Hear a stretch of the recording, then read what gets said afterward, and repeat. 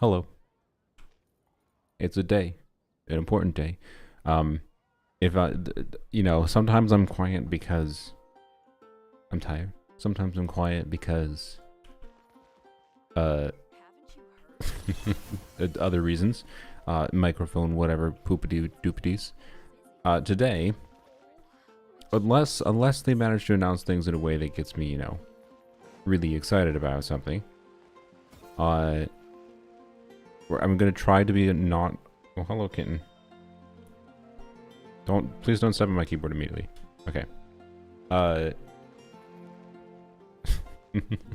Sorry, there's a cat now on the desk. It's 5:30 a.m. in the morning for me, and I'm going to try not to be super quiet or super. I'm going to try not to be super loud because I don't want to be a terrible person for my neighbors. I already feel like a terrible person talking as it is. And now my wonderful kitty cats are making things harder. I hope I don't have to get rid of them. But I don't mean get rid of them, I mean like get them off my desk. It's just as annoying. I'm gonna have to. But I have treats to the side. I can use treats to get them off the desk if I need to. Anyways, hello. We have, by the way, like 30 minutes, I think. Where's my window? Oh yeah. Also, what's going on in the chat? What's the general community sentiment? The general community sentiment is Hoyoverse has not turned on spam or rate limiting. Because there's a lot of the same people spamming the same bullshit as normal. Okay. Whatever I feel like, I suppose. Same with tomorrow and the day after that. Elbedurin is peak. Okay. Well, the general community sentiment is Hoyoverse doesn't know how to use moderation tools, I guess. Oh, cat just almost looked like it was jumping on the monitor, but he jumped on the PC in the back. That's fine. Okay. Anyways. Welcome. So yeah, 29 minutes. And I have lowered the Chrome volume, so when it starts automatically on YouTube, it doesn't like murder my ears like and your ears like it normally does. But yeah. Cat, what are you doing? Please, bro. Why are you trying to climb to the ceiling, dude? Don't meow at me like you can't fly. It's not my problem. Okay. Asia server's broken? Wait, really? Interesting. Do I play gotchas beside Genshin? Yeah. I play Zenless. I played Star Rail. I have played Umamusume. I played Wuwa. But the only two that I actively play right now are Genshin and Zenless. So, yep. Oh, you redeemed cat cam? Okay, well, hold please. May as well cat cam. I literally can't see the chat right now other than in OBS, so I apologize. I have to read the chat in OBS because the cat is blocking my chat location, which you'll probably understand shortly. See where you are, Twitch chat. And then this is the cat I was talking about. He decided he jumped on top of the PC.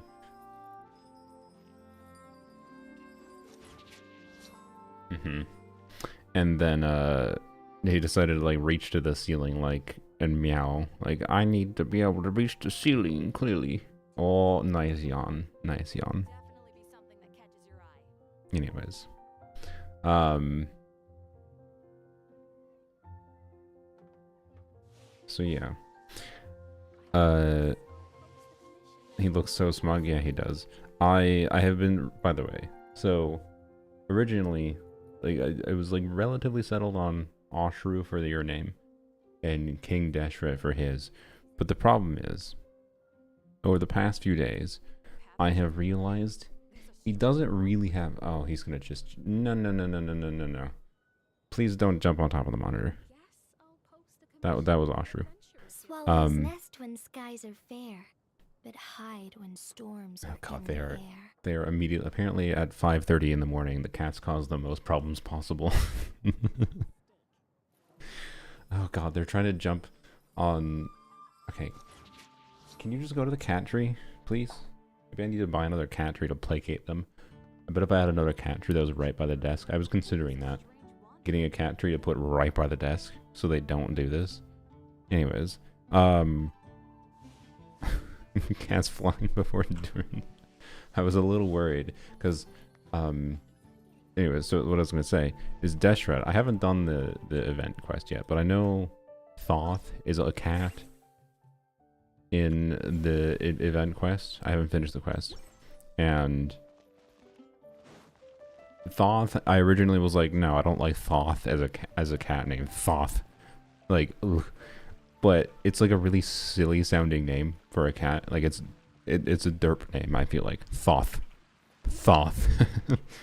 But honestly, this orange cat is a derp.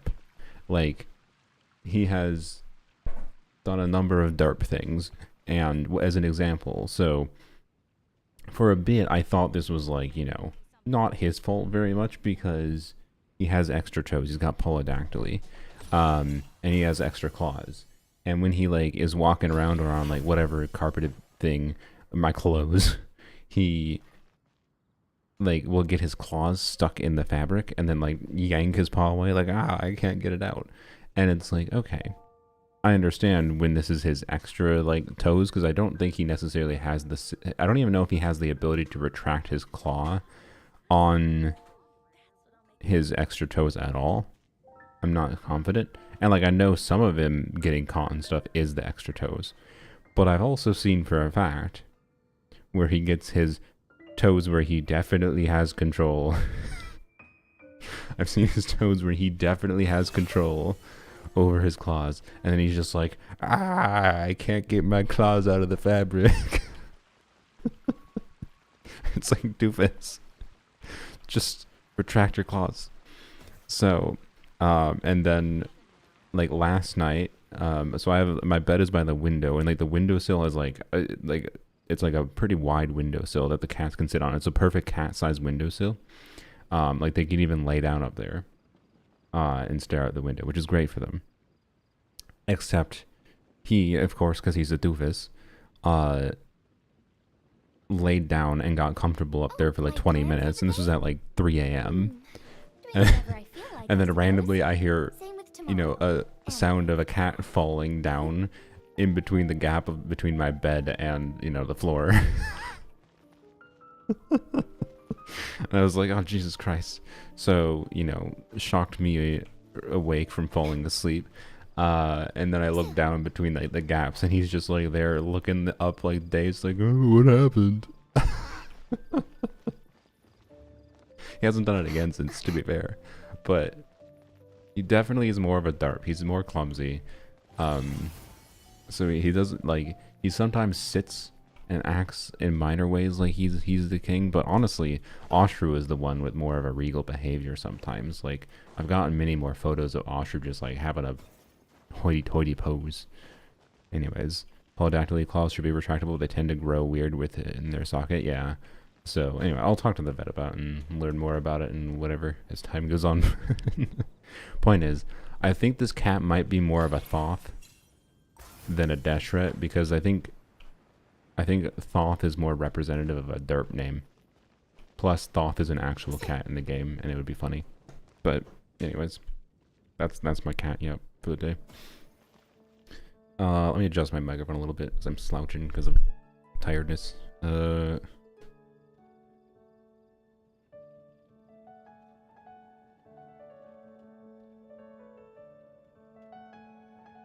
There we go. Okay. The cat got locked in the pantry. It's okay. Yeah. So, anyways, what time is it? It is 5:38 a.m. And I hope my neighbors are not woken up by this. I don't think they are, because I know the neighbor that's directly next to me, their living room, I'm in my living room, like on the wall, and their living room wall is like on my living room. So unless they're in the living room, which would be a little weird, I think it's fine. I doubt they can hear me. I'm speaking pretty quietly, like right into my microphone. So, anyways, let's go. Oh, we have exactly 80 resin. You want to know why that's nice? Because I can finish probably the last ever farming I'll ever have to do for this boss, which is also a good boss to yap about for a little bit. My predictions. So I put this in the chat, in the YouTube chat earlier. My predictions.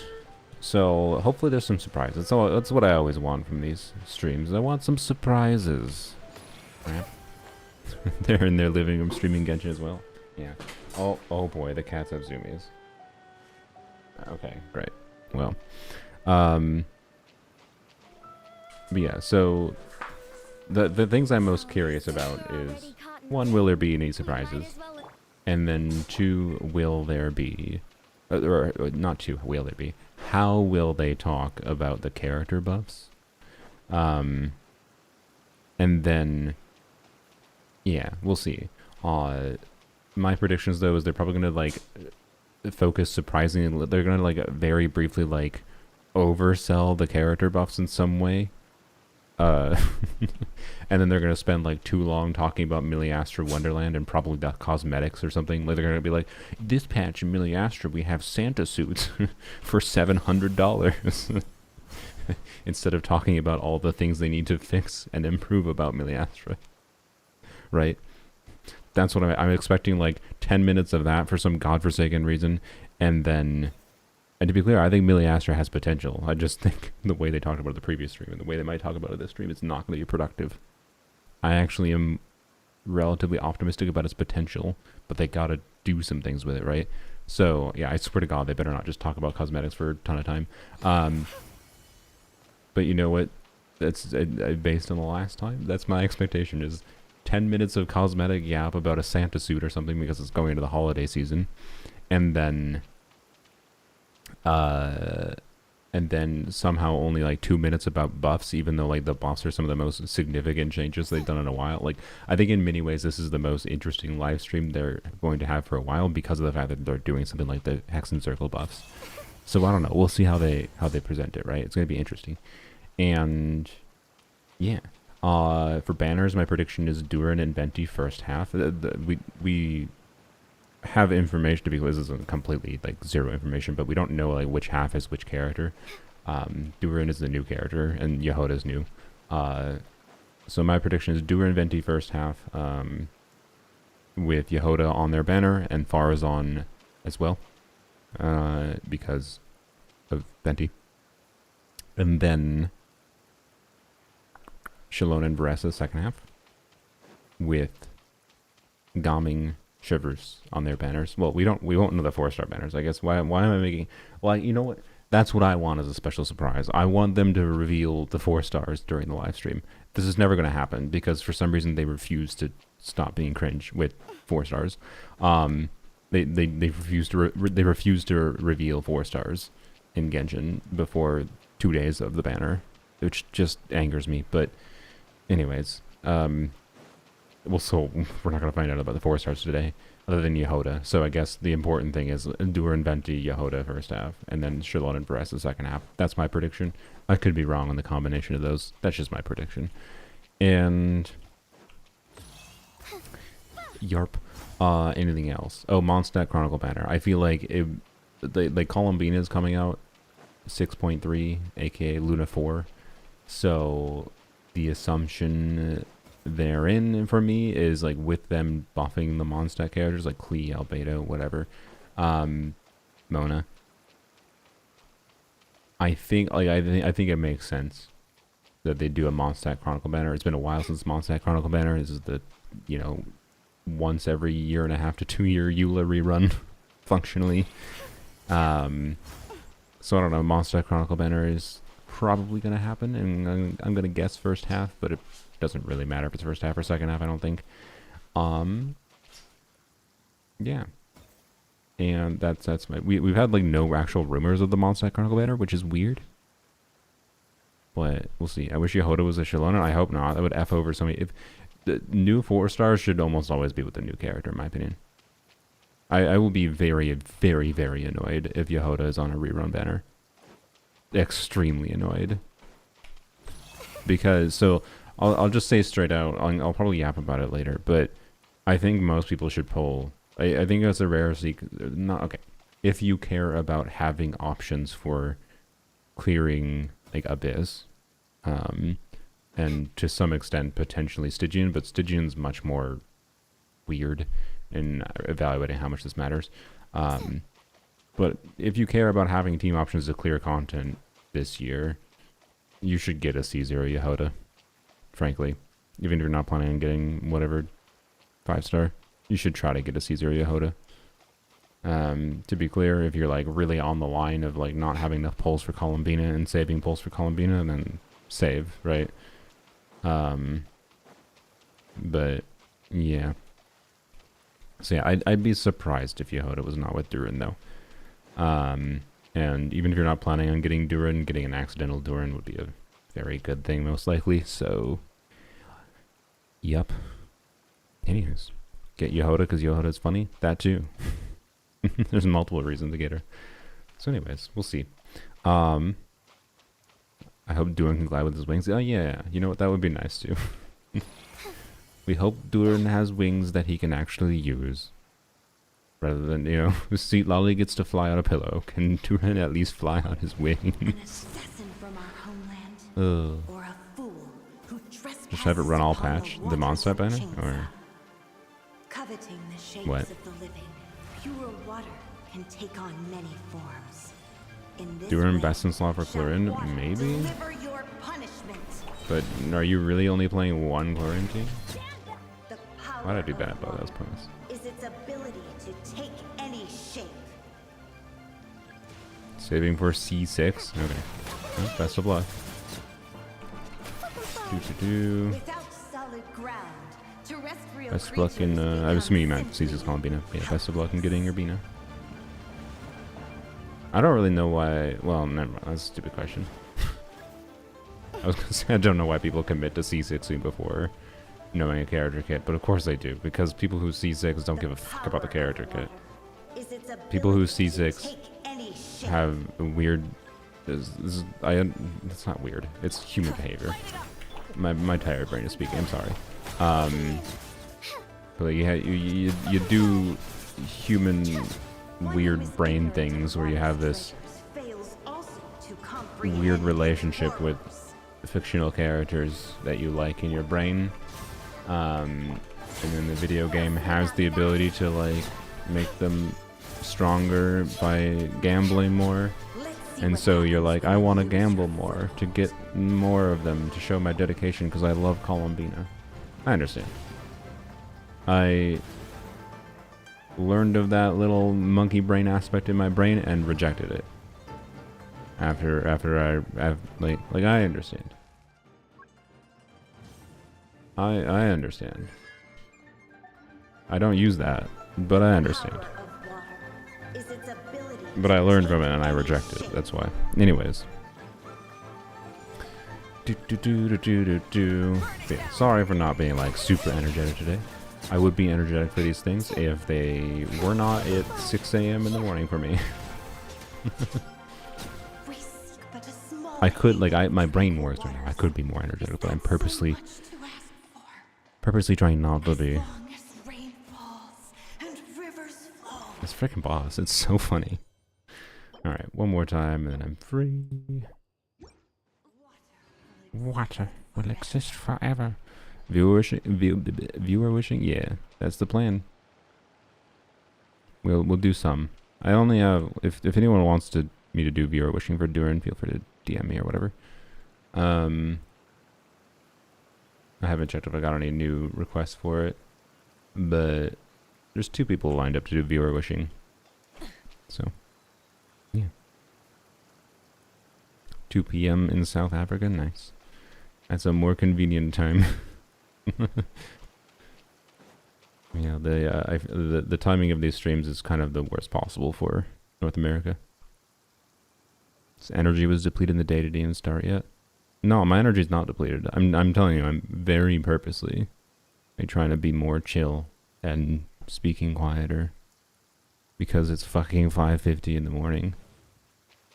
I'm not going to try to be loud in my apartment building at 6 a.m. yo.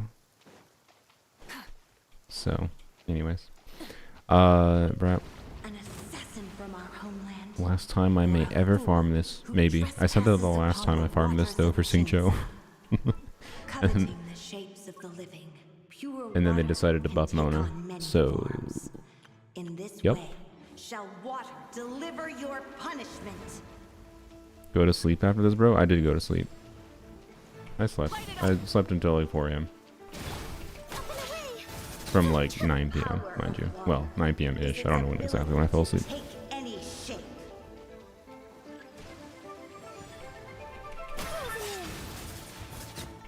Rise with the sun.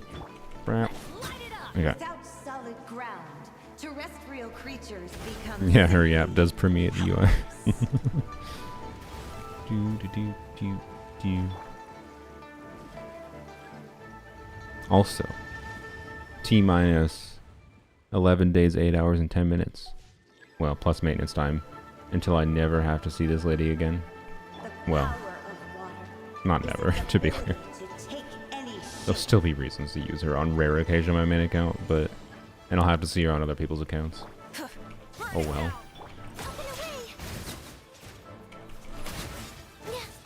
One who is ignorant of water's Do, do, do, do, fails do, also do, to do. comprehend its horror. 70% crit rate good for Arlecchino? Are you fine with critting 70% of the time?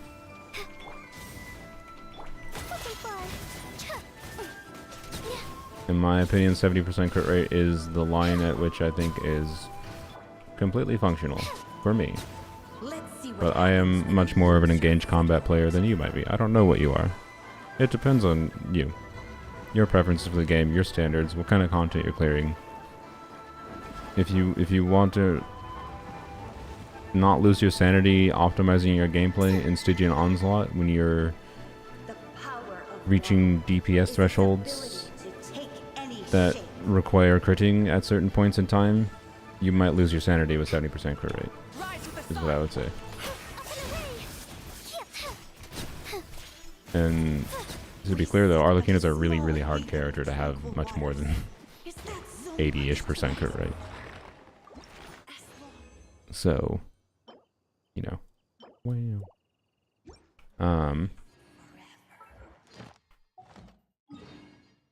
But yeah, anyways. Should I complete dailies by... I guess I will. Let's go here. So yeah. I prefer... For invested character builds, I definitely notice if I have like less than 80 to 85% crit rate. This realm. And I can definitely tell the difference between like an 85 and a 95 crit rate character. Well, not... It depends on the character. Because, you know, characters like Navi, I feel like they have 20% crit rate when they have 92.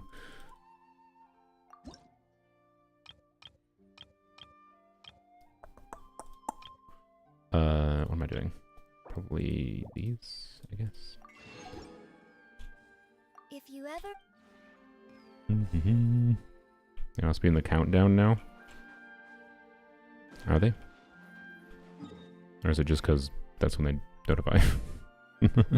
Oh, does pressing pre-roll off turn ads off on Twitch? Hopefully it does. I don't know. I still don't know if that's intended. Like, I don't know. Twitch's words for their ad system is weird. I clicked the pre-roll off button, so hopefully ads are off on Twitch. But we shall see. Actually, in hindsight, you know what? I don't even know why. Why did I even bother streaming on Twitch? Last time I remember getting like 0 viewers streaming this on Twitch, and deciding that I wasn't gonna bother streaming this or the waiting room streams on Twitch in the future. But we'll see. I don't know. Because I'm on Twitch. That's true. Sorry, Kraken. I forgot about you. I'll stream just for you. Anyways, where's my damn? What the? I lost my goddamn window. There it is. Okay. I need to set up some presets. I still haven't set up any preset windows. A new computer. Okay. Where are we going? We're going not cry. I've like done none of these dailies before. Okay. What's going on in this land? Lama Dawe. Lots of people spamming still. Hey, someone else said rare. Oh man, it would be really funny if Ray Ray was like, I so badly want Mihoyo to do a one more thing and like shadow drop a free character that wasn't even in beta, it wasn't even rumored anywhere. But we'll see. We'll see. Simi Lanka Star. What? What does that mean?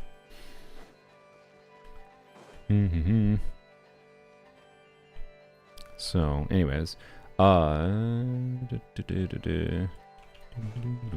Knockout music is so good. When are they gonna add a new region? Not next patch. Lizard, yoink.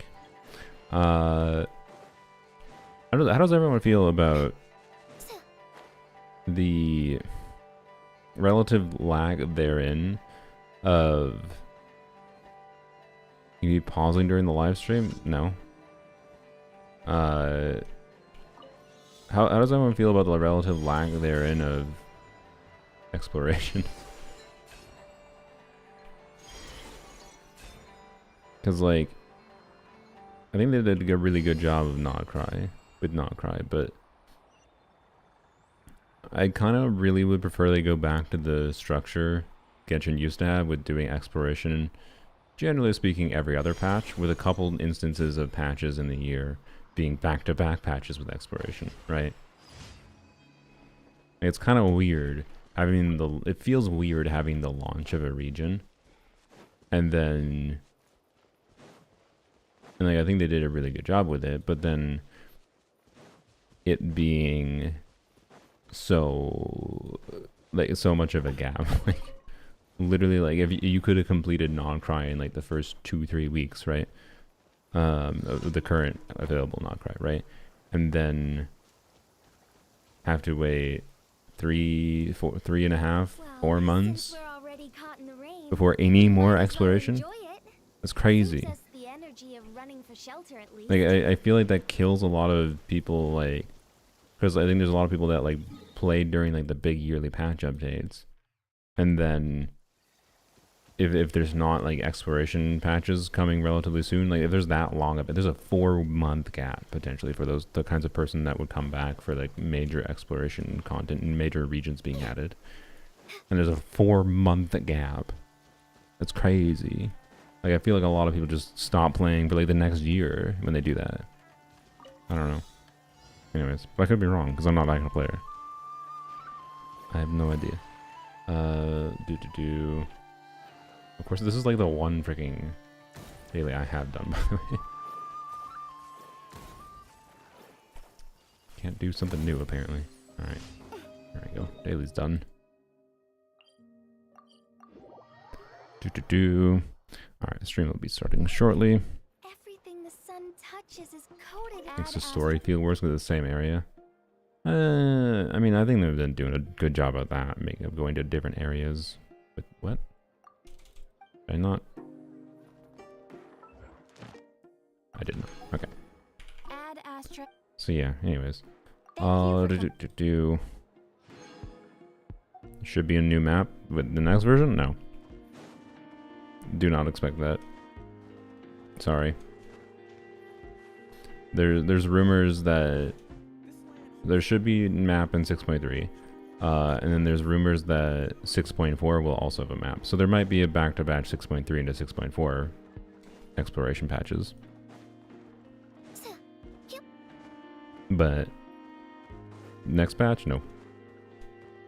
Next patch is Durin and kit buffs for Hex and Zircle characters and story, I believe. And hopefully some surprises. But we shall see. We shall see. What a good song. Alright. Surprise different reruns? I mean, I'm not hoping for surprise different reruns. What I'm hoping for is Yhoda with Durin. You know what I'm hoping for? Free C6 Yhoda.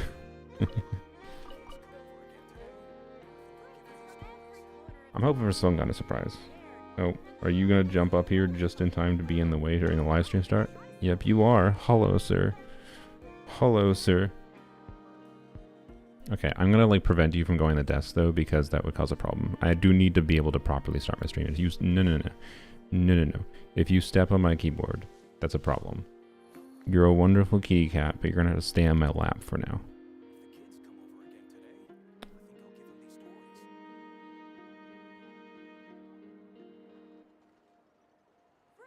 Okay. Anyways, should mute the Genshin once this comes live. Swallows nest when skies are fair, Cat update. but hide when storms I talked about it a little bit earlier. I might have the orange cat be named Deshret, or be named Thoth instead of Deshret, because Thoth is a stupider name. And he's a pretty dumb cat.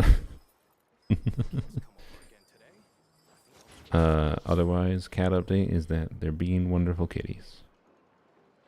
Oh, they're a little annoying for eating dry food still. They seem... I still haven't asked the foster how much wet food they got. They seem overly attached to wet food. But that's not that big a deal. It's a solvable problem. So, basically just means they're probably spoiled by the foster and continue to be spoiled by me. Can we see them? Not right now, because we're beginning the stream. Or it should be. Why is it not beginning? Actually. Oh, there we go. Jesus. How the fuck is it that loud still? I put Chrome to 15% volume. YouTube, stop. Oh my god. I put it to 15% volume, yo. Stop this shit, YouTube. It pisses me off that YouTube has that loud. I'm sorry. It's not my fault. Yes, I'm muting Genshin. Oh, and the cat is now on the desk. Okay, but he's being a cutie patootie. I still have some mousing space. Kind of. Where's my fucking mouse? There it is.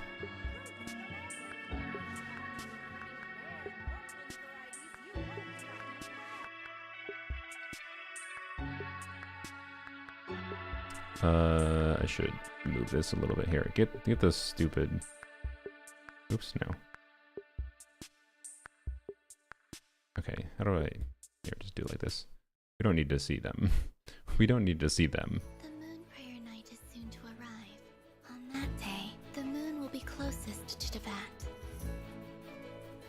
I think you deserve a farewell party before you return home. Okay, let's do this. If Kuthar has decided to participate in the festival, we should prepare accordingly. Our job is to leave her with some happy memories. What? Yhoda is on site to Hello, ensure Yhoda. that everything goes off without a hitch.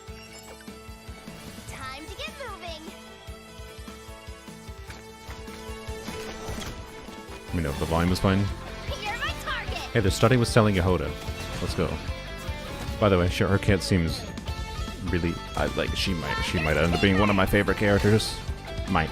She might be really clunky. Might be really clunky. I don't know. I'm on the fence. But like, she's in a state of might be clunky enough. Oh, cat just alt-tabbed. Come on, Columbina. It's time to celebrate the best moon prayer night ever. Moon prayer night. Is this just Nod Cry Christmas? Okay.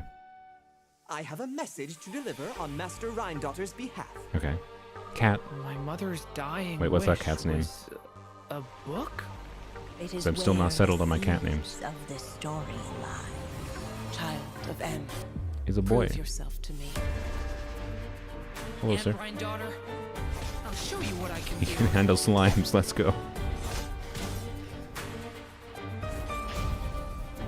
Thunder! The abyss is burning! Shadow! He's so dramatic. Leave it to me! Decay! New life! 2 bursts. What? Oh, why did they use a This is slime? the gate to the ancient kingdom of Conria. Okay. The limits and laws of this world are changing due to some unknown factor. Sucrose. Are they showing off the buff characters? Alright, interesting. To Mondstadt. It is the Animal Archon's duty to intervene. Traveler in got times of buffed. need. That's why Traveler was As there. such, I. Oh. Cat, are you actually serious? Fuck. Cat, get the fuck off. Sorry. sorry. That was the cat. What questions you'll bring me upon our next meeting. Uh-oh, it's broken. Cat, You how must dare you? hunt enemies to purify the forest. I bet this is where we find The cat jumped immediately from the ground onto my keyboard and somehow I failed the task I've been went to the given. beginning. Will I create yet another tragedy? We have used every last resource at our disposal. Well, I don't know what we missed, but All that remains is to wait someone can let me know, I guess. patiently and quietly. Hello, Pina. I can already feel the moon calling to me. I saw one of those phantoms at Star Sand Shoal. It was some sort of Yeah, Cat was flying not ship. having the... When a new moon goddess is born, we will surely know her name. Thank you, Lady Harbingers, for providing such valuable information. You mean to defy one of the fundamental rules of this Official. world? I'm afraid her intended method of returning to the moon is Oh, boy. unlikely to work anymore. Columbina, are you here? Here's Alice. You might And say Nicole. that we stand at Okay. the crossroads of I like her fate. design. Was there a vision? Anyone spot a vision on Nicole? I like her design more than I thought it would. Hello, travelers! Welcome to the Genshin Impact version Luna 3 special program, Song of the Welkin Moon, Interlude, a Nocturne of the Far North. I'm Erica Harlicker-Stone, the voice of Easteroth, the ruler of time, and Venti, Yes, our the good old timing of the animal cat icon. part was funny, yes. And I have some awesome co-hosts with me today. Hey guys, I'm Ashru Sonia Kruger, did not the want voice any of Yhoda Venti's from shit. The Curatorium of Secrets, and shout out to all my Yhoda's witnesses. Hey everyone, I'm Laurie Yhoda's. I Kinnison, the voice forgot of about the Durin. Yhoda's I'm witnesses very thing. happy to be here Stop today. it. I'm very excited for you guys to see what's coming up. Also, hello, Duran's VA. Dearies, I'm Rachel Kimsey, the voice of Alice, coming to you not from a lamp, but from a chair, with the hat and bringing some magic. Is Nicole mute? Oh wait, that would be amazing. Welcome. Actually, Oh my I'd be gosh, I'm down. so excited we're all here.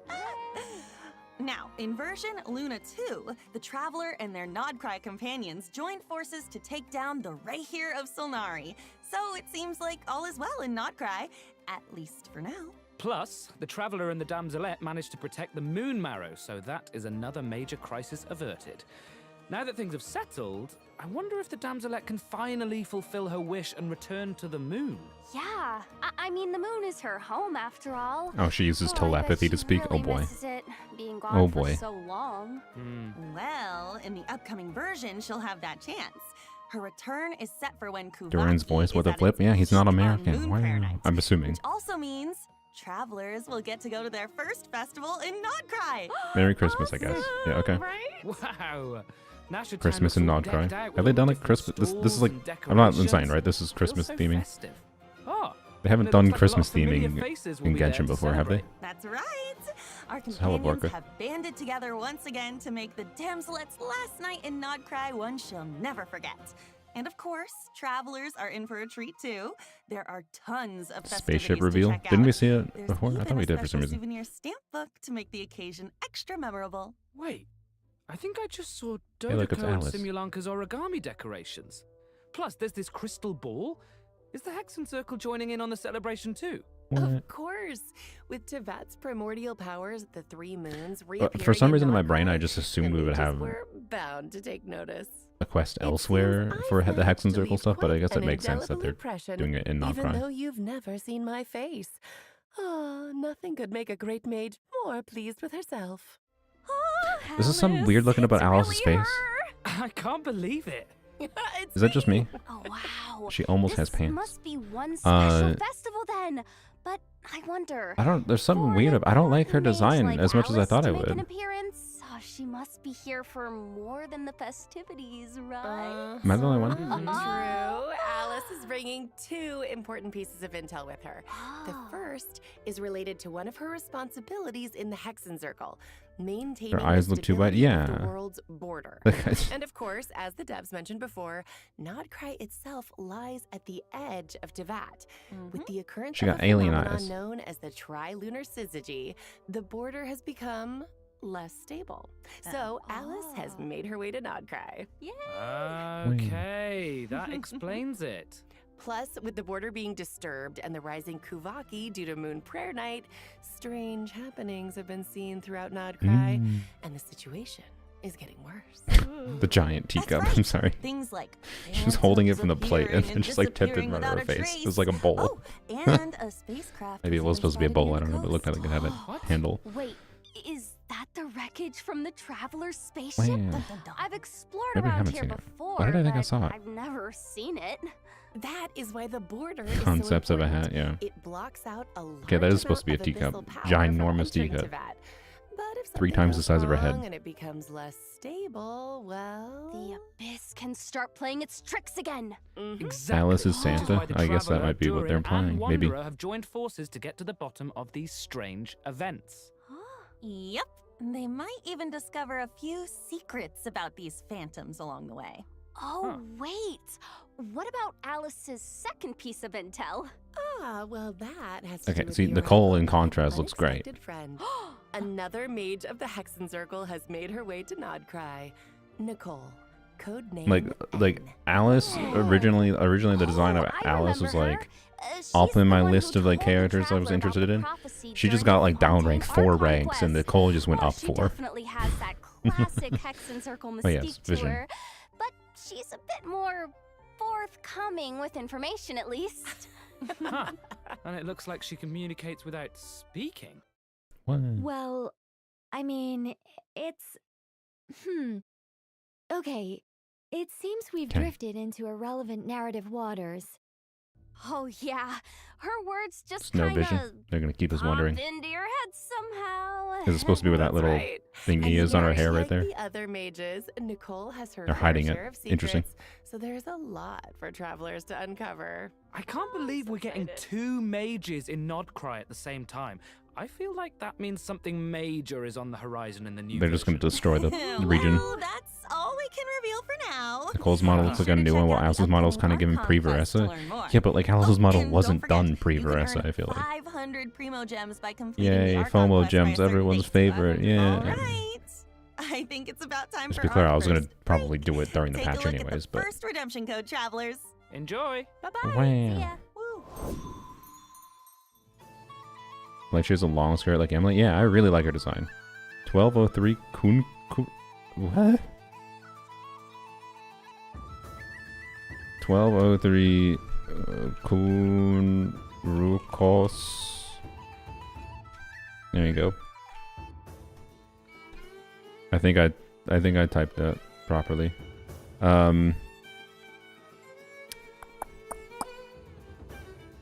Can we go back to see if the cat skipped? Oh. What was it? It was somewhere like here. Closer and closer to Mondstadt. It is the Animal Archon's duty to intervene in times of need. As such, I, Barbados, will bring forth a wind strong enough to disperse whatever storm lies ahead. Venti has a new bow there. They're just showing that, yeah. On our next meeting. Yeah, okay. Must hunt enemies. Yeah, they're just showing little clips of all the characters that we're getting buff. Okay. This is where we find the turtle. This is what this Cat was like, I don't want any of this character buff Task shit. I've been given. I create yet another tragedy. We have used Okay, yeah, this is where last yeah, okay. resource at our disposal. And speaking of, I'm sure everyone remembers Simulanka, right? That's all it was. The fairy tale world created Cat- by Cat hates the them, buff. where we first met Minnie Durin back That's when all he it was. wasn't so mini. Yeah, that word is harder than the And random then letter. He received his friend's blessings, transformed into an adorable little dragon, and even ventured into the world beyond the storybook. Hey, what was the I chat's remember reaction? his fate in Simulanka was tied to the evil Durin on Dragonspine, Mhm. which we knew would be revived one day and pose a huge threat to Teyvat. Where's Capitano? so Why are people worried talking about about Minnie during Capitano that when Me too. Okay. But luckily, in the version 5.6 Mondstadt interlude, Albedo pulled off a huge feat of alchemy for Durin. And that's how the Durin who fought alongside us in Nodcry came to be. Wow. Mhm. You know, looking back on it, Durin and the Traveler have already been through so much together. Yeah. Yeah, he was Have pretty they? shy at first, but after stepping into Teyvat and even joining the fight against the Ray Hair of Solnari, he's grown into quite the reliable companion. Oh, I just realized. Have they? Since we were so Did he busy do fighting that Ray much? I Hair, mean, he we did a didn't little get bit to hear last what time. Durin's been up to since Not taking really. He human was off form. screen. I want to know everything. Yes. Really? Of course! I still remember I feel Durin like- tapping into the abyssal power within him during the battle. Oh, he was instrumental in defeating the Ray here of Solnari. Durin's bit was impactful Mastering in that kind the of dangerous one power must the have been quite the Simulanka challenge. thing. Oof, But definitely. elsewise, It comes from the flesh and blood of a dragon, after all. His we dangerous only have one aura code. still scares off small animals, even when he's trying to just. How do be y'all not have friendly. school? You do Of realize course, people the exist last in other thing parts he of the world, wants is right? to harm those around him. His goal is to use his power And people are to adults. help others as much as possible while assimilating into Or his are new sick. home. Yeah, deep down, Durin is still the kind little dragon we met in Simulanka. He is. Sure. And since his soul You don't think people are originated from adults? Mini Alright. Durin, in addition to the power of the abyss, he also possesses a power that comes from fairy tales. From fairy Whoa, tales. wait. So he can wield 2 different powers? That's why he's stronger right. than And Muika. because of that, It's he fairy also tale has powers. 2 distinct It's a combat joke. styles. He's not Wow. stronger than Muika. Jealous. Yo, nice. But he is better than So, her because. After casting his Sorry. elemental skill, Being Durin can silly. freely I'm a choose Muika hater, which don't worry about it. power to use. So, What? if you tap his normal attack after unleashing his skill, Durin will enter the Denial of Darkness state Wow. and channel his aggressive side. Wow. Using this His elemental burst in aggressive this state side. will increase his own vaporize and melt He's reaction so damage aggressive. while periodically dealing pyro damage to a nearby enemy. Oh, cool. Now, if you tap his elemental skill again after casting it, Durin will instead enter the Confirmation of Purity state, focusing more on supporting his companions. Aw. Using his elemental burst in this state will periodically deal damage to nearby enemies while Wow. decreasing AoE their pyro pyro application. resistance. Oh. I didn't It can actually also realize it reduce was certain targeted. I thought it was elemental around your resistances by character. triggering That's interesting. corresponding reactions. Dang. Yeah, cool. it's a lot. And I don't know if that's a and change it or if I looks just never like his noticed that elemental before. burst animation changes depending on what state he's in. In the light state, it's like a painting, and the stars look like the ones in Simulanka. So But pretty. in the Yeah, dark I like his burst state, animation. It looks like the dragon's power takes over, and he's gearing up to annihilate Wait, he his does fly? enemies. Dun, dun, dun. Wait, where's that shown? You know, the way he changes states reminds me of how I really like Moon his changes wings and his dance normal attacks. steps. It all really depends And how on they what integrate you that into do his after cape, but- using his elemental skill. Oh, yeah. Which means his kit can be adapted for multiple Yeah. kinds of scenarios. That's insane. On one hand, he can fight against groups of enemies while shredding elemental resistance for his party members. But on the other, He flies can a little. target Oh, that's what you single meant. I enemy mean, and yes. enhance his own damage output. Whoa, super Yeah. flexible. I love that. I'm still curious about what his life as a human has been like, though. Me too. Based on what Albedo says, it seems like he's been trying to get to know his new home as much as possible. Yeah. OMG, and like in the Nilou? upcoming version, You mean travelers will his get to pyro? help Durin do just that. It's not like Nilou, along it's with actually a little Wanderer different. And all of his other friends It's in in a Mondstadt. good way, there actually, will I think. be tons of opportunities to get to know him better. Don't worry. Oh, Yay, that's boss. awesome. He's always a I'm so DPS excited. in either mode. And just for a little added intrigue, I have another Yeah, piece I really of like his colors. exclusive intel, The purples and which pinks. Is that Alice ends up telling Durin about I really Em's don't like her dying design. wish. I don't know. It Whoa, looks weird. His mom's dying wish? That's right. In the ensuing story, both Wait, his Alice mom's and dying Mona's wish, okay. master B will be making an appearance, so Durin's in for quite the experience. Oh my gosh. If you want the whole story, be sure to check out the quest cool. Draco Rubedo chapter, Act 1. Not Magic not integrated into the and Archon quest. That's storytelling. probably a good thing. This quest is a Probably. bit different from traditional story quests, with tons of unique gameplay elements and spaces you can visit multiple times. There's even a few hidden Easter Like, am I, eggs, so like keep an Klee's eye skin out. looks nicer and than complete it Alice within the looks. time limit to earn I'm sorry. pre-mod and enhancement materials for Durin. That's not all, though. There's another special reward in store for completing this quest. Whoa. You Durin get looks little. different. Almost Wait, like I prefer the he's other one. listening somehow. That's pretty cool, right? Yeah. There's Sorry. also a new boss travelers Wow, can I challenge hadn't in seen this thing. Nodcry. The super heavy land cruiser mechanized fortress. Whoa. Yeah, you defeat it. I to don't earn like that level his up crystal materials for becomes Durin. less pink. I like the pink crystal. This must I might be not the have that one on. two I don't mind the horn creation. change, but And it looks like it's got some serious firepower.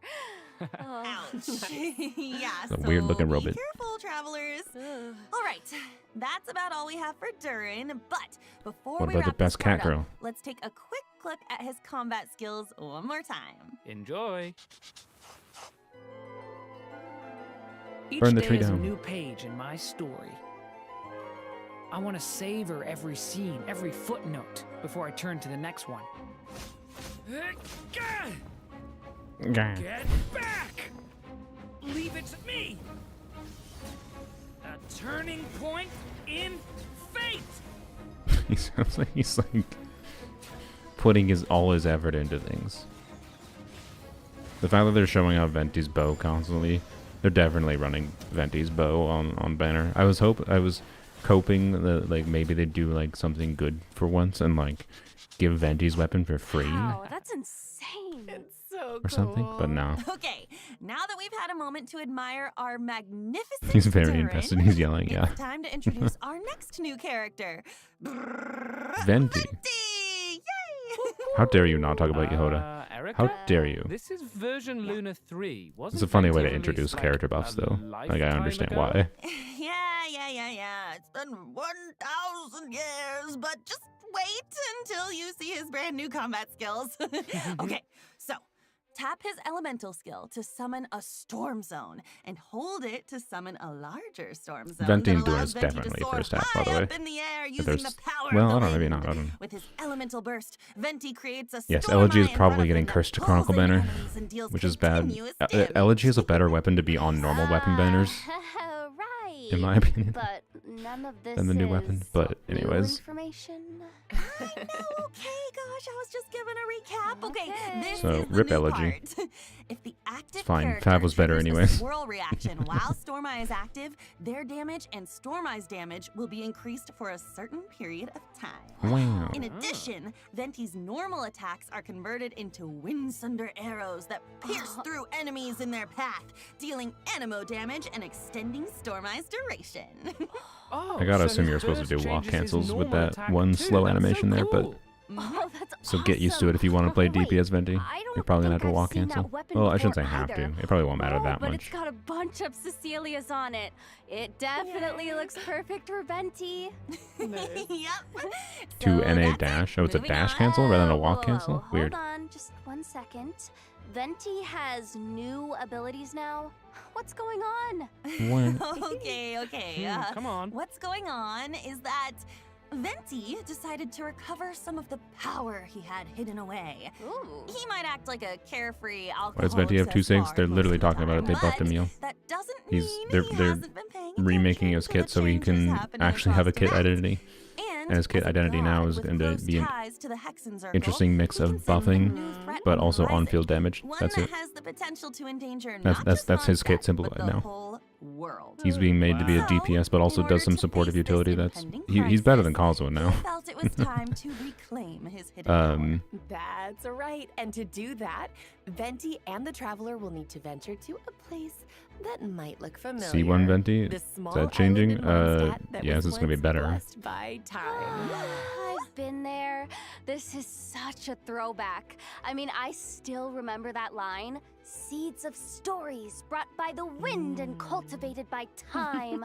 Wait. Love that. Oh, Interesting. that was foreshadowing all along? Oh, it's like everything's like that quest coming line. in full circle. Yeah, Dang. true. But with a few added twists, of course. Of course. I'm listening. Mondstadt and the Hexen Circle share a deep connection. The mages even signed an agreement So, with Grandmaster one thing we Varga don't know is to I hope protect there's no time Mondstadt limit in on its these. time of need. Ah. In fact, the mages So you had have to do these hand in the quests in events order we to just unlock the mentioned buff between characters, Traveler and Venti. technically. It all started with Alice and Which is what they're something talking about right called now, I believe. The Little Witch's Dictionary. I filled with sincerely series hope of tasks the Traveler is asked to pass they are along not like to time gated, certain like you can only companions. do Oh. Wait. 2 per week or So something. Does that mean the tasks were designed Surely by not. the mages of the Hexen Circle? Surely you can just Right. do them all and they don't take that after long. completing their task, Uh-huh. these companions will Sucrose become Mona during Hexerai the- characters. Wait, you have to do one for And doing? At least 2 Hexerai characters are in It's the a Hexerai party. tag The even, okay. combination triggers the Hexerai secret right effect, enhancing the party's combat capabilities. Welcome to Genshin's racism In fact, passive era. The changes we just introduced for Venti are the Hexerai secret Zenless right Zone effect Zero at moves work, away from it and they triggered by brought it into 2 Genshin. Hexerai characters. In this case, Durin and Venti. It's a being good in the thing to be same clear. team. If they're updating old characters like this, I think get it's it. only a good thing. Mhm. I'm just being Along silly, with Durin okay? and Venti, additional Mondstadt characters have their own For new tasks to character or complete, for courtesy of the if they're Hexen updating Circle. old So characters. It's travelers a can worse look thing for forward to brand new adventures with characters. Several familiar companions. Yep. Plus, after completing the intro quest from the Witch's Dictionary, travelers will have the chance to invite Razor, Sucrose, Yeah. or Fischl to their lineup. And apparently that's supposedly Oh, free, like all forever. those That's not just one time this patch, that's familiar forever. You have a faces. free suit. So Which any account can get a means free after Sucrose now. It's completing their really, really designated big. task, These Oh, cat. characters can No, all no, no, trigger no, no, the no, no, no, no. Hexerai secret rite You can sit on my lap, to not on the gain desk. new combat abilities. What? Whoa, so does everyone have a different task? Yes. The tasks are tailored to the companions, so it could be anything from an intense fine. You can go on the combat desk, but stay encounter away from the to keyboard. a relaxing outing. For example, Klee's task is to help her adorable Dodoko companion. Once she completes it and is paired with another Hexerai character, her normal attack will automatically trigger a charged attack Don't as worry a about it. coordinated maneuver. Plus, travelers can look forward to an optimization in the new version that makes her normal and charged that was attacks Cat. a lot smoother. I should have not let him on the Each Hexerai keyboard. character will gain their own special abilities after completing their task. For example, when Albedo's solar isotoma creates a transient blossom after hitting an enemy, it will also generate a silver isotoma, Wow. which will no Okay, they're going longer pretty be in-depth destroyed on by this. I thought they monster were just gonna, attacks like, and can unleash glaze over attacks it, but that's just good. like the solar isotoma. Wow. So that should make it much easier to have one of his flowers on the field without gaps in time, right? That's right. In addition, Fischl can now provide 2 different team buffs depending on whether your party is Overload and Electro charged focused or Wow. Lunar charged focused. What? But you have to have 2 Hex characters. Razor's Her elemental buffs, control will be her buffs enhanced, do literally. Some of allowing these his characters' buffs do overflow literally electro nothing without sigils 2 Hex and to deal circles. By the way. additional damage and regenerate energy. Just remember, travelers, once you've completed the designated quest from the Witch's Dictionary, these abilities No. will only trigger when at least 2 Hexerai characters are in the party, okay? Yes. Of course, the changes from the Hexerai secret rite Well, he's effect, laying on the as keyboard a little well as bit, but it's over the adventures to numpad, and I unlock turned them, on go numlock far or off beyond numlock. what we've Whatever. covered here. So be sure to check them out in Okay, game. sorry. Wow. Got distracted These by Cat. characters have been with us for 5 years, but now Yeah. it's like Oh my gosh. it's like we get to see them in a new light, you know? It's almost like they're growing right alongside us. Aww. Yeah.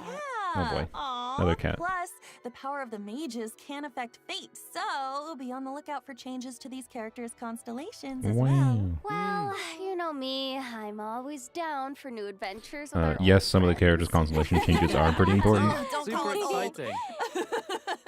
Please, in particular, might be relevant to a lot of people. Let's dive into the upcoming event wishes. Yes. In the first half I of knew Luna it. 3, Knew it was we'll gonna be have Venti. event wishes for Venti and Durin. Plus, What about a new Yhoda? 5-star sword. Is Yhoda not in the Amuletis, first half? Yeah, and it's a new stupid bow. 5-star Yeah. bow, the Daybreak Chronicles, cool. will be featured Whatever. on the It's weapon gotcha. banner, I don't care. just in time for Venti's new Oops, that was me. That was gameplay. not a cat. And Thank the God. one, Okay. the only Thank new Lord. 4-star Alright. character, Yhoda, will also be available on the first half banners. And don't worry, okay? Don't worry. We didn't forget to introduce her. That is coming up next. Yes, And definitely. during the second half of version Luna 3, Do the we'll have banners. returning I event knew it. wishes for My prediction was Marissa accurate. And Shilonen. Travelers will also get the chance to reunite with familiar Natland characters okay. in this version's events. I'm trying to get the But cats off the more desk on with that treats. later. Sorry. For now, check out the second redemption code while we take a short break. Remote See you soon. gems! Woo! You're gonna have to get all the dust of the treat cat. Dragon 1203 Durin. Alright. Really? This is the first time you've never jumped off the desk for a treat.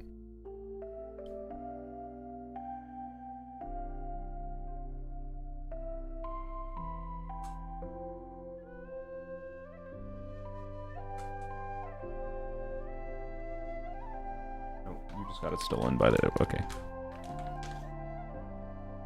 Yeah, Shivers is definitely not... Well, probably not phase 1 then. But who knows. Okay. Cats have been given treats. Hopefully they stay off the desk for a little bit. Oh yeah, they haven't mentioned a Chronicle Wish. Wait, really? I think there's a good chance they still do. I forgot about that. But I guess they didn't during that spot. So maybe there's not? That'd be wild. Because, like, why would they not do that to try to drain people's Primo Gems before Columbina release, right? Welcome back, Alright, travelers. best characters kit. Let's It's go. time to introduce the most skilled, well-connected, amazingly talented information broker in all of Nodcraft. assistant. There's no orange cat hair all over my desk. Oh my gosh, Yhoda is such a walking meme. Her in-game expressions are so hilarious. Yeah, you know, I feel like that's Yhoda's the kind of an first orange thing cat, people too. Think of when it comes to her. I should name the orange cat Fan Yhoda. memes have been so good. I'm obsessed. I reply to all of them. Those He are deserves me. it. But even though Yhoda ends up in Yo, let's just say awkward situations a lot, she really God. tries her best to be a good employee of the Curatorium of Secrets. Mhm. I mean, Nicole's she a can pyro get vision? a Really? little over her head when facing difficult commissions. Nah, but orange cats don't think that's she true. always comes through in the end. I mean, meme expressions aside, just think about all she's accomplished with the Traveler in the main story. Oh, yeah. I mean, yeah, they met the Moon Goddess, infiltrated the Fatui's design bureau, and even No, confronted Yhoda's one a of the very 5 competent sinners. person. That should give Yhoda a confidence boost. Yeah. Wait, I wanted to ask though, what's the deal with her mechanical arm? Oh, I know made that for her. I mean, there's a whole story behind it, but I think I'll let Yhoda herself explain that in-game. Wink, wink. Oh, okay. Secrets. Yep. Wait, are they In implying any she's case, has a quest? That's all in the past now. In her own words, earn well, eat well. That's my motto these days. Well, now Thought that she has Yehoda's Boss cryo. Matt to Why'd look you out think for that? her, and she can pet Asher whenever she wants. Did you just get teleported? Did you not update your expectations since like 2 months ago? We've seen her in game constantly. Her vision has been visible constantly. Comes with the territory. But that's where her experience as They a even like showed her former treasure attacking with like hoarder animo comes in. attacks at some point, I think, with a Animal bow. vision wielder, she's super agile in combat. With her elemental skill, she dashes towards enemies, and after striking them, she can absorb the elements applied to them to fill her loin treasure flask. Of So course, this is if that is she the clunky part of her kit, by the way. misses her target, she might get a little upset. Okay, that's so cool. After hitting enemies with her elemental But it's also skills, really she unique, puts and on I kind of her like it. goggles I kind of when like it a she lot. sprints. I love those goggles. I love that so much. She's so cute. Okay, but back to the treasure flask. It is pretty What good. happens when it's full? You'll never see it. You'll Okay, never well, see it from that angle. Yhoda throws it at her enemies, dealing animo damage. Plus, if your team reaches Ascendant Gleam, the treasure flask will periodically consume the elements within, dealing corresponding elemental damage to enemies. Mhm. So cool. Yeah. Yeah, nice. She takes what she collects and throws it right back at her enemies. I love that resourcefulness. She's so good. Well, And, if there's one thing my girl has, in case you're it's wondering, survival skills. that elemental conversion Travelers effect, have seen that for the for first time ever, themselves, so on an she animo support, definitely or knows animo how to be off-fielder, there whatever for you her want to call it, clients in a pinch. Also, actually has real Yhoda's multiplier elemental value. Like, it burst has deals damage value that animo matters. damage and Every other summons time a we've had like burst animo and a unit does coordinated converted assistance element robot application, like that Kazuha, continuously Sucrose, restores HP Venti, to whatever. the active character. It like does the And conversion for the this, element of damage, if the but then active it's like a character's super, HP super, is super tiny above a multiplier. certain Like, you can't get threshold, any real the damage from it. robot will You can with also kill the Yhoda. party member with the lowest HP. That's why I'm interested. Whoa. She's an animo So she's a DPS. healer too. That's super She's an useful. animo I'm, like, DPS that can be so turned into bad a with pyro, healers. hydro, This is very cryo, helpful to me. or Girl, electro no, DPS. She's insane. I'm not kidding. And Amazing. if the team reaches Ascendant To be clear, Gleam, the way it will works is such also that, like, absorb elements if you from want to surrounding DPS her, it means enemies Pyro's going to be a and lot stronger. convert them into Lanyan, though, claws that Lanyan deal is not a corresponding pyro elemental DPS. damage Lanyan is an at animo DPS that happens to do an intervals. additional Wow. form Like of both damage through healing non-elemental and damage, elemental which is a fun part of application Lanyan. Yehoda But it is seems not like Lanyan. a Lanyan does rosy not player. do Oh, yeah, converted for sure. damage. My She does girl not is convert definitely all of her something damage incredible. to I mean, close to teamwork pyro. is essential She for does someone like in her line of work. 20% pyro Her damage and claws will 80% even animo damage. receive corresponding enhancements based on the You're most fundamentally prevalent misunderstanding how elemental type Lanyan deals in your damage if you party, think she's not making primarily an routine animo damage dealer. coordination even So, tighter. level up her skill talent if you want to build her for damage, We're yes. not done. As a member of the Curatorium of Secrets, Yhoda possesses similar investigation abilities to wait, Nefer. can Nefer do that? Boss The Neff, little pop-up? as she would say. Of course, I didn't even know in there's a pop-up some on- pop-up Curatorium NPCs. exclusive interactions, I haven't done any of the things like I forgot about that feature, to be honest. I special show you Yhoda longer than doing it exactly. Because she's better. So So their investigation abilities are similar but not identical, right? No. There are some differences, but Yeah, the mini quest never has. Yeah, I forgot about them, but yes, Yhoda has them as well, which is expected. I just want to see Yhoda open that mysterious chest. Yhoda's not actually better than Durin, to be clear. Like, Just imagine her reaction. if you're talking about which is a stronger character. that might be something. But I really do worth trying like in-game, Yhoda's kit. It's an interesting kit. Again, wink, wink. Okay. All right. Now that we've introduced Yhoda, let's yeah. dive into the version Luna 3 events. Heck yeah. Let's go. First That up bow was pretty is good, by the way. Soul Blazer's Snowbound Journey. Not necessarily where better than Bab, travelers will but- make a much anticipated return to Dragonspine to participate in a relay race on the mountain. If you want to DPS Yhoda, that will so be the it's universally like a accessible option. Winter sports event. Yep, those environmental conditions look tough though. So, even Super cheering tough. on the Yes, worth sidelines leveling. seems like a struggle. Is the long story short. Definitely. And for that reason, the race is attracting challenge seekers from far and wide. Varessa and Shilonen have even made the trip from Natlan to participate. Why is You she know what? holding I'm Paimon? not surprised She Varessa looks like she's gonna decided eat to Paimon. join. I Do mean, it, please. She's got a competitor's spirit, that's for sure. Oh, Yes. and is Am I it wrong? true that this event has some connection to a certain comic series from Yai Publishing House? Ooh. Huh? Is the race comic book themed or something? No. But Aw. there's a long Who the hell is series that? from Yai Publishing House called The Soul Blazer Saga about What? a group of brave warriors with a passion for justice. That looks like Dia's And sibling or several something. I dedicated don't know. fans Gimme. decided to form a team and join in the competition. I bet that's the Oh, outfit like a that. fan That's what club. Candace would have That's looked like in the so fun. outfit that Dia got for Candace, but then Candace is like, The no, competition is comprised I don't of want your teams outfit, from Dia. various regions, with each member responsible for a leg of the race. But before the teams can get racing, they'll need to complete the training program. Amber. Oh yeah, in conditions like these, I feel like preparation is key. For sure. Travelers might Having an run event in into some Dragonspine is familiar cool, by the companions way. during their training as well. I like that. All right, talk us through it, coach. Dragonspine needs more attention. This first training minigame is a revival of a co-op classic. Not Wind Trace classic, this yeah. time, but Snow Trace. Oh, Travelers okay. can look forward to the traditional hide-and-seek Okay. gameplay as well as a few added Very challenges. different. Mhm. Man, I didn't Mhm. expect this to be part of the training. Oh, the Sure. Dragonspine environment gives it a whole new vibe. I mean, it would be enjoyable, but The cold will test the rebels' endurance, and the snowmen scattered around the area should keep the hunters on their toes. I'll say. And it looks like sudden snowstorms might make the situation even more unpredictable. That's right. Plus, certain familiar companions will compete alongside the rebels, transforming into snowmen with unique characteristics and hiding What? somewhere on the map. So Oh, keep an okay. eye out, hunters, because catching them will earn you extra points. interesting. Okay. That makes me even more excited for the challenge. It looks like maybe this time, quick thinking and even quicker reflexes are more important than ever. It does. Yep. Let's go. Next up is the Frontier Recon minigame. Hope they make that available where during travelers the, can transform into holiday Sori breaks Scouts for a lot of people. and take test flights on different aerial courses, End of December. collecting coins while familiarizing themselves with the race locations. AKA, what is that, But halfway be through sure the to patch? watch out Yeah. for obstacles and small traps along the course. Mm-hmm. Pretty worried. And if you feel the need to work out some pre-competition nerves, 6.3 is launch lantern, some right? Yeah, snowballs presumably. In the Jade pitching minigame. The different snowmen each have different effects and benefits. Leverage them to reach the target even faster.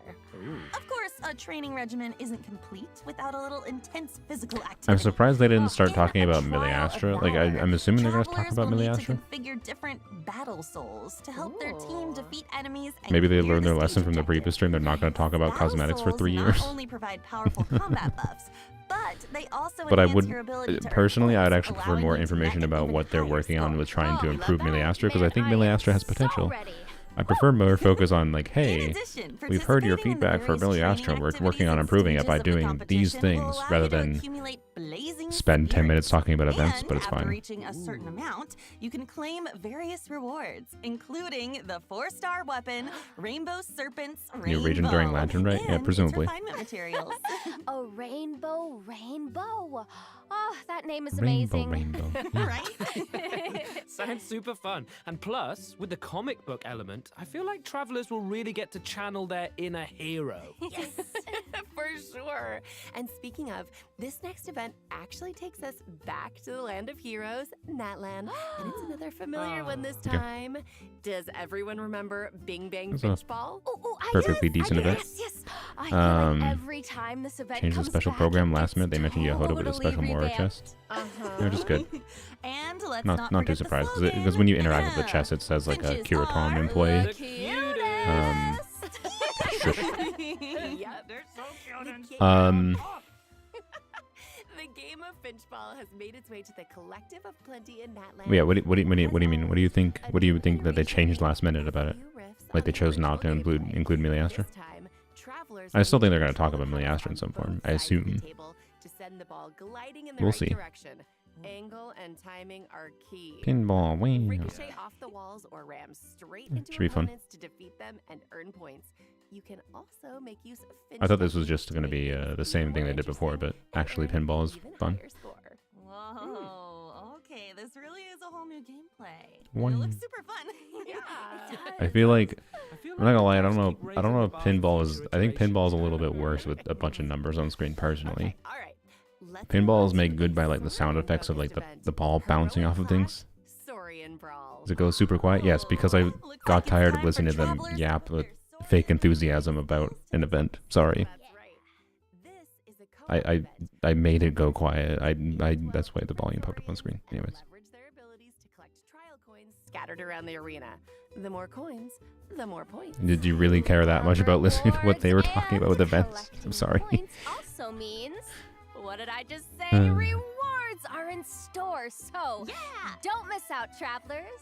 And now, okay, I know our journey has taken us Party pretty pooper. far from Mondstadt, Yes, but I apologize. get this, there is a certain old friend who used to provide us with intel, and Like- he's making his return in version Luna Are they- 3. Any guesses? Oh, wait. Wow, leaping. Oh, yeah. Like actually, here. Lieben! For example, I'm gonna lower the volume here. Didn't know I have to declare that. I'm gonna lower the volume here because, quite frankly, I don't think we need to listen to me yap about leaving. I'm sorry. But one thing I'm curious about, and I'm not gonna check because I don't really care that much. I'm just passingly curious. Did they spend more? Are they spending more time talking about events in this patch? Oh yeah, more, I haven't done like none of those. I keep forgetting about them. For example, travelers can play a picture guessing game with the Guhenki and even show Sorry. for Are they spending more time talking about the events than they talked about like the character buffs? Like they talked about the character buffs a good amount. I'm glad they talked about them in the beginning. But you know what I mean. Right? It kind of feels like they're spending more time about the event than they did about the character buffs. Like buffs. The first time they buffed characters in 5 years of this video game. Whoa, that looks so hard. I'm not great at this type of game. Me neither. Me neither. It's okay, girl. Oh man, but I'm gonna do my best. Plus, Also, cat Repertoire theme, of wow. Myriad Melodies That might co-op be new. mode is launching in the new version, so travelers can team up with each other for a simultaneous performance and compete for rankings based on their scores. You can finally jam out with your friends. Oh wait, So what? be sure to My check brain it just out. kind of tuned it out a little bit. That's cool. And in addition, envisaged Echo's challenges Nice. for Klee and Albedo are being added in the new version. Can you believe that? Oh, cute. Klee's Echo looks like a Co-op competition for the music event. Albedo's looks like a solar isotoma. Super So cool. I can co-op with Zajef and he can destroy There me. will also be some new additions to Genius Invocation Yay. TCG, including I'm- two some character people play it, to cards, be clear. a monster I'm sorry, card, and but multiple action cards. It's good that they mention it. Travelers will Perfectly have the fine to chance mention it, add but, you know. Escoffier, Gomming, and the Black Serpent Knight Rockbreaker's Axe. There's so many things we could have talked about with the Version Luna character 3 buffs. also has other optimizations just- in store, including improvements to the character lists, filtering, and sorting functions. Like friendship? Relevant Okay. information will be Funny. displayed more clearly. That matters to it should some be people, so it easier makes to sense. track down the characters you're searching for. My constellation level is Helpful. I don't know if that matters, but sure. The devs have increased the amount of reputation experience for Natlan and other nations, which And should other make it nations? quicker to obtain those rewards for travelers who haven't gotten around to it. Wait. No. Plus, there's a small Sorry. change when it comes to claiming rewards from daily commissions. After consuming encounter points, travelers can now directly Oh yeah, claim you the don't need to commission go rewards into from the captain, yeah. including the 60 primo gems. You don't need to open 3 menus now. Yay. Alright, it's time for our last break. We'll be back with a few updates. Okay, they are on going to Miliastra update about Wonderland, Miliastra. Okay. as well as some out-of-game news. Oh. See you on the other side. There is a surprise today. Go craftspeople. Oh, they're showing off the Christmas skins. They're not Santa skins. Did they mean to reveal the skins already? They revealed the skins through this instead of through the whatever. Sorry, what was I saying? I totally forgot. I don't know. My brain totally forgot what was on. Oh yeah, no Chronicle. Yeah. Which is wild.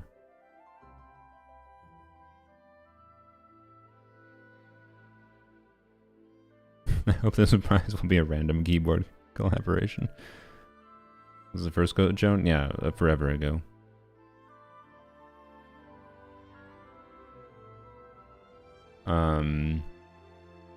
What Chronicle? Well, they haven't announced one. I'm assuming there isn't one.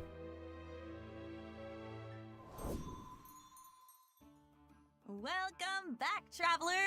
Let's jump right into some new content from Miliastra Wonderland, coming in version Luna 3. Yay!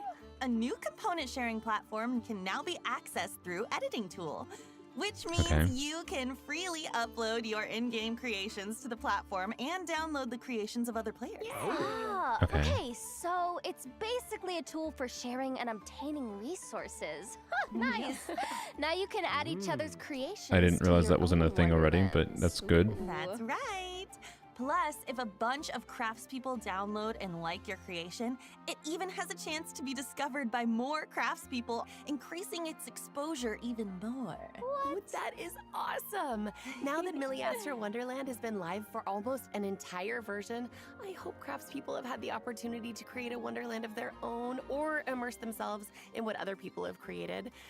Yeah. Whatever the case, the whole team behind Miliastra Yeah, they're not Wonderland talking is about the working skins first. hard Crazy. to They expand learned. content bit by bit so that craftspeople have even more Holy to shit, they're enjoy. talking about what they're That's actually right, changing for Miliastra the Wonderland is also gameplay. adding new Well, not really cosmetics in the gameplay, but upcoming game version. creation in this Let's take a quick context. look. And then they're talking about cosmetics. Good job. Although, it almost seems begrudging since they prepared something more fancy for that. Anyways, wow. Hey, at least it's not 20 minutes focus on it.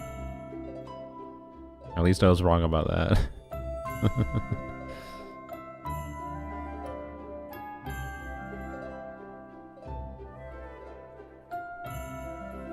Yeah, they look cool. I'm not paying for them though.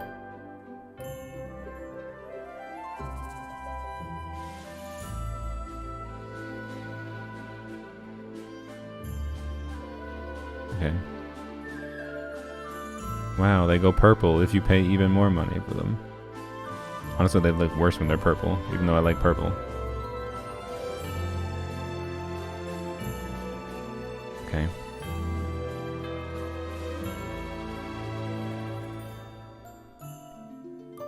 Alright. Oh my gosh, it's so pretty. And the main hall looks so magical. Cool, I It's guess, a yeah. total winter wonderland. I'm obsessed. Hey, that's pretty good. A Miliastra Wonderland Winter Wonderland. Wait, that kind of rhymes. I like it. Yeah. Not only that, though, during version Luna 3, there are also rich rewards waiting to be claimed in Miliastra Wonderland. In I short, don't remember what keystones travelers can are. receive 10 pulls for the event Ode banner and 10 pulls for the that- standard Ode banner by playing Oh, they said Miliastra event. Oh, Wonderland, okay, so- which can be used to obtain various cosmetics. So you can Other actually rewards for playing version Luna 3 get include limited pulls fun now. Actions, cosmetics, Wow. and expressions. Almost like they should have done that in the first place. So be sure to check it out if you're interested, craftspeople. people. I think they were just experimenting to That's it for the see. in-game content, but there's still a piece of So there you go. out-of-game You news. can actually A new go on collab the. is coming our way. Woo! Yeah. Ahem. Paimon received a Oh shit! It is just like a mysterious stupid letter keyboard. from You're an right. unknown God damn it. source, and it left her trembling. Oh no! Apparently, she couldn't even finish her usual helping of sweet madame. Whoa, wait. Paimon of all people lost her appetite. Still not pulling on this mode. Okay. Okay, what did the letter even say? I don't. Oh my gosh.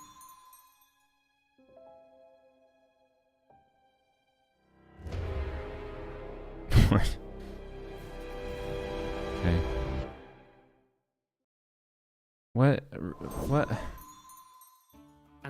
An For- unimaginable okay. punishment. Wow, just hearing that sends You. chills down my spine. I hate teasers of a teaser. As long as the traveler's around, there's I hate no teasers of a challenge you teaser, can't bruh. overcome. Announcement Plus, of an the announcement. greater the risk, the Frick greater off. the reward, Frick out with right? your Oh, I announcements love of an rewards. announcement. And The surprise. some Apparently, there was a major surprise, surprises are in store. and the surprise is an announcement of an announcement. Sure. Oh my god. I guess that's Duolingo? all Wait, did I we miss have on this something? collab Duolingo. for What the fuck? now, But it looks like The all Duolingo will be owl was revealed on there? December Okay. 6th. So be sure to check out It could have been an Genshin email. Impact's official Yeah. accounts when the time comes. Okay, my thanks. gosh, I'm so Cool. curious. Thanks for announcing an announcement. Well, you guys, that was our last piece of news. Wow. So Yeah. it's time for the Luna 3 special program to come to an end. Okay. Any last-minute thoughts before we sign off? Oh Ooh. my gosh, I'm so excited for Yhoda to finally come out. I love my girl so much. She's my baby. I'm so blessed to be able to be in this game and pour my love and soul into the character. You know, I've been playing Genshin since it basically came out, so this is my comfort game, something I spend so much time doing. So I'm just so happy and excited to be able to, you know, finally be here and especially play such an amazing character like Yhoda. Thank you guys so much. Yeah. So nice. I love that. Yeah, I can't wait for everybody to meet and hang out with Durin. He has been so much fun to play and for me to get to know. We've had a great time recording for you guys, so I think you're going to really love him. And I think I'm really proud of the story quest with the I Mom think I Dying am. Wish. I think it's I mean, he really doesn't know what it touching, is. I was a bit. and I think you Well, guys are he gonna love does. He So voiced have some of it, fun, but and I'll see you soon. I guess so that's wrong. And I don't know why I said that. guess I'm dumbass. that's It's the fine. theme, right? I'm so excited after all this time for Alice to have a face and get to Oh interact. no. Oh, the cat decided it was done. He did it again. That was Osher again, by the way. Osher's done. He's done with this. All right, sure. I'll take the signal. Yeah, that's fine.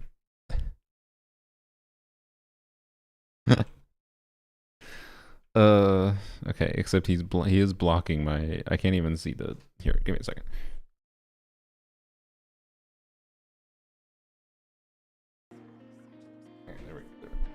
There we go. They've knocked enough. Oh boy. Okay. Anyways, and now he's gone. All right. No need to redeem cat cam. Oh well, you did it anyways. Okay. Well, he literally just left to a different room. So remind me when they come back. Yep, you were a little late.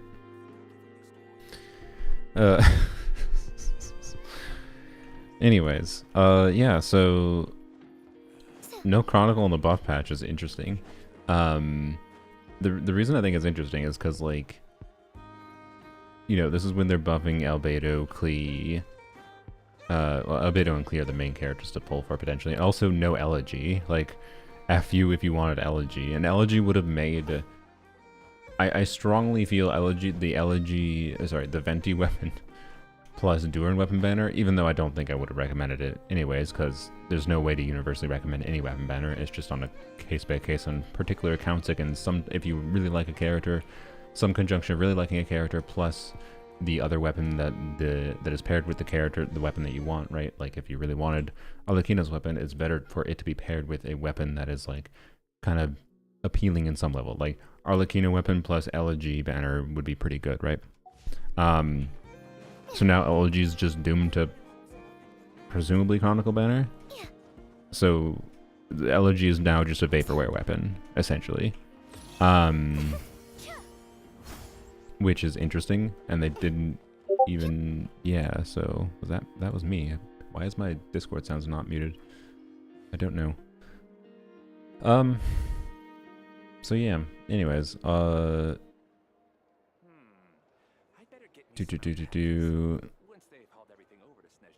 wrap. So, okay. Anyways, bomb in your mailbox. Yeah. Was that you, Agro? Did you message me? No. Okay. That was someone on a server that I'm on. Okay. One of my friends' servers.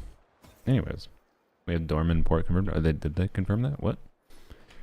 So, anyways, thoughts. Yappity yap. Liban section. Oh yeah. I forgot. Liban always like confirms that kind of thing. I forgot about that. Nice. That's cool. That's a surprise, I guess. That I hadn't considered.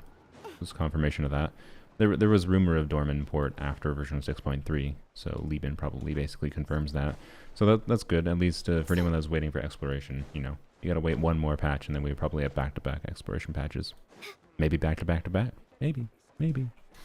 Leeway gets a Chronicle banner instead of the Lantern Raid season. I mean, usually. Did they last year? Was there a Chronicle banner last year during Lantern Raid? Anytime Liban talks about an area, we get it? Yeah. Oh yeah, there was a Shenhe Chronicle banner. Yeah. So, yeah, I guess they're just saving it for next patch. It's just weird to me because I think it would make more sense on a business strategy level to do the Mondstadt Chronicle banner for Albedo and Klee in particular, especially with I guess this isn't a factor. Never mind.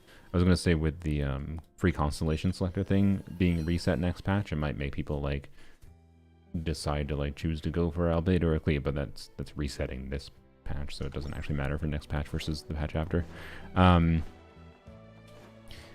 For that factor, I guess. But I think you get the point, and the general perception of things being that people are going to be talking about and doing all kinds of showcases with the buff characters next patch alongside Durin and whatever, right? That's when all the conversation, all the showcases, all the discourse is going to be happening. It's going to be in people's heads the most when they would be most tempted to do things like pull Albedo because Albedo is a lot more compelling of a character now. He does good damage and he does a good amount of buffing too, especially with double Hex and Circle.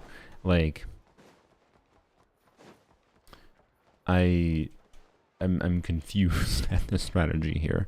If Mondstadt Chronicle banner happens during Lantern, right after everyone's already after the discourse has already happened on the buff characters, and when everyone's moved on to being Columbina, and everyone's going to be pulling Columbina, and they'll happen to have spare wishes they might throw on the Mondstadt banner, right? They buff more units with Varka than run it then? I don't know, maybe, yeah. Maybe that's the strat. So no, it's weird. But yeah, as far as the weapon banner goes, I do think Durin weapon plus Elegy weapon would have been a better banner. As it currently stands, I think the only context... So, okay. I don't want to go in-depth on what freaking Venti's weapon does, because I did in the previous stream. But, as far as bow characters go, it could be okay on Farazan, but, probably not, in my opinion. I think Elegy or Fab is generally always going to be better, especially in Student Onslaught context. But, I don't know. I don't use a DPS weapon on Farazan, even though she can do good damage. I prefer Energy for the team and for her. It just makes her more pleasing to play. So, eh. And then no... It's a weapon that buffs skill damage, normal attack damage, and burst damage, by the way, on top of 5-star base stats, with high base attack and 44 crit damage, 674 base attack. I don't know why I said high. So it's Auron could do meaningfully more damage with the weapon technically, but again, energy weapon. It might be Official's best damage weapon. I'm not 100% certain how the buff works and whether or not official snapshotting would cause a problem with it. I think it shouldn't be a problem because I think the way the buff works is a dynamic buff, not like a stat screen stat buff like that needs to be snapshot. So I'm pretty sure it just is gonna be her best weapon. But like whatever. Burst support Ganyu if we play that. No, I mean, well, okay, yes for skill nukes. Maybe, but like, if you really like Yayla at this point enough to give her a 5-star weapon, you probably are going to use Aqua. Otherwise, Fav can still beat out Aqua because energy is important. So like, I don't know, you get the point, right? Like, there is like some interesting context where like it can be interesting, but realistically, like I think official, if I ended up getting it by accident by doing like a 10 pull, YOLO 10 pull kind of thing, right? I would consider using it on official or Amber, personally, but elsewise, and then it's obviously really good on Venti if you're gonna use Venti for his new playstyle. So I mean, yeah, I guess Siege Wing could do a little bit more burst damage with it theoretically, but again, why over Aqua? I don't know. Like I don't think it's a compelling weapon to go for unless you want to use it on Venti. And is where it's at, and bows struggle a little. Remember, as soon as you have, in my opinion, as soon as you have like a Skyward Harp, you kind of the value of a pulling a new DPS 5-star bow is a lot lower, generally speaking. And then Durin's weapon, for anyone that cares, I should go double check what the phrasing is. There anyone else that can use Durin's weapon? But Durin's weapon for Durin is relatively minor. Durin's constellations are a lot better. And being that Yhoda has a relevant C6 at least for Nodcry characters. But Yehoda's a Nodcry character, so if you like DPSing Yhoda, you might want her C6. That's me. I'm cursed. I'm cursed with liking 4 stars. Frick me. Anyways. Same with tomorrow. GI.Hakushin. Skyward Heart, Wood and Amber. Yeah, it's a DPS weapon if you want a DPS Amber. I'm gonna turn ads back on, sorry. So I don't forget. Since we just yapping now. Ads were off for the whatever section. App.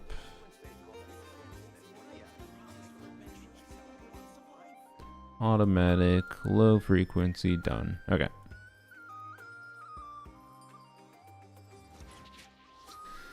Alright, Durin's weapon is pretty on him. Yep, but he's an off-fielder. How often are you actually seeing it? I don't know. Maybe a little bit, because when you activate his skill and whatever, I don't know. You might see it a tiny bit. Swallow's nest when skies are Look, I don't. If you want to pull for drip, do whatever the fuck you want. Okay, like, I don't really care about having a conversation about pulling for drip. If pulling for drip is something that's worth it to you, it's worth the money spending, it's worth the losing the ability to pull into their character for drip. You do that decision for you. That's your decision, yo. That's like entirely your personal preference. Anyways, the 608 base attack, 33 crit rate weapon, crit damage from bursts, not crit damage in general, just crit damage from bursts, is increased by 16%. When an elemental burst hits an opponent, attack is increased by 20%. Nearby active party members other than the equipping character, so this is a team-wide, sorry, this is not a team-wide buff. This is only the active character, have their attack increased by 16% for 3 seconds. But it's only a 3-second buff, so you have to have like a burst hitting off field every little bit to hit, to do something. So like this is a good. Oh yeah, and then the above effects are increased by 75%, so to like 24% for whatever. Yeah. So anyways, it a little bit more buffing for double hex characters or double hex pairing. It's yeah, Ayaka, Singcho. Ayaka's a weird one to be clear, but like it's pretty shit. Honestly, to be clear, is it worth it if you really like Durin? I don't know. Maybe because you like the drip. That's your decision, right? But I can tell you, I'm gonna use my Jade Cutter that I've had not a ton of use for a long time. and I'm going to throw this on him, and it's going to be barely worse than it.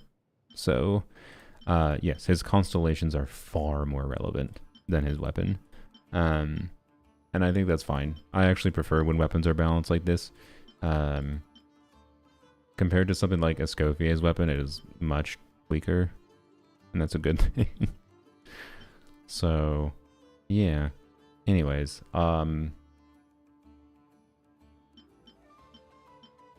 Yep.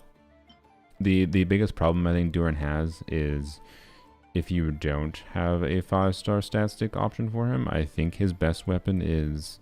Well, it's going to depend on team a little bit. Whether or not he can use EM as a substat will potentially matter. But the most generically universal one would be Finale, theoretically. But Finale requires getting a heal to clear the bond. And that would mean having healing going while you like switch into Durin. And oftentimes Durin, you will start your rotation like with Durin because he has really long uptime burst.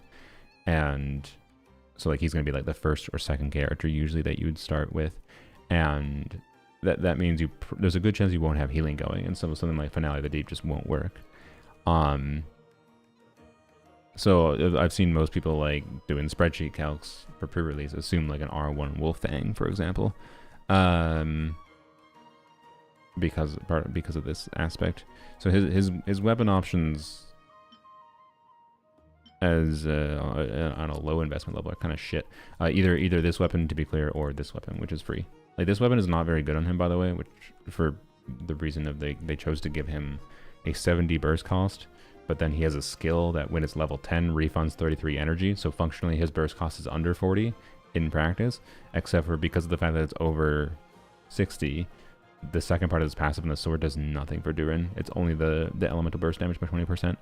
But this is still like if you don't have Wolf's Fang, you don't have a crit weapon for him, right? If you're completely free to play, this is still probably what you use if you haven't pulled a 5-star sword. So yep. Yeah, Lion's Roar could be good in some contexts. Iron Sting could be good in some contexts. So, although I think does Iron Sting's passive need to be triggered on field? Probably. So, anyways, yeah. So that's probably his biggest problem, in my opinion. Actually, as far as his kit goes, is less compelling weapon options on a lower investment level. But it will just really vary by the team context a little bit. And if you are a Battle Pass buyer, having literally just a single copy of, in particular, Wolf Fang is enough to just be like, throw this on him and be lazy.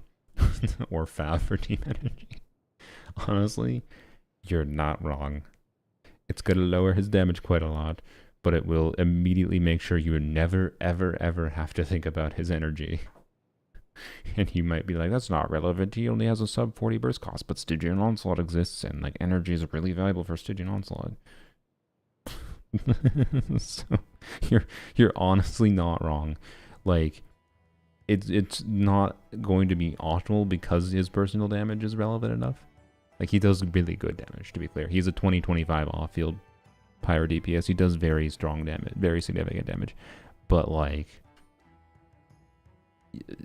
mark my words, there will be context that makes sense to use Fab on him. So, because Fab is broken as fuck. And they made a game mode where you don't start with energy at the start. So,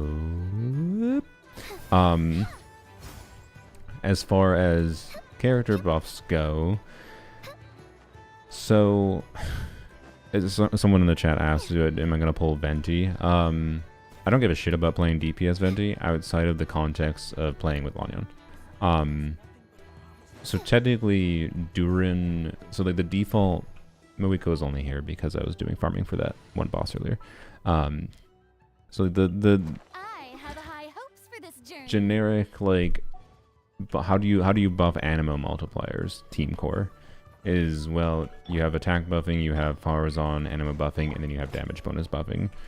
And Bennett is fanfare generation for Farina with healing, and Farazan does Farazan things. Like this team core is like the animo buffing team core. What Durin and Venti combo does. So Venti's buff kit with 2 Hex and Circle characters, so Durin counts as one, right? So one, Durin gives more Red Shred if you have 2 Hex and Circle,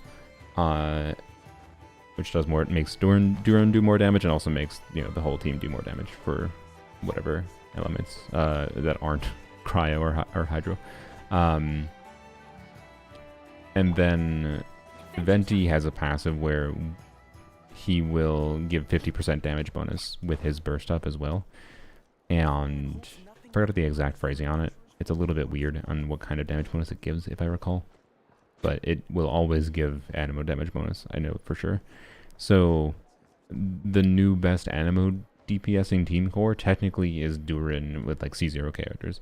Is Durin instead of Bennett Farina, which is insane, right? Because of how strong the Bennett Farina combo is Durin Venti Farazan C6. So that's interesting. The big problem with that, of course, for most people is there's no defensive utility there. And no unit to put Prototype Amber on either.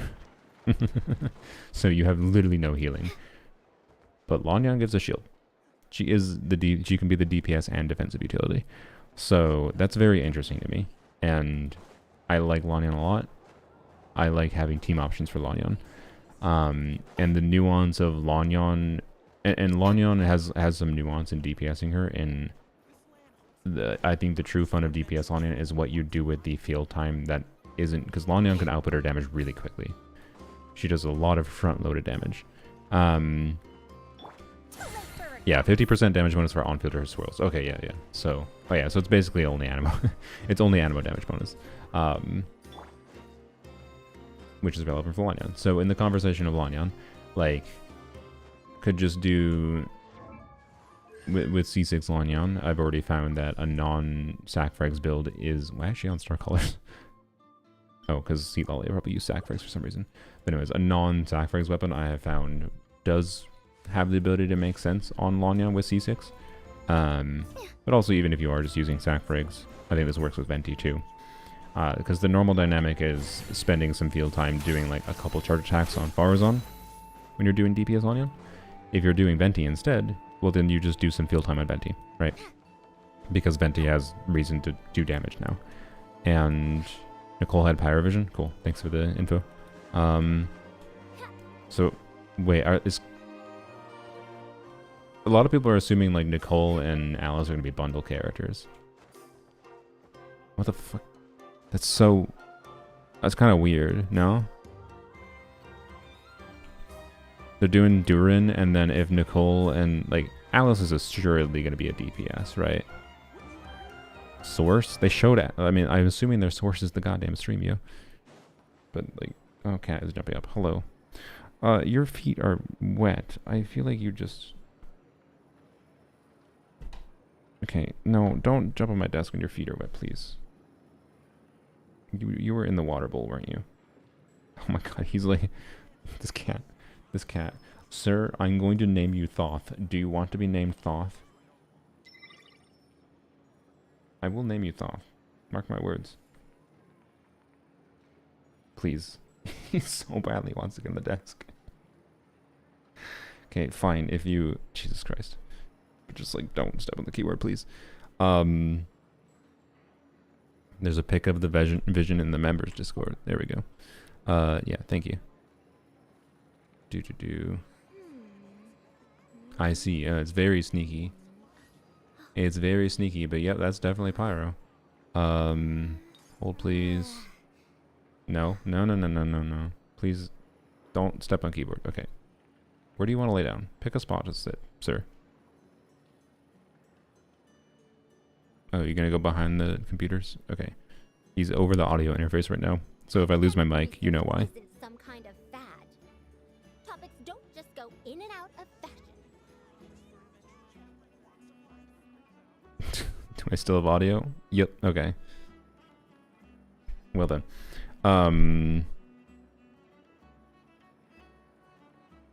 Where's Discord? I cannot find Discord in my lists. Why? Why is this so hard? Why is it so hard to find discord.exe? Fucking hell, OBS. What the shit? This. Why is Discord the hardest piece of software to get screen capture on? 100 years have passed, yet there hasn't been any change to those dumb rules at the academia. Okay, I don't like doing display capture, but we're just gonna do display capture. Okay, bap. Oops. Bap. Why? Oh, it's not even working. Sick. There we go. Okay. So, yeah. That's very pyro. You can see the symbol, right? It's very interesting though. That makes me far more interested in a kit. No, the cat is on top of the audio interface cable, by the way. There is a non-zero chance. He's like laying on top of the USB cables. There's a non-zero chance I lose audio. Hello, sir. Don't step on the keyboard. Thank you. He's laying down. Okay. Oh, laying down on the keyboard. Yup. Yep. Can you put your feet there? He's gonna press the F keys. There you go. I'm sorry. There we go. Okay. We got him to lay down not on the keyboard. Let's go. Sick. Oops, wrong button.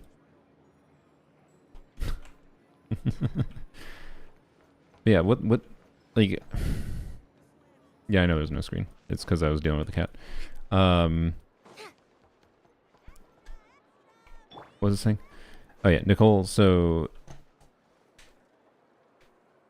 like, yeah, I'm very glad... yeah, there's so many people that are like, oh, she looks cryo.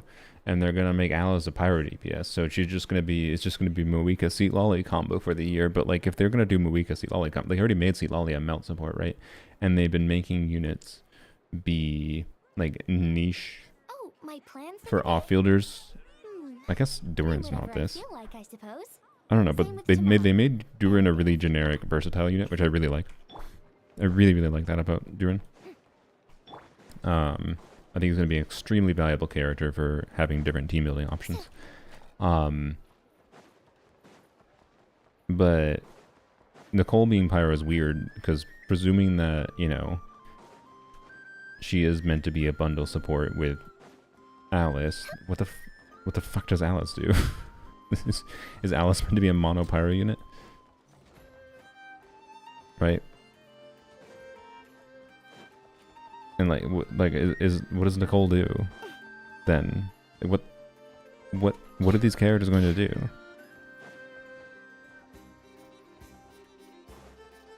Is she just gonna be don't power creep Lenny? I don't know. Lenny already got power creep to hit or inform me. Anyways, Nicole's a Varka support. That'd be interesting. She's our million pyro DPS. They're gonna do Durin as an off-field pyro DPS, Nicole as a pyro DPS, and then Alice as a pyro DPS. And I don't know what the fuck she's gonna do as a pyro support though. Okay, Orange Cat is tapping Lanyon. Okay, let me see if I can get the cat cam going.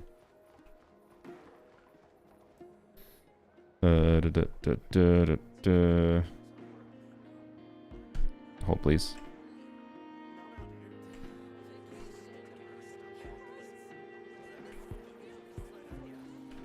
Sir, do it now. He was tapping Lanyon.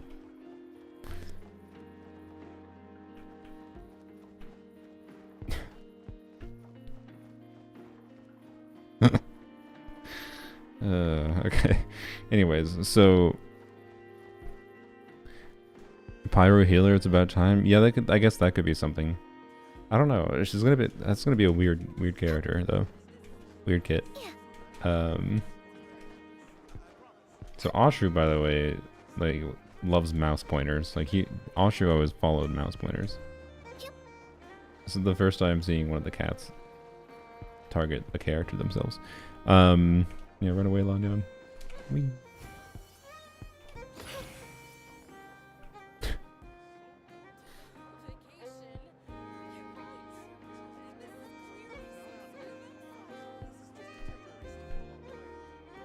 Now it's Freena's burst, apparently. That has offended him. How old are they? He is about 7 months old. Which, honestly, he seems fairly... He's a sizable boy for a 7-month-old. I feel like. Other one is like more expected size for... He is 2 weeks younger. Also feet, oops. So, yeah. Nicole Bennett power creep. Oh god. Please tell me no. Let's move this away. Well, I don't think you can trigger anything problematic from the Steam Deck. It should be fine. Or the Stream Deck.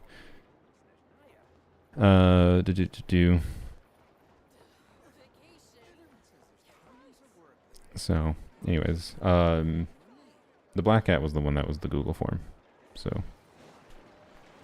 orange cat was a given. Because look at his toes. Look at his extra toes. Anyways, Bennett replacement start again. Indeed. Swallows nest when skies are fair, but hide when storms are in the air.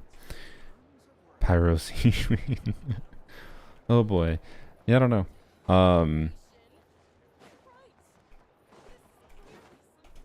So yeah, I don't know. Nicole's a weird one. It's very interesting seeing her be pyro. As far as character buffs go, though, I don't know. I'm gonna have to think over. Nicole's stumping me. ASMR. Why? Because I'm speaking quietly.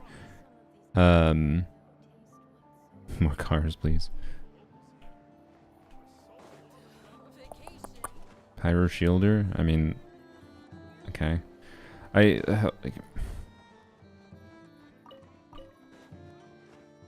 don't like guys. Character kits have to do more than just she is a pyro shielder or she is a pyro healer.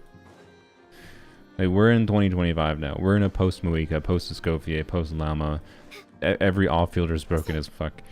Relative to characters released 2-3 years ago, like they're gonna be more than that. And like, if she was Electro, I'd be like, oh, maybe we're getting the uh-oh, other cat is coming up. Oh boy. See, 2 cats on the desk is what starts to cause problems.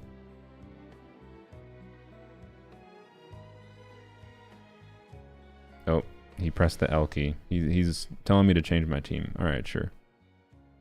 Fine.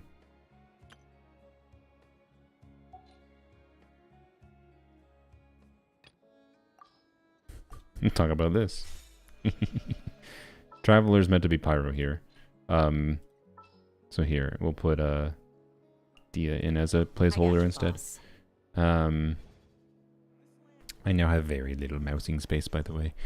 And I have to read the chat on OBS rather than reading the chat on my monitor normally because the cat is in the way. So that looks like a team, all right. I think it's actually going to work. I actually think it's going to work. So anyways, we'll see though. But the idea is fast hydro to allow getting some freezes so that we can trigger Skirk's mirror generation, but then having, Llama can hold TDDS, and then, you're doing Hydro Dendro, you're doing Bergens, and you're doing Durin's damage, and then you have Skirk's damage, and like, I think it's gonna be is it gonna be better than Skirk Premium? No, that's not my point, but, okay, now he's attacking Skirk. Anyways, Alice stares at the player and waggles her finger like Sonic runs away, yeah. So Alice pyro DPS out of principle? Yeah, I presume. I think that's a relatively safe presumption, but anyways. So yeah, I think Durin should be fun for Virgin. That is why I chose to put this team up. Durin is a perfect all-rounder. The only thing he lacks is he doesn't have defensive utility, but that's a good thing because he's meant to be a DPS. I like when DPSs are DPSs and not also healers and buffers and everything. So anyways, Durin, if you ask someone like Zajeff's gonna be like, well, Durin doesn't cause power creep to happen. This is me exaggerating, to be clear. This is not what Zajeff's literal words are. But Zajeff would be like, oh, Durin doesn't have that many best in slot teams, aka he doesn't cause power creep to happen. Because I don't think Zajeff properly seems to understand that that's basically what that statement means nowadays, in my opinion. Just is like, oh, it doesn't cause power creep. Ah, crazy. So like Durin's actually just for 2025 a relatively balanced unit, but if you are someone who is lacking in options for off-field damage options, you will potentially find Durin being extremely valuable for just on average giving yourself far more team options that have a good amount of baseline damage. Like, I think Durin, one take I might have in the Durin video is, well, there's two takes. One, it's going to be centered around how Durin is basically everything I wanted Muika to be. Mostly. Not entirely, but like mostly. And Durin is what I wanted Muika to be. And on top of that, I'm going to talk about how Durin replaces a lot of the context that I would consider using Farina in before. And that's a pretty significant deal. Like, I think Durin is kind of power creep. Bro, calm down. It's just Squirk. It's just a pretty lady. What if I activated your animations? Do you freak out more? No, now you just seem overstimulated. Anyways. So. The post was removed from the leagues forum? Why? Are they stupid? I don't know, whatever. It's possible, to be clear, it might be a placeholder, but I don't know. Mihoyo's not stupid. They probably wouldn't have let her vision show if they weren't planning on having her be Pyro. There has been like a case before where, I forgot who this was, but there has been a case before, I believe, where a character in an announcement stream had their vision showing, but then it was changed, but it was like super, super blurry. And I think it was in like promotional art. Yeah, it was Chaska. Yeah. Am I correct? Am I misremembering? Was it in promotional art, or was it actually shown elsewise? Zajeff was pretty positive. No, I do think Zajeff is pretty positive on Durin. I think because Zajeff understands that balance is good. I was just exaggerating in that Zajeff might not agree with me in the level that he is one of the most valuable characters to pull for. Right. Isn't the teaser trailer? Yeah, that's what I thought. Yeah. So, but I think that was just a mistake. And generally speaking, it's pretty safe when a character's vision shows on their in-game model. That is their element, right? I'd be surprised if the Nicole thing is a mistake. Yhoda too as well. I don't think Yhoda's was that case. I think Yhoda's was like a we can't tell if it's cryo or animo, but I could be misremembering. So, anyways, but yeah, no, Zajeff is not negative on Durin, to be clear. I'm just saying I think Zajeff operates on a different perspective of how he would evaluate the value of a character, and he tends to evaluate characters based on how many contexts they show up as best in slot in. And because of the fact that he is really looking forward to one particular team, or not one particular team, a few particular teams, I think, with Durin. I think he's looking forward to Durin. But I don't know how long his pre-release video is going to be on Durin, to be clear. I remember seeing some kind of comment from him that he's like, Durin might need a two-parter for a pre-release video. I'm assuming he's probably going to release at least one part or the full thing today. Expect his video to be like over an hour, because like that's what Durin is. He's hyper versatile and pretty strong. So I don't know. I suspect, like, I'm not trying to assume Zajeff is going to say he's not going to recommend pulling him. But like if Zajeff recommends pulling a character that is not best in slot in every team in the game, it's a joke. If Zajeff is recommending pulling a character that is not best in slot in 100 different teams, or or pushes 100k plus DPS, that's a good character. That's a very good, very good character. By my metric, as someone who feels that off-fielders and supports, whatever you want to call them, are 3 times the value of on-fielders, because you need 3 off-fielders in every single team. You don't need, you can have more, there's more nuance to Genshin's mechanics than that, to be clear. But for a simplified example, you're generally speaking having 3 off-fielders per team of 4 characters. That means, in my opinion, off-fielders have 3 times the value at a baseline. And they need to be balanced accordingly, differently. And they shouldn't be power creeping, uplifting the DPS ceiling constantly. And if off-fielders are, that means it's are power creeping a DPS ceiling. It's because they're doing like things like Llama, where they're targeting an archetype. They're targeting the Bloom archetype, and they're like, we want this to do more damage now. Right? How to Train Your Dragon. So anyways. But yeah, Nicole being Pyro maybe does muddle the decision factor of whether or not to pull Durin, because if they're gonna immediately release another Pyro support, like the thing that lowers the value of someone like Durin is his generic versatility is lowered the more specialized supports you have, right? The more units you have that are very obviously better than other options, the less likely it is you need someone that's more versatile.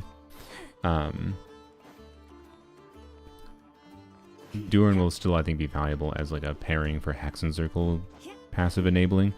There's a good chance he's going to be best in slot for Varka. How to Train Your Durin? Yeah, that is a little bit better, yeah. I do really like How to Train Your Dragon, so maybe, I don't know. That might be a different video than the initial Durin video I had planned. Because, like, he's a complicated character. I can make many videos on him. Just depends on what I end up being motivated to do. But I think it was a mistake. I don't think Nicole be Pyro. I don't think you have any real justification for it being a mistake when they went out of their way to showcase Nicole from a bunch of angles. I'd be willing to bet real money. I'm not going to bet real money, but I'd be willing to bet real money. And the reason I'm not going to bet real money is I'm not going to make an agreement with a viewer or something that I'm going to forget about for 2 months.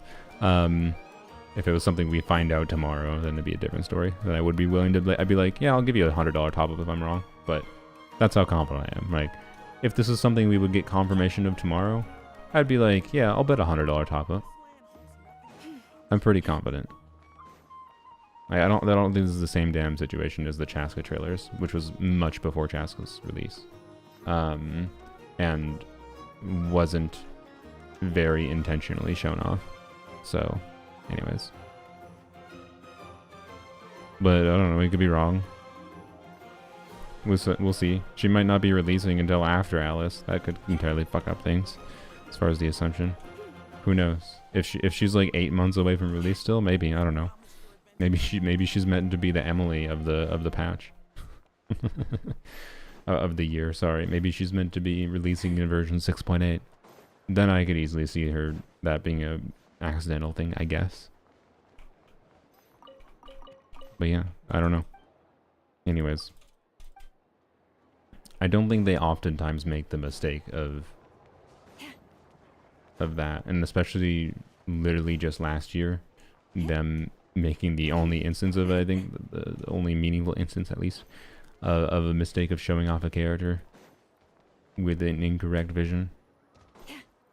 I don't know. Anyways. First time we get an Act 6 of an Archon quest? Is it? That's interesting. I mean, presumably we're going to get more yet, right? Did they add claim all? What does that mean? I don't know what you mean by claim all. But anyways, for now it's much more interesting to talk about Nicole from the context of assuming she's Pyro. Anyways, what else the fuck do you want her to be? I want power creep. I want Lolly to be irrelevant with Alice. Is that what you want? I don't know. Interlude, not an act. Okay. I guess, sure. It's an Archon quest to me. I don't really care whether it's an interlude or an act or whatever. But the distinction might matter on a how long it lasts level, I guess. So, Geo Hydro. Geo would be interesting. Yeah, I don't know. There's such a saturation of like different roles of Pyro characters at this point. I don't know what they could do.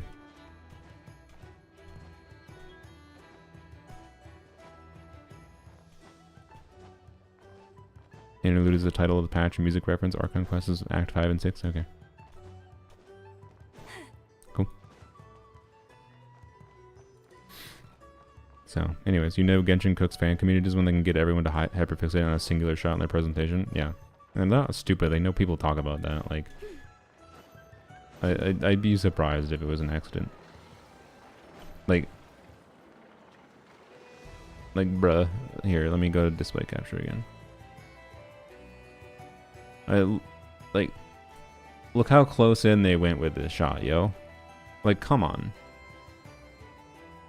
Like, come on. Look how close in they went with this shot. I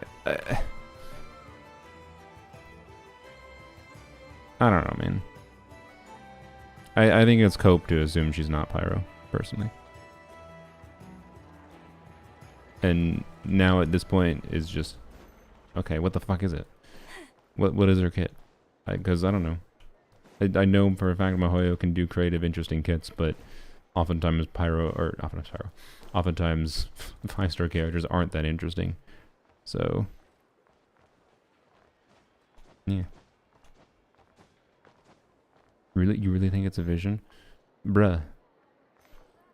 What do you think it is? A sack of red potatoes?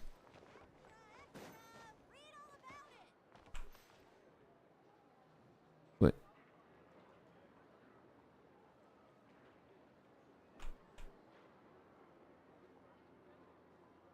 Like, what else is this? There's like a pyro symbol in the back too, is there not? Have you decided where you will go from here? If not, why not find a patch of soft grass and rest? Okay. I don't know. Why are we discussing this as much? This is what happens when... whatever. I just get annoyed having conversation with people like this. Like, whatever. Can we talk about the things that are actually happening in this patch? Anyways.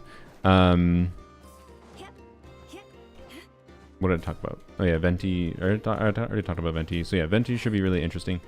Obviously, if you want a DPS Venti, he should be a good DPS. It's not like, as far as I'm aware, it's not like, oh, he's going to be Muika level. Don't expect that, as far as I'm aware. But is he going to be better than DPS Lonyan? That I don't know, and unless I get Venti, I'm never going to be able to make that comparison properly.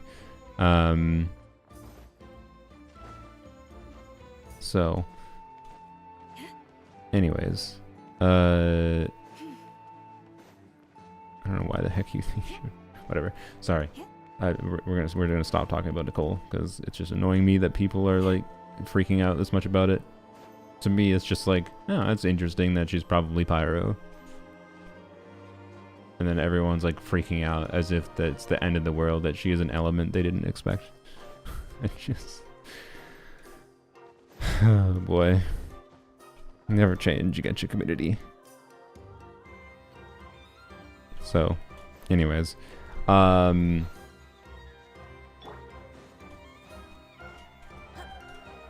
Like, if Columbina was shown with a Pyro vision, I'd be like, what the fuck? I'm down. Right? I want to know what the hell Columbina's kit is if she's not a goddamn Hydro unit. And why did they design all the non-cry reactions around Hydra? Oh, sorry, not the non-cry characters. It's not really reactions. The reactions are basically fake. Like, that would be crazy. I'd be like, what the fuck? It'd make me more interested in her. That's the same thing with Nicole right now, quite frankly. Anyways, that's all I have to say. Nicole's like, what the fuck? Pyro is like almost the least sensible one, and it makes me more interested in thinking about what she is. So, but ultimately, I think the design reveals are more important still, because we have no idea what the kits actually are, right? So for me, it's just like, I don't like Alice's design as much as I initially did in some of the art they showed, and I do like Nicole's design now actually in game. So, yep. But we'll see what the kid is like. Anyways, other buff characters. Sucrose doesn't matter.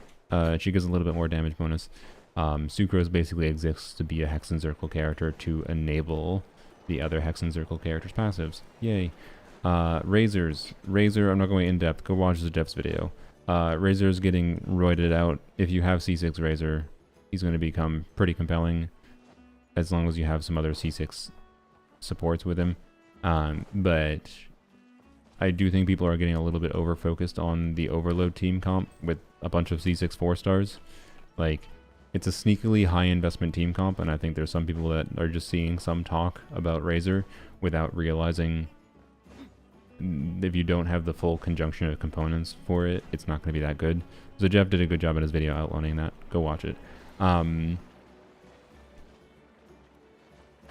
What I think Jeff could have focused more on, I think I skimmed through it, and he didn't. I think he mentioned some of it, but Razor being uplifted in general in his overall kit also does uplift the more fun things, like with reaction shenanigans to do, like making him be able to like have way lower energy needs. Like you should be able to do hybrid Razor now, for example.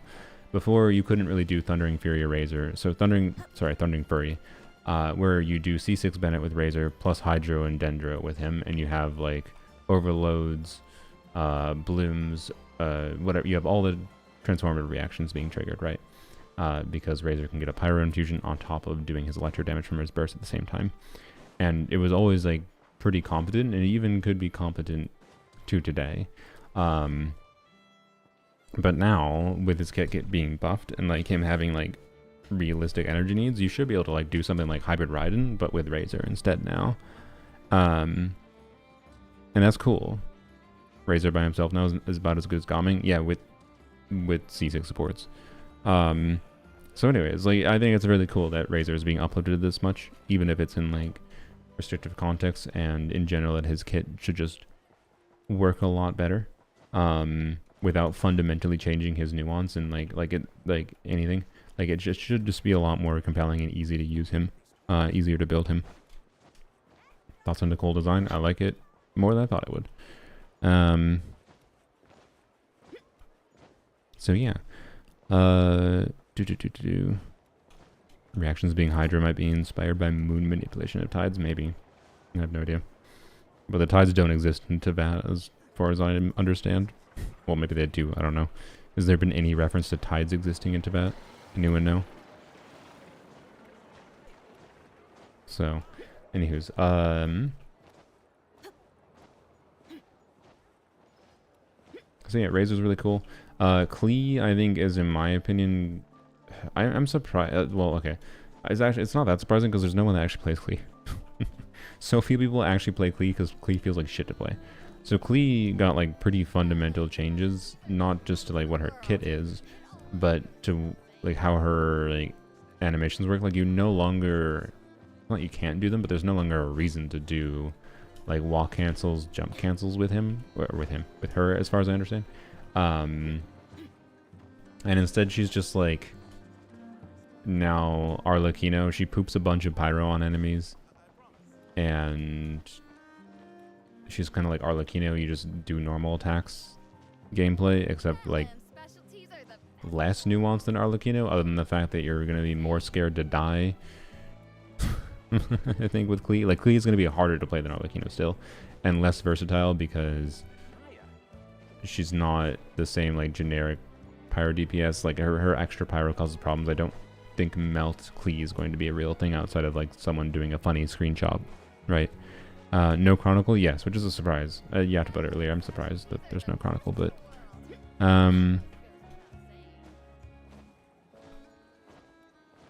there's a real moon behind the face guy. Yes, yeah, it must be doing something. yo, it's a fantasy world. Gravity doesn't have to exist in the same way. Like, if we want to... Oh, hello, cat. Oh, boy. Oh, boy. Oh. Oshru wants me to do quests, guys. Like, are we really gonna start arguing about whether or not gravity exists? Gravity has to exist, by the way, if we're gonna use the argument. Like, the moon doesn't just, like... Just the concept of moon existing doesn't magically mean tides exist, yo. The moon causes tides because the moon pulls on the water on the planet. And so like, there's a million layers of implication to things that I personally think are worthy to nitpick if choosing to go into those details. Anyways. So yeah, Klee is interesting. She's much stronger now. They basically gave her passive, her Hex and Circle passive, such that it increases her baseline multipliers a shit ton, and then she doesn't have like RNG variants in her free charge attacks that she gets, and her combos shouldn't feel as ass to play because you won't have to do her like really annoying walk cancels or jump cancels or any stupid things anymore. But then anyone who currently plays Klee, like, if you are currently someone who was, like, one of the very small number of players that got really good at playing Klee and really liked her current, like, gameplay, and you liked that, it seems like there's not going to be anywhere near the same level of nuance of skill expression in her kit in the same way. Like, she's going to be more boring to play. I very much could see dedicated Klee players being unhappy with things. And I've seen a little bit of some stuff from like that I was sent secondhand, not directly. Tars like told me like he saw some stuff in the Klee mains Discord about how they're not like that happy about it because like she's in this weird middle ground of like she's not like better than anything. Like you still only play Klee because you want to play Klee basically, right? And that's fine, except where it was kind of impressive and satisfying to get Klee to work before, now it's not going to be because she's in this middle ground of like there's not much nuance to her gameplay. It's just do normal attacks, but now she does a lot higher baseline multipliers, and it's just kind of might be boring now to anyone who actually liked playing Klee before. So Klee is an example of like when they're doing buffs like this, they should give the option to not have the new version of the character kit. And Klee, as far as I understand, the core things that change with her for like her animations, like not doing walk canceling or whatever before, or jump canceling anymore, that is in her base kit change. Like you don't have a choice as far as I understand. You have to use the new Klee. The only difference is if you don't do the quest, you can avoid the extra like roided out multiplier damage, which I think I wouldn't be surprised if some Klee mains do that to make it so they have more reasons to optimize their gameplay, or see if there is reasons to optimize their gameplay more. I don't know. So anyways, but like if you were someone who was interested in Klee before but didn't like her because she was clunky, chances are this kit change should make her a much more compelling character for you to consider playing. And that's cool. Or if you didn't play your Klee because she was too clunky in the current day for your preferences, but you have a Klee that's been sitting on your account since 1.0, right? Making it so that animation cancels no longer reset or chain attack is a little annoying. Yeah, exactly. Sorry, I should have described it more clearly. Yeah, that is she no longer cancels her normal attack chain. So yeah. Anyways, how would she be on Catalyst only? I mean, she should be better now. She has more multipliers. Well, wait, no, you have Sucrose to enable it. Yeah, you'll be fine. You have to have 2 Hex and Circle characters to enable her roided out buffs. So anyways, so yeah, I don't know. Klee is interesting. Her C1, for some reason, like her C1 is the same, but then also has a 60% attack buff now, by the way, which is obviously worth talking about because you can get a free C1 Klee after a little bit of time. So, you know, it'll take 8 weeks for a lot of people, but you can get a free C1 Klee, and that, like, assuming that you get the C1 cleave, which a lot of people are assuming that, like, oh, you get cleave, so, like, people are just like, oh, you'll have C1 cleave. I'm like, maybe. But getting C1 cleave from that means not getting another character that you might have been planning on getting too, right? So it's not like everyone's going to. Yeah, C1 was kind of garbage before, yes, I'm aware. So the cleave changes are, I think, on average, I assume people will be positive about it because the vast majority of the responses you're going to see to people using cleave with the updated kit are people who didn't play cleave before, right? So I think the people being positive about, wow, this character that has cute animations and whatever, now feels like a usable character to me, is going to drown out any negative sentiment from existing cleave players, right? That's my vibe. But yeah, hers is the most, like, she got, like, kind of fundamental changes to me versus, like, just being a buff. Yeah, it's a change first and then a buff with the Hex and Circle passive. Pull value Venti today, I mean, higher than Kazuha. If you don't have Kazuha, to be clear. If you do have Kazuha, well, actually, I don't know. Is he higher value than Kazuha? I don't know. I kind of feel he is because I think situations that are relevant for grouping, Venti will be better than Kazuha most of the time. Particularly that Venti now has meaningful damage potential that he didn't have before. But I'm not sure what off-field damage potential of Venti with changes looks like. I haven't looked into it that much. Like, it's perfectly fine to skip Venti, yeah. Like, I am on the fence about getting Venti because of his relevance for a team option with Lanyon and the nuance of doing some amount of a little bit of field time on Venti, but also field time on Lanyon, and that seems like a fun dynamic. Plus Venti can actually buff Lanyon. But, like, I'm on the fence about it because I went and ran some of the numbers, and, like, Venti's not, for Lanyon's damage, Venti is not really better than Bennett. It's just that he's not significantly worse than Bennett for Lanyon's damage, and he adds a new team option, and he adds whatever his personal damage is, and increases Durin's damage a little bit too. So, like Venti's a very interesting option as an alternative to Bennett. For me, for the nuance of his new kit. Like, I like Venti a lot more. It makes more sense to exist now, right? He has more of his unique identity, and that's, I think, what's very important in character kits, to have their own identity. So yeah, that's my vibe on Venti. But does that mean he is worth pulling? I don't know. It depends on your account. I think there's a lot of people that are going to be tempted to pull Venti next patch because they're going hard into trying to shill Venti, by the way.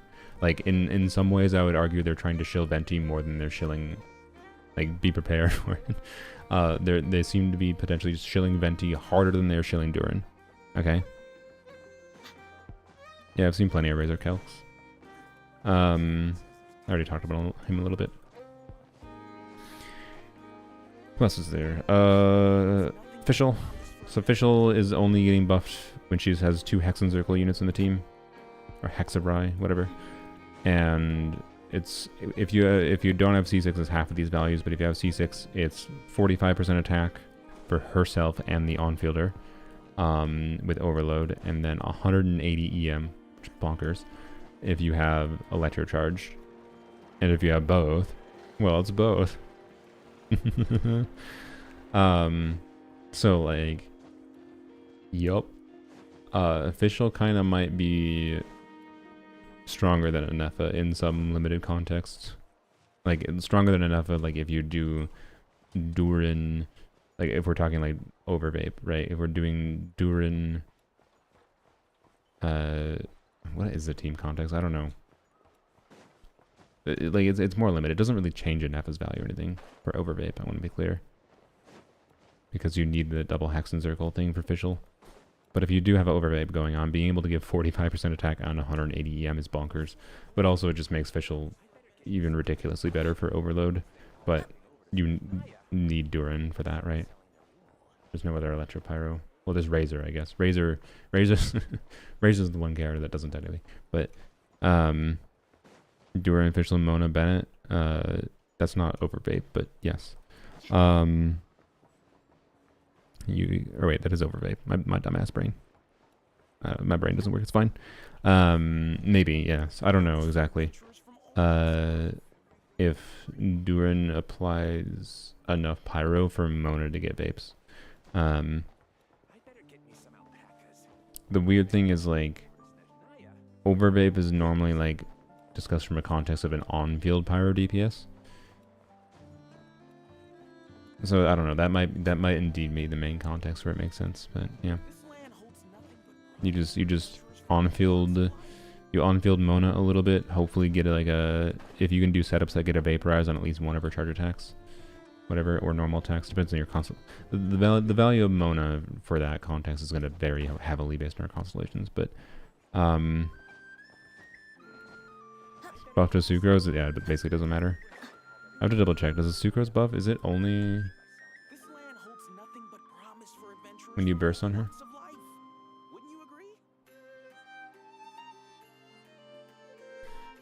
Let's see. After a bit of a Sucrose became a Hexorite character.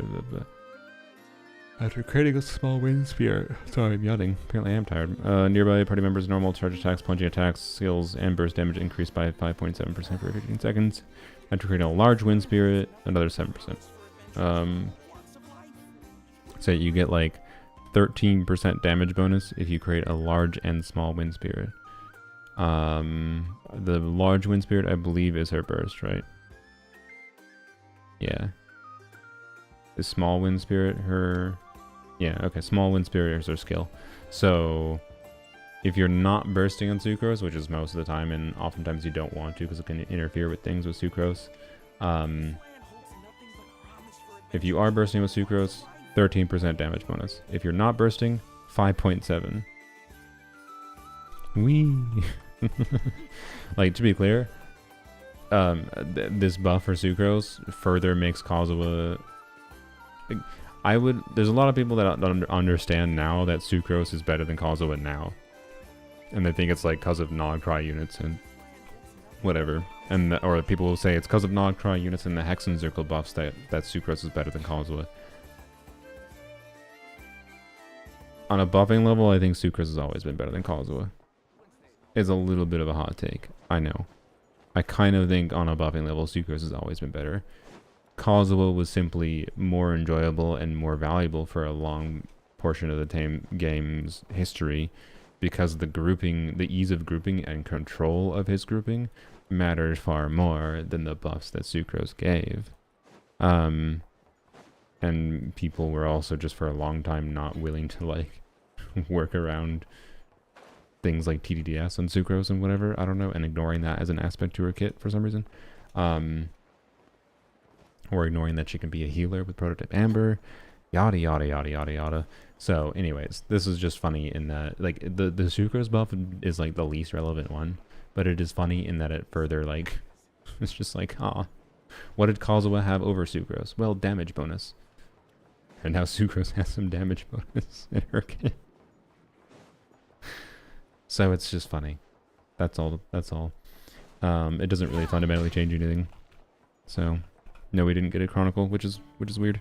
Pull value of Anefa for Flinsby lowered because of these official buffs. Kind of, but I think pull value of Anefa for Flins being lowered for most people will depend on if Columbina has defensive utility. In my opinion. I hope she doesn't, because I think Columbina will be more likely to be a more interesting character with a more interesting kit if she isn't just do everything, right? And I think it'd be dumb to do that, but we'll see. As far as like Flynn's goes, I know I've seen some talk of like Flynn's best team potentially being Flynn's, Inefa, Durin, Sucrose, which is funny. Wait, no, there's a Hydro in there. No, not Sucrose. Mona. Wait, is it Mona? Yeah, it was Mona, if I recall. But I know Zajef and other theory crafters are not sure that the lunar charge aura, or not aura, the cloud, whatever the fuck, the lunar charge uptime might not be high enough to keep up damage output on whatever. So like it might be a problem. It might work, but it might not. But Durin should be relevant for Flynn's at minimum. What it means, more importantly, in my opinion. Even without doing double Hex and Circle for the extra res shred from Durin and whatever. I think Durin will be a compelling teammate to pair with Flynn's because of just being an additional form of damage and an additional element that you can add to a Flynn's team that will allow him to adapt to different kinds of content, right? Like, I think what is lost in the conversation way too often when it comes to, like, people theory crafting and like, doing spreadsheet calcs is how valuable it is to have characters that enable you to change a character like Flynn's to be in a team that can suddenly now deal with a boss that has a pyro requirement on it, whether it be because of a shield or whatever, right? Like the fact that Durin, even if Durin was like 10%, Durin was not. Like Durin right now is in the middle ground of like, it's possible Durin might be in Flynn's best in slot team pre-Columbina. But it's also not even important in my opinion. Like if Durin is 10% worse for Flynn's, but you're fighting a boss that's a pyro requirement, well then Durin is going to be 1,000,000 times better because you wouldn't be able to beat the boss with a pyro requirement if you don't put pyro in the team anyways, right? So anyways, your question was like pull value of a Nefer for Flynn's. I was bringing that up because of the fact that Durin is relevant for Flynn's maybe. And is an interesting example of that, but that in many ways increases the relevance of a Nefa, I would say. But again, like I really don't think the official changes change Nefa's value, because I think Nefa's value is enabling team building flexibility for Flynn's in enabling the double nod cry passive. Oh, cat on the keyboard. Okay, hello. In enabling the double nod cry passive and in providing a shield, right? Most people want defensive utility. If you are the type of player who thinks like so I can tell you with the official buffs, if I had known exactly what the official buffs were ahead of time and wasn't looking forward to Nefer in particular, I would have probably done last minute pulls for Flynn's on my main account, because I really like the idea of doing Flynn's, let's just say Flynn's is best in slot team, but without a Nefa, but with the buff Sucrose, buff Sucrose, with buffed, it is buff Sucrose, because Sucrose enables the Hex and Circle passive, but buffed official. So official C6, Sucrose, I know, Flynn's, right? I think that would be, I think that's a really fun team, and from what I understand, that's not going to be that much worse than a Nefa on a team damage level, but you have no healer, unless you do like Proto Amber on Sucrose, but then you lose buffing on Sucrose, and that's bad. Like losing TTDS or even Star on Sucrose is a bad thing. You don't want to do that. But on like the personal damage level from Official and Flynn's, like it's similar performance as a Nefa is. That's cool. That's really, really good. But what about healing? The healing is dodge, bozo. Me saying bozo is not me trying to insult you. I'm not being silly. That's what people are gonna say. Like, I like that. Like, you gotta remember, Flynn's kit, right? Has like 6 seconds of do nothing. He has you do normal attacks that feel like they do something because they're really flashy, but they don't do shit. Like, he is... you would understand maybe what I mean if I had posted the stupid video yet, but I haven't done the editing because I've been in an editing slump lately. But like, Flynn's... so I played Electra Traveler with Flynn's on Tarz's account, and that should be in the video in the Stygian Onslaught. And Electra Traveler with Flynn's was a team with no sustain. It was no sustain Flynn's. And I had to get used to it. I had to get used to being like, oh shit, I have to actually care about dodging with Flynn's, because I was playing a Nefa with Flynn's on polearms only, right? I have to actually think about playing him properly and dodging during the windows that make sense to dodge. When I was doing that, boy, did it make him way more fun to play. It made him so much more fun to play a Yo. So much more fun. He goes from being one of the most boring units to play to me to one of the most fun units with how free he is to like give you large windows for like timing when his damage output happens, and a lot of freedom to like pay attention to what the enemy is doing and dodge. It's interesting enough that depending on what Columbine kit is, depending on what I see from people using Durin with Flynn's, I will strongly consider getting Flynn's on a rerun. Right? I don't regret skipping him for now because I was looking forward to Nefer, and I was already getting Flynn's on my other account and didn't see that much point of getting him right now. But like, sorry for bucking the mic. Was not the cat. So yeah. Anyways, well, I don't know about the Mona Durin combo for Flynn's exactly, but we'll see. That's interesting. So yeah. No, sustain Flynn's is fun except when Ino gets one shot since she isn't leveled. I mean, it doesn't level your Ino. So, anyways, that's all. All on that. And the point is, I don't think most people want to do that. I'm well aware that most people, like one of the funniest things to me is how Genshin players are so brain rotted by the overpowered as hell defensive utility in this game. Right? They're so used to death not being a failure condition. The amount of people that reject using Prototype Amber as defensive utility is hilarious to me. Right? Like, they think this is fake. Like, this can't actually keep you alive. Like, I just... Like, Prototype Amber heals you more in Genshin than, like, healers usually do in most video games. Like, in most video games, healers don't just magically keep you immortal, right? They don't. Like, death is usually an important failure condition in a video game, such that the developers don't design their combat in a way to make healers make you immortal. Unless it's a certain kind of game where they want that to be the case. Like, MMOs might have that be a job. Like, if one particular person is entirely dedicated to being a healer, that healer can then keep you alive, like, immortally. But then they still have to be, like, good. Like, healers still have to do their job. Whereas Genshin is just like, you use a healer or a shielder and you stay alive. Unless you're using a 4-star shielder, then you have to deal with downtime and shields. Like, I just... I don't know. It's so funny to me, right? It just, I get it.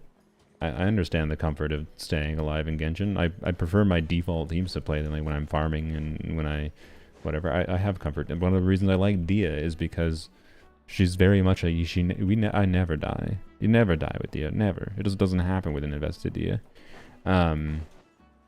She is immortal and keeps the team immortal. But also, how the hell did she have 50k HP? Oh, it's because I was doing tenacity bullshit with with Arlecchino. Do you going to be an upgrade to Nubilet? No, maybe. I don't know. It's enough of a... It's enough of a side grade upgrade to not matter, in my opinion, on whether or not it is best in slot, and it is important just to remember that Nubilet is... What you can do with Nubilet is dependent on what your off-fielders are, and he is an off-fielder that does a bunch of damage and will be an extremely valuable unit to pair with Nubilet if you want to be able to use Nubilet in various forms of content and let Nubilet adapt to different kinds of content that require different kinds of elements. Like, it doesn't matter if he is or is not best in slot. Again, it's the same shit I talked about before, where, like, the delineation if he's 5k DPS below or above doing Lauma Hyperbloom with Nubilet doesn't matter, because guess who's better if the enemy is immune to Dendro? Well, Lauma's kind of shit for Nubilet now. If he's immune to if you're fighting an enemy with Nubilet when it's immune to Dendro, no. Right? And then Durin is a massive upgrade over Lauma. This is why you shouldn't just pull best in slot teams, and you shouldn't just get focused on best in slot things. You should be focused on what gives you more team options for characters, and this is why on-field DPSs like Nubilet are so good potentially, and why the conversation around him oftentimes randomly is like, oh, they released a new power creep offfielder, Nubilette's new best team. Well, it's because of the fact that Nubilette's versatile. Anyways, zoom in more? No. Anyways. A healer in MMOs maxed out one stat, they need tanks and shielder to keep them alive. Yeah, like, yeah, it's not even honestly a fair comparison. Like even in MMOs, with one dedicated player entirely playing a healer, usually the games are designed in ways where the healers still aren't as broken as they are in Genshin. My llama's always in prototype Ember. Yeah, she would be probably for me if I hadn't. I mean, the game pooped a free C1 on me. Like that's what C1 did for me. It made my llama slightly stronger and made it so I don't need to put a prototype Amber on her permanently. Essentially, I almost assuredly would put a prototype Amber on her permanently if I did. But it all started with Bennett. Oh yeah, for sure. I do think Bennett Bennett is the problem. I agree. Like it is a side effect of a balance mistake with Bennett. I think they very much intended originally Genshin to not have defensive units be as overpowered as they are, but they fucked up with Bennett and that fucked everything. Like you can look at most of the healers and shielders even in early Genshin, and see the obvious downsides they have, like say Chi-Chi and Barbara not generating energy and having cooldowns that are really long, right? The whole point of that wasn't to make it so it wasn't just you are 100% immortal. That's why they designed those characters that way. But they made Bennett and they made a mistake. So, yep. And it effed everything on a design level. Unironically, I do think Bennett kind of majorly shifted how they had to balance a lot of things. So anyways, yes, it's also a reason why endgame can only be kill enemy fast. I agree. Like I struggle to think of a of true endgame in Genshin with invested character builds that would be anything other than a time challenge because of how broken defensive utility is in Genshin. Like if Melee Astral Wonderland supports custom combat content in the future, I hope they allow an option to ban certain characters, and I will ban every healer. or not, I guess it doesn't have to be an option to ban characters. I'll just like, there just has to be the option to customize things in a way where like defensive utility exists, but is not enough to keep you alive without having to pay attention to what the enemy is doing, right? Like it depends on what level of control. If we can control like enemies doing, if they allowed a level of customization where it's not just like place an enemy in an environment and then the enemy is using whatever base stats it has, but instead like I can make an enemy have a particularly stronger hit on particular moves, right? Kind of thing. Or I can put a multiplier on shield healing. Yeah, I can just straight up like do a 0.2 or 0.1 multiplier on all healing and shielding values kind of thing. Doing because of future potential. So I like him for now. I'll try with Kenichi. Yeah, he should be very, very good with Kenichi. Arlecchino, Nubila. Yeah. Yep. So, anyways, and to be clear, the fact that like we can think of doing things like that means Hoyoverse could make endgame. That is not time challenge based in Genshin. I just think they don't. Also, there's another reason they don't, and that Genshin is not like this being the dodge. This dodge is not designed in a way to like be a dodge in the same way games nowadays usually make dodges. It doesn't feel very good in the same way that like a dodge feels in. We'll use Hoyo's other game, Zenless, right? Like dodging in Zenless feels very fundamentally different and intended as a main game design mechanic, as a form of defensive utility, unlike Genshin. Whereas like Genshin's like they let you do that, but it wasn't like what they want you to do constantly. But like is a form of skill expression, that's good and that's fine, right? But if they're gonna design an entire game mode that really punishes healers and shielders, in order to make a non-time challenge game mode, well then dodging becomes a lot more important. But then there's going to be a lot of things that feel bad because dodging doesn't feel very good in Genshin on average.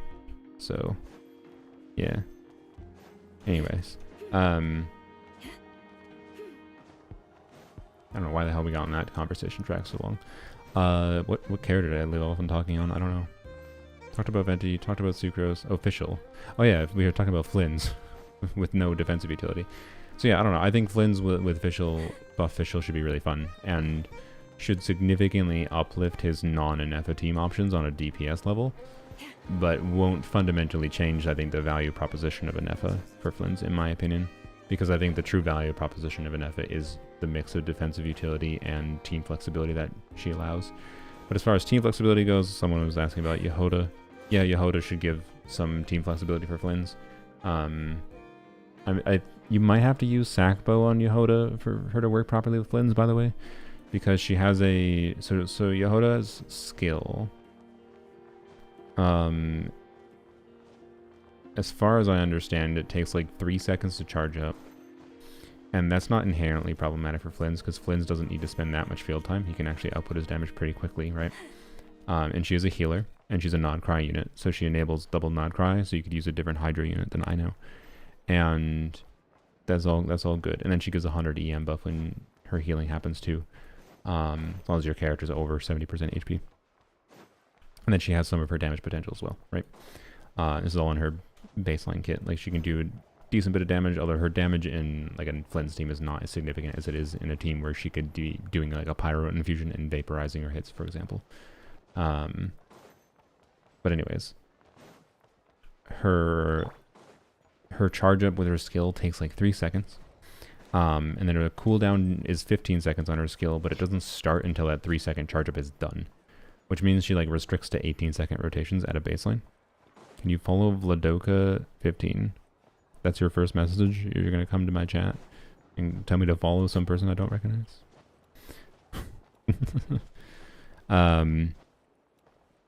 Iframing is fun. What kind of game? But I mean, yeah, I think iframing is fun in Genshin too. It's just really weird to get a feel for, and like I think to most players, there's a reason it feels not good to do.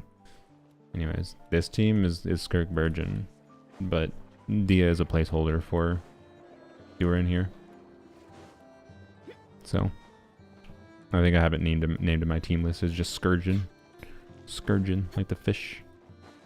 The fish is called a sturgeon. Maybe I should just name it Sturgeon. Why not?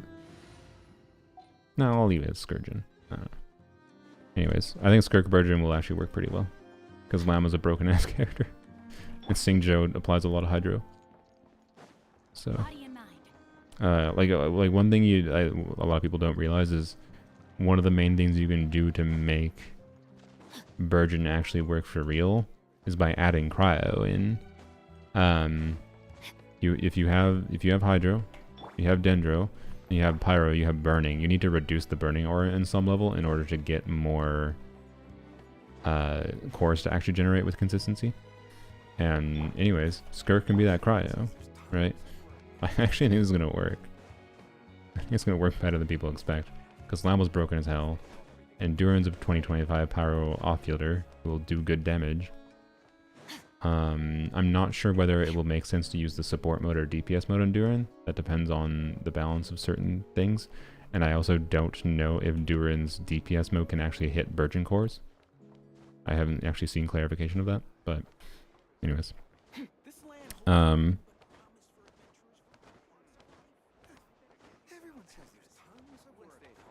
Yeah, Singcho's defensive utility is actually a weird and interesting thing too, but I think Singcho is actually an example of defensive utility that is designed well from the original design of the game, right? Again, where it like doesn't make you immortal, but like helps you stay alive. So, anywho's,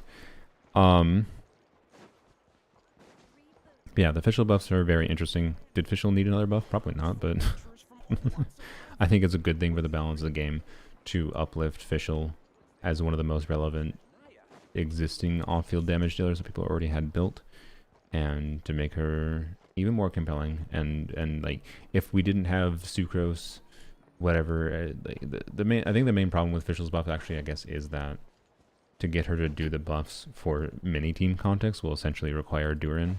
That's pretty bad. But there's other team contexts where she'll be unable to. But anyways, what was it? Oh yeah, Yhoda. So Yhoda for Flynn's I think might require Sackbow because of the 3 second charge time and then her skill cooldown being 15 seconds, and Flynn's wanting to do 15-second rotations. It means you have to do Sackbow in order to allow less than 15 seconds. Otherwise, she's going to have functionally, because of the cooldown not starting until her charge up is done, is going to have more like a 17 to 18 second cooldown. So most people aren't going to do that. They're probably just going to use Yhoda without Sackbow and whatever. That's worth being aware of. But either way, Yhoda should be a very good thing for non-cry characters in general. But also, like, I might when I make a Yhoda video, I'm probably gonna have a take in there that, like, I recommend pulling C0 Yhoda. I rarely ever draw a line where I think I recommend people pull a character, but and Yhoda is still gonna be with an asterisk of, if you care about having team options for clearing endgame content, having Yhoda and Ino together fulfills the Wild Hunt enemy requirement and takes the Wild Hunt enemies from being, you know, extremely tanky to not extremely tanky, to just being like normal enemy. Time to act. So, you know, just having a C0 Ino who is free and a C0 Yhoda, and Yhoda can do VV and a little bit of healing, and then Ino does Hydra application, is enough of a baseline that, like, for Abyss, that can get you through the Wild Hunt, right? That can get you through the Wild Hunt with how the Abyss is balanced. That's a generic enough team core. Double Nod Cry, that also, like, that's 2 C0 4-stars also, let's keep in mind. Actually, no, it doesn't. Never mind. Shit, I forgot. Because they're cringe. I forgot they're cringe. I was going to say that's a double Nod Cry that technically enables this set, but it technically doesn't, because you need lunar reactions, and the 4-stars don't enable lunar reactions. Never mind. Either way, it's a 2-unit team core with C0 4-stars that don't require that much build investment for that context, that functionally reduce the DPS threshold required for Wild Hunt enemies to be cleared. And I suspect, well, we'll see what the 6.3 Abyss is, but I suspect the Wild Hunt enemies will be here to stay and randomly be in the Abysses a lot throughout the year, right? So, you know, I kind of feel like Yhoda's worth pulling at C0 just for that. And I think she's an interesting character kit at C0 too. Like, I think she's a worthwhile character to have generically, but outside of the Wild Hunt enemy context, she is less necessary because there's so many good Anemo units for 4-stars in particular that, like, including 4-stars that can do defensive utility, that Yhoda's mix of just her baseline utility isn't that high relative to, like, Sucrose, Lanyon, whatever, but she still has very high fun potential because of her skill damage. And anyways, my plan is to mess with the C0 DPS Yhoda in order to decide how hard I want to go for Yhoda constellations. So let me go over Yhoda constellations. Is this Yhoda? This is not Yhoda. Don't show the art. So C1 is just a chance for additional damage, but it's only AoE, I believe. Yeah, I think it's a little bit of extra damage in AoE. It's kind of whatever. C2 is her passive. You get the additional.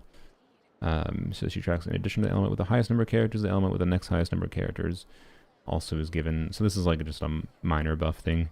It'll either make her heal more, do a little bit more damage, do more application. Wait, I don't actually know this. The Electro one I think might do nothing. I'm not sure. The Electro one might do nothing. The Cryo one also kind of does nothing. I think C2 is kind of meh. C3 is multipliers for her burst, which is kind of shit, because that's just basically her healing multipliers. And a tiny bit of damage, but it's Anemo damage, and where she is fun for her damage dealer is not doing Anemo. She is fun as whatever. Yeah, anyways. I will say the main problem with doing DPS Yhoda for, like, turning her into a converted element DPS is you have to do double Nod Cry. It's a moon sign descending gleam passive thing. And that means unfortunately, what team options do you have for enabling double Nod Cry? Well, it's if you're gonna do, you don't have to.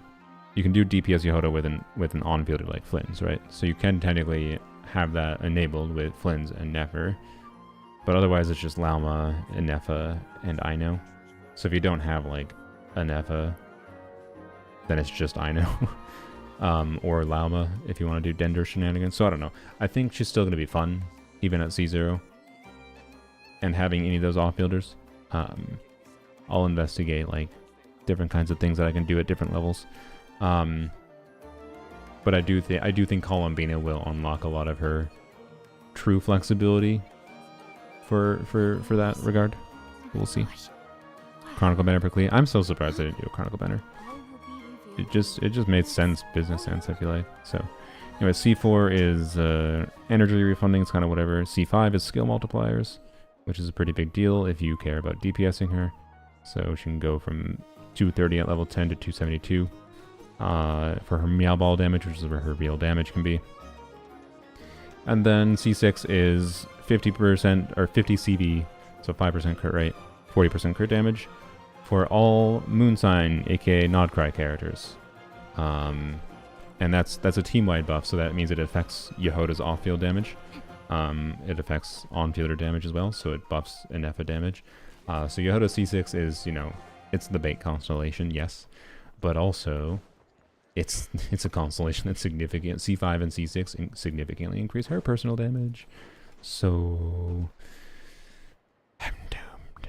Anyways, but it'll be a matter of like the problem is like because of her early cons being kind of meh, like kind of just either straight up bad or extremely meh.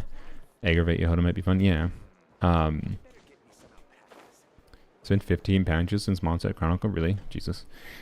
Because of her early cons being really bad, it's kind of a all or nothing for me personally. Like it's either I'm fine with C0 Yhoda, or I want C6. So another Farazon situation? No, it's not a Farazon situation is fucked because of how Farazon C6 is best in slot for every fucking Animo DPS. She's not like she's not gonna like from what we can tell so far based on the numbers I've seen. In conjunction with part of the problem is her clunkiness and field time requirement. Like for Nefer, for example, like can she be an upgrade for Nefer with C6? Yes, but the field time requirement makes it like I'm kind of sus of that in practice, even with her C6. So and without her C6, she's still compelling for Nefer for like enabling a option for enabling double nod cry without Llama, and doing Hydra application that can follow you around. So you can do, you know, like Farina, because it's Hydra application that follows you, plus Yhoda or whatever, and then have two units doing Hydra application with Nefer, right? So anyways, it's not a Farazon situation. Her C6 is relevant, to be clear, but like it's not a Nefer is a way worse character without Farazon C6. It's not Shao with Farazon C6 or Wanderer without Farazon C6, right?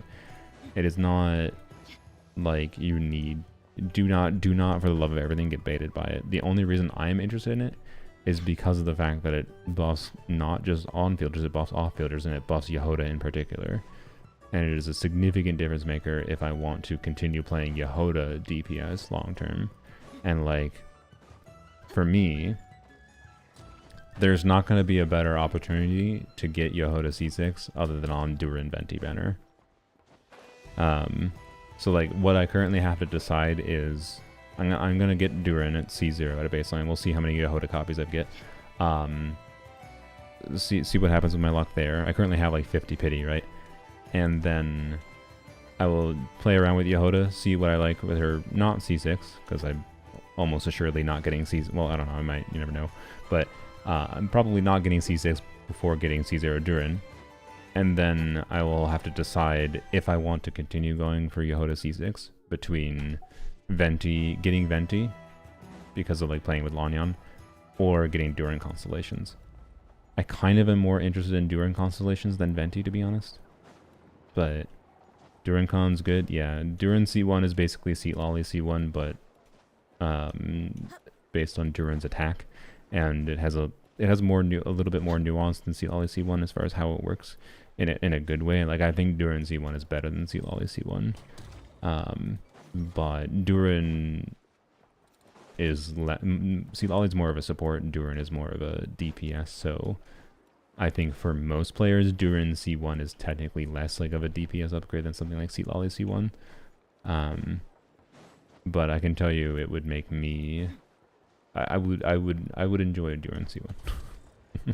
Lolly C1 is kind of already my favorite. Favorite 5-star supportive whatever constellation in the game. And Durin C1 is basically that, but slightly different. So, dual DPS Yhoda and Lanyan? Maybe. I hadn't really considered it much, to be honest. I think post Columbina, maybe, depending on what Columbina's kit does.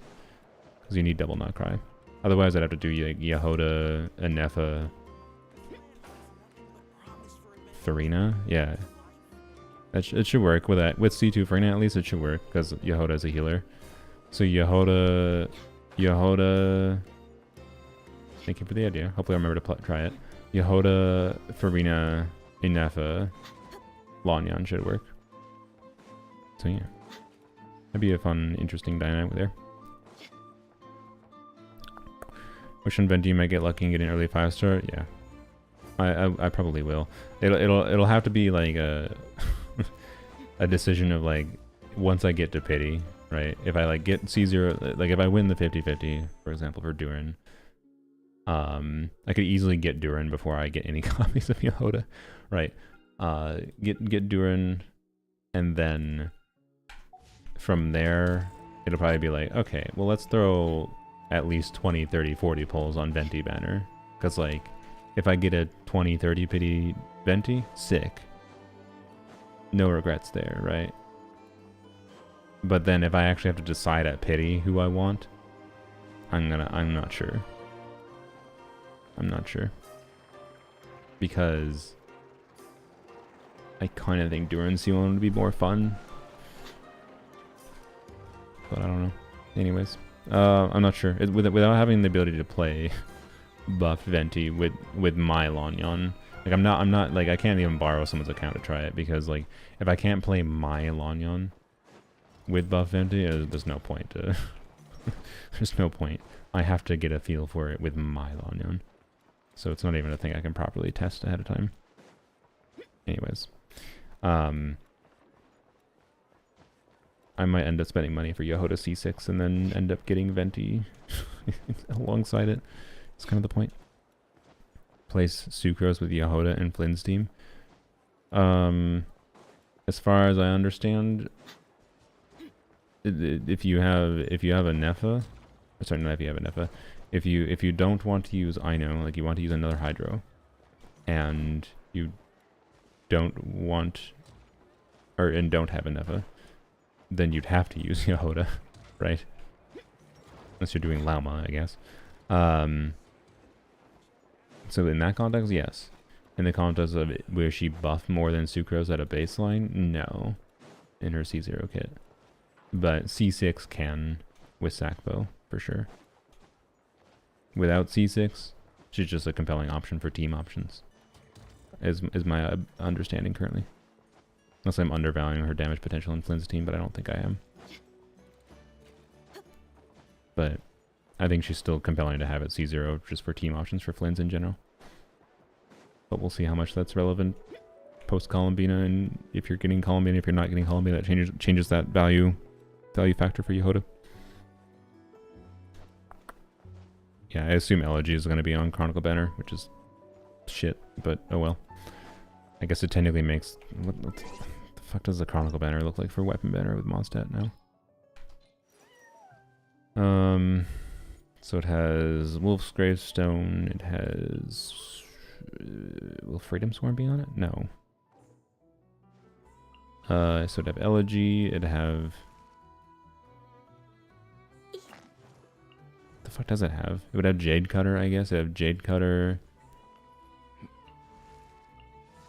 What the hell was the original Mondstadt Chronicle Banner for weapons? It had... Oh yeah, they put Dia Weapon and Tignari Weapon on it. They're probably not doing that again, because they did that with the Sumeru Banner. So like the Mondstadt Chronicle Banner is just going to have shit-ass weapons. Oh, yeah, so Elegy doesn't exist anymore. That's my vibe. Elegy's ass now. Because it's going to be impossible to acquire on a banner that actually makes sense to wish on. Rip Elegy. It literally was basically deleted from the game, in my opinion. So, that's gonna make me question ever using it in the future, to be honest. Because I don't know. It's gonna be hard to imagine a context where I think it makes sense to, assuming it's only on Mondstadt Chronicle banner. It's gonna be hard to imagine a context where it makes sense to wish for, or wish on a banner where you would get it, not wish specifically for necessarily. So yeah. Anyways, oh, I didn't talk about Mona. Mona is being go watch the Jess video on Mona again. I don't feel like going in depth, but Mona, basically the important thing is with 2 Hex and Circle characters, you can do some normal attacks to extend her buff duration. So from like 5 seconds to 13 seconds, but she requires a couple seconds on field to do her thing. So it's more like, you know, to like a 10-second duration. But her buff, like essentially doubling in duration, is very big. Like 60% damage bonus lasting the full duration is very big. On top of the fact that she's a catalyst and a hydro unit, that, you know, she doesn't apply a lot of hydro, but she can apply enough to do some things. And they essentially seem to have reworked her kit into her original idea, which is that she's intended to be like an on-field hydro driver. I think they originally intended that for her, but now they've like more leaned into that. Amusingly, because of her duration extension thing, like just requiring a few seconds of field time from what we're currently assuming, she still is largely going to be mostly an off-fielder, but now like using Mona won't be a meme. It'll actually be that she's real and very compelling, and in many ways I'd argue that Mona existing, especially if you have cons on her, will reduce Farina's value a lot,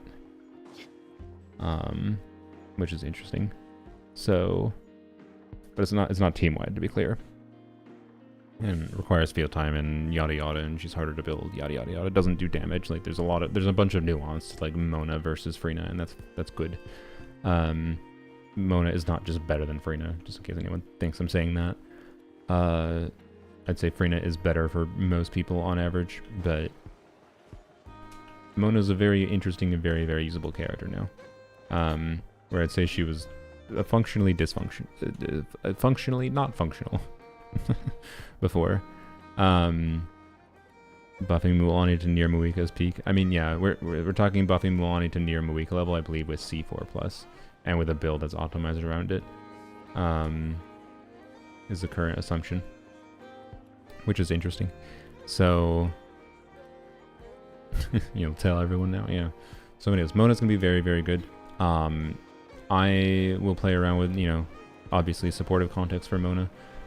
You need to do double Hex and Circle, by the way, to get her buffed kit. Otherwise, she's same ass kit as she had before, and that's bad. Actually, no, I think her C2 technically applies. You get 80 EM from her C2 now. It's the same C2, but also 80 EM, and also it has a guaranteed rather than an RNG charge attack trigger. And her C6 cranks her charge attack damage significantly and makes it so you don't have to go underground to get the damage bonus either. So like her C6 is going to be like really good for her DPS gameplay, but it's still going to be clunky. Like if you find Mualani clunky, Mona's probably going to be more clunky than Mualani to do like forward vape DPSing. But you can also do DPSing that isn't forward vape, which I think is something I'm going to mess around with. So yeah. Anyways, I think the Mona buffs are really cool. And yeah, it's just she's dependent on the double Hex and Circle, but Sucrose existing, Durin existing. If you don't get Durin, it's going to be harder to utilize, and that's the weird nuance here. It's going to be harder to utilize a bunch of these things without Durin. So yeah. Anyone else we didn't talk about? Oh, Albedo. So I did briefly mention him. Albedo basically does a lot more damage. He basically does Chiori level damage, if not better. But now also does damage bonus buffing, and I believe this requires 2 Hex and Circles for the damage bonus, at least. I believe his baseline kit changes, though. He does do more damage, I believe, in his baseline kit, because in conjunction with its like silver isotomo thing. But anyways, Albedo doing like his personal damage, plus the EM buff, plus like, you know, Geo Resonance synergy with Shallonen, whatever, plus damage bonus buff with Hex and Circle pairing at least. I think he does like 12% damage bonus without Hex and Circle. So he got like, I think, some of the most significant kit changes without doing double Hex and Circle in a way, I'd say. But yeah, anyways, he's like, he doesn't necessarily go to like be a character that's like, oh yes, you would have a lot of compelling use cases to pull him, but is a very compelling character now, I think, at a baseline. Albedo C2, yeah, he should be very strong. I believe his C2 is really good. I can't remember exactly why, but is Raiden useless now because of the Razor buff? No. Because the reason you're going to play Razor is because you want to play Razor. The reason you're going to play Raiden is because you want to play Raiden. Should they buff Raiden, to be clear? Do I think it's a flavor fail that Raiden is as shit as she is in the current context of the game? Do I think it's a flavor fail that Raiden, when you press her burst, constantly misses enemies if they dare move 2 centimeters? I mean, no, because it's accurate. Raiden only has the ability to hit non-moving island-sized targets. She cannot hit small enemies that move. So, you know, I think it's a flavor win that Raiden feels as shit as she does. So sorry, Raiden's been useless for a long time on a personal DPS level. The only people playing Raiden is people that wanted to play Raiden for a long time now, and that's fine. I think most DPSs should be in a state of you play them because you want to play them. So in my opinion, nothing has changed. And I think calling... Now, is Raiden worth pulling because of the Razor changes? Again, as a personal DPS? No. Again, Raiden wasn't worth pulling before the Razor changes. for like a crit DPS. Unless you wanted to play her. But Raiden is worth pulling because she's still the most relevant like off-field electro triggers because she does the fastest off-field electro ticks in the game. Which is relevant for Bloom. It's also relevant for some other things potentially. But like for most player standards, you don't need Raiden. You can just use like Kuki or whatever. But Raiden's ability to do that is still relevant. So, and her skill is what keeps her relevant, and probably what will keep her forever relevant, even if they don't change her kit. Technically. But yeah, if you want to do DPS Raiden, crit DPS Raiden, well, that's because you want to. It's not because there's a strong, compelling reason to use her over 2025 power creep DPS. Right? Raiden can still be viable. Just, it's harder to make her viable now than it was in the past. Yeah. So, anyways. Yeah, we're yapping about the live stream. It was just yapping about characters, the buff characters.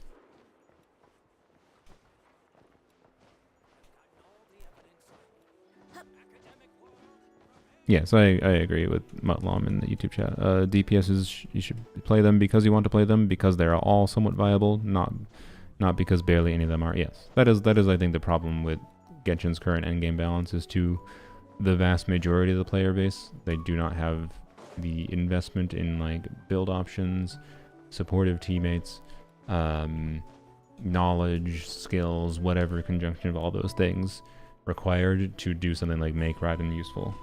Right, or usable. Like, it is too difficult to do that for most people. Oh, cats on the keyboard. It didn't trigger anything. Alright. So, yes, I agree there's a problem for most players that the gap between someone like Raiden and other characters makes it so that they feel less usable than they should be. So yeah, I agree. Like, so yes, Raiden should get buffs. And hopefully it will take less than 3 years, but it might take 3 years. So I don't know.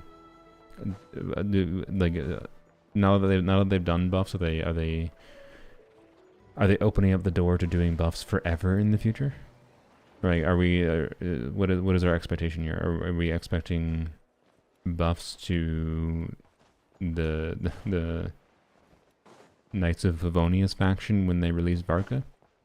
Currently the rumor is Varka's a Hexarai character, by the way. So like, fuck Eula, I guess. Eula clearly is a completely functional character and didn't need any buffs at all. Right. I don't know, right? It's kind of weird if we like never get a Eula buff, never get a Raiden buff. Oh, okay. Other cat also wants me to do quests. They're saying something. Bye. He sat down for like 2 seconds on the desk and then left. All right. Yearly buff for each region, maybe, but again, then it just brings into question like why did they pick like is Eula literally never getting a buff, right? Like if this is the only buffs Mondstadt characters are ever getting, what are the neglected Mondstadt characters? I mean, nothing got changed with Amberly Sakaya. It's not too surprising. I feel like Barbara in the current context of the game should have gotten a buff, at least something minor to like generate skill particles or change her cooldowns. Because again, I think Barbara's an example of a healer that was balanced for 2020 Genshin, where they intended healers to not be broken and keep you immortal, but now they are, so make her that basically. Give her energy gen, give her a skill uptime that is like basically permanent. Yeah, Noelle. Honestly, Noelle should Noelle's fine, but like yeah, Noelle deserves a buff. I think Jean, Deluc, all deserve buffs. Diona has some clunkiness and issues. Could have deserved some buffs. Right. Rosaria, I think is actually like where Rosaria's at. She could have used minor tweaks, but like, right, like that's kind of weird. And there's a very clear gap in that like the Knights of Favonius units have not gotten buffed, or Knights of Favonius related units. I don't know, and it just leaves me wondering, like, okay, especially with like Barca being a Hexarai unit supposedly. Like, is the intent like when else would they do a Knights of Favonius buff if it wasn't with Barca's release? No, right? So it almost makes me think they're just never going to. I don't know. And like, how long do Zhongli players, do Raiden players have to wait for this now? Like, I don't really love, like, compared to like Zenless they started doing character buffs, only less than a year into the game, or we'll just say about a year into the game, and they're like, we will continue doing these as we go through patches. Look forward to that. And guess what? They've continued doing them as they went through patches, and in I don't know what the fuck is the current. Zenless is getting an update in like 2 days, or a week actually, but whatever the version is after the next version of Zenless, is getting a whole bunch of character changes, and like an unlock system for like progressive investment into them even, and that's kind of cool. And like they committed to that, they announced that in their stream. They're like, yeah, we're doing this and we're gonna continue doing it. Whereas this is just like, hey, we've released a new 5-star unit that has the Hexarai faction synergy, and along with that, we're buffing old characters to be Hexarai. Like, does it have to? Does the Genshin buffs only happen when they choose to release a unit that happens to synergize with these buffs, and that, like, therefore the buffs are always in conjunction with incentivizing pulling a new character?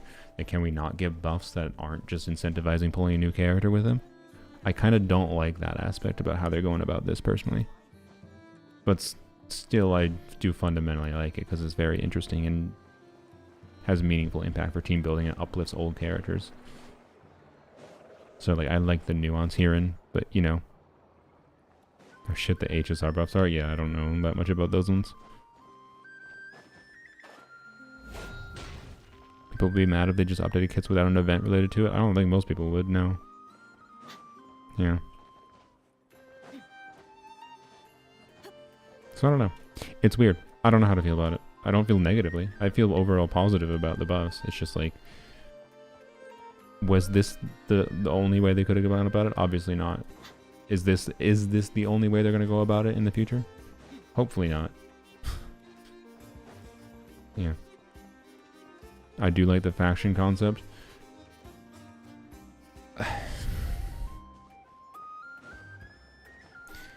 I don't know.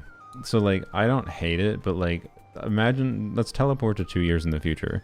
Let's say there's a Knights of Vilonius faction, there's a Hexerai faction, there's a... Fuck. Let's see. Let's split. Can we split every damn region into 2 factions? I think we can. Okay, so there's a Knights of Vilonius and there's a Hexerai faction. There's a Liyue people in charge of the government faction, and then people that are weirdos faction.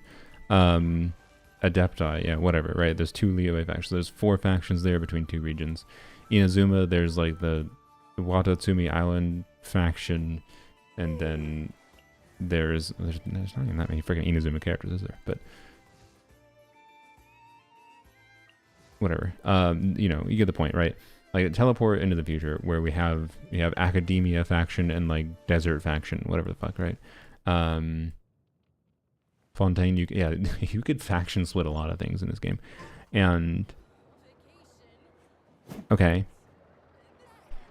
Now there's so many factions, and like if these faction buffs are similar to what they are for the Hex characters, like most characters in the game are going to functionally have passives that essentially fundamentally change their kit utility when you pair them with the faction characters or not, right? And like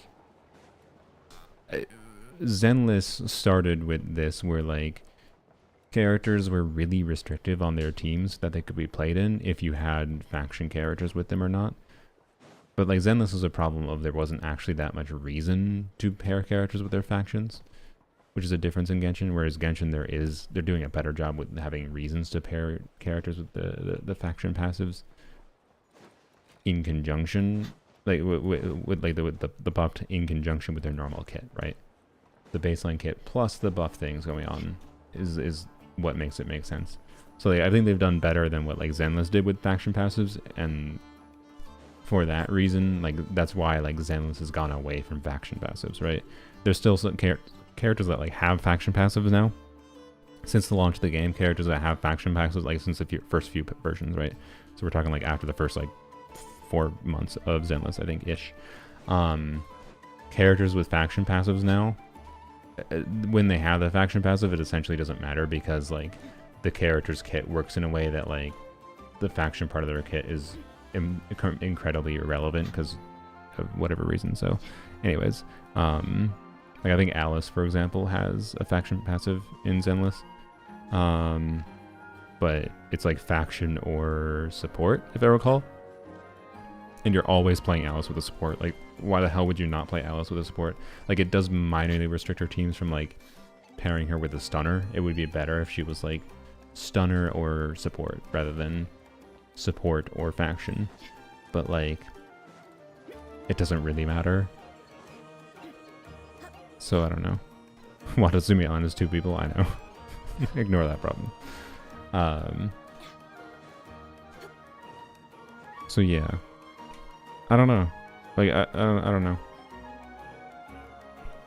Smart choice. That just I mean, as long as the quest doesn't take the quest locking for the faction buffs, as long as it doesn't take that long to do the quests, and they're not time gated. Like they don't. If they do something insane, like you can only do 2 per week, that'd drive me insane. God. So I don't know. Buffs are weird, is the point. Like, in an ideal world, buffs shouldn't be necessary. To be clear, changing character kits shouldn't be necessary. I think if you feel weird about the idea of characters getting nerfed after release, you should also feel weird about characters getting buffed after release, in my opinion. Because like characters getting buffed after release is representative, or feeling the need that they need to get buffed after release is representative of things either being designed poorly in a baseline, or the game's balance going in a direction that necessitates that, right? And then again, it creates the problem of like, okay, why didn't they choose to buff insert other characters? And I think people should feel weird about the buffs just as they should feel weird about nerfs, because they're both fundamentally changes post-release, in my opinion. Or not in my opinion, they are. But in my opinion, they should feel weird because of the fact that that's all it is balance changes. It's balance changes to things after release, after you see the impact of things as the game is developed, right? Like, it should make you feel weird, the idea of nerfing Llama. But I'd be fine with it. So, anyways. We'll see how annoying the unlock system is. As long as it's not an hour for each character, I'll be fine. An hour for each character that isn't time gated. Like, if it is time gated, what the hell like, let's say you can only do 2 per week. Ugh. I hate even thinking about that.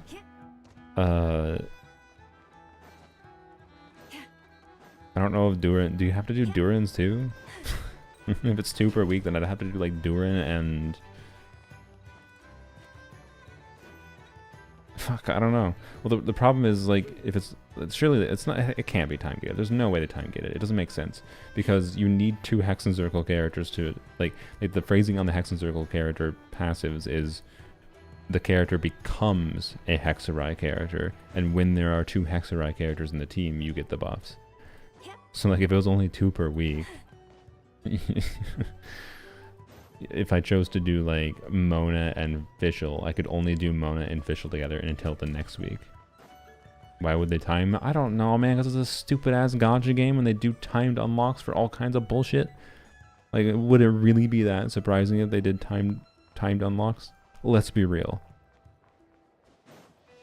This game has so many bonkers ass design decisions related to it being a gacha game.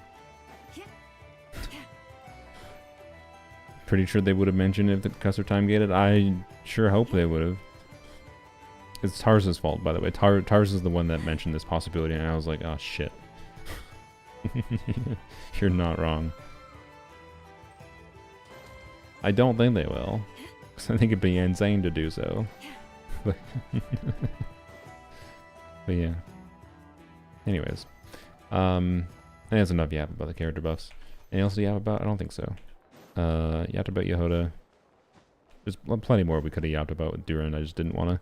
He's such a complicated. He's not, well, okay. His kit is not that complicated, but like the implications he has for like team building and the kinds of teams that you could use him in is far-reaching in a way that is complicated. So, anyways. Add something new but demoralize yourself with speculation until you don't care what they mess up. Maybe. I don't know if it's really intentional per se though.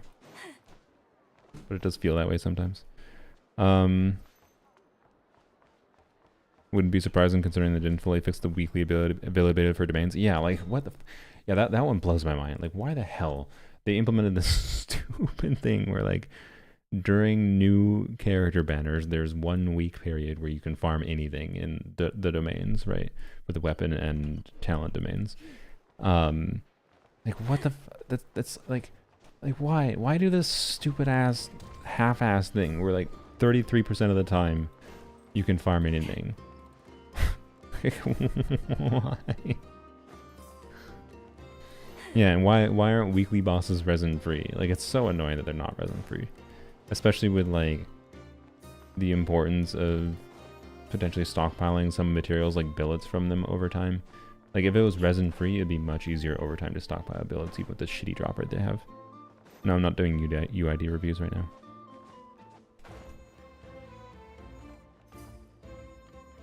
You're right.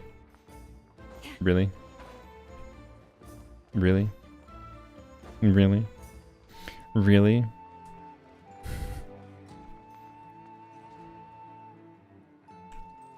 I mean, you did do the point redeem, but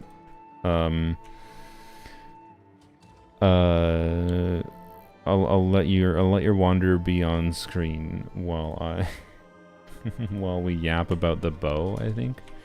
Because I didn't talk about the event bow, which I think is fun. When the night is gone, and even when the sky is hidden Yeah. from view, Oh, that's a C6 volcano. Hello. With a staff of Homa. Nice. I respect it. The contrast between these two is funny.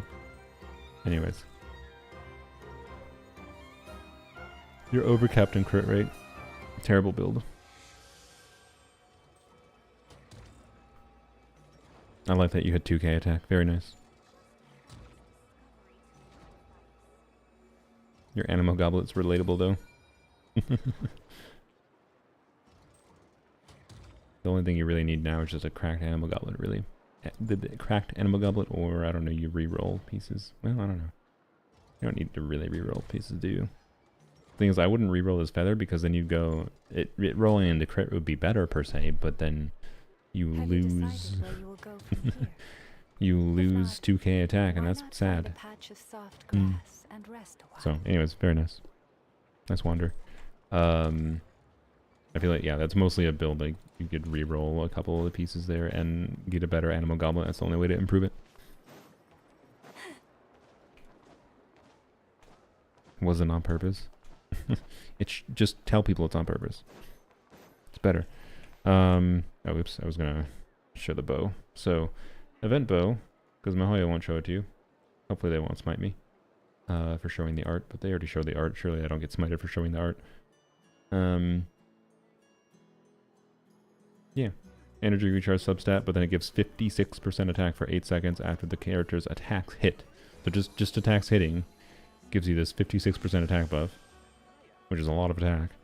And if they hit opponent, sorry, hitting off field, that is a pretty specific requirement. So this is for off field characters that want energy and care about attack, right? So yes, it looks like the Natlan weapon, so it's in that series of weapons thematically. I imagine there's a lore behind it. So yeah, it's interesting in Auron, but like, again, Auron's damage is not usually the end all be all, but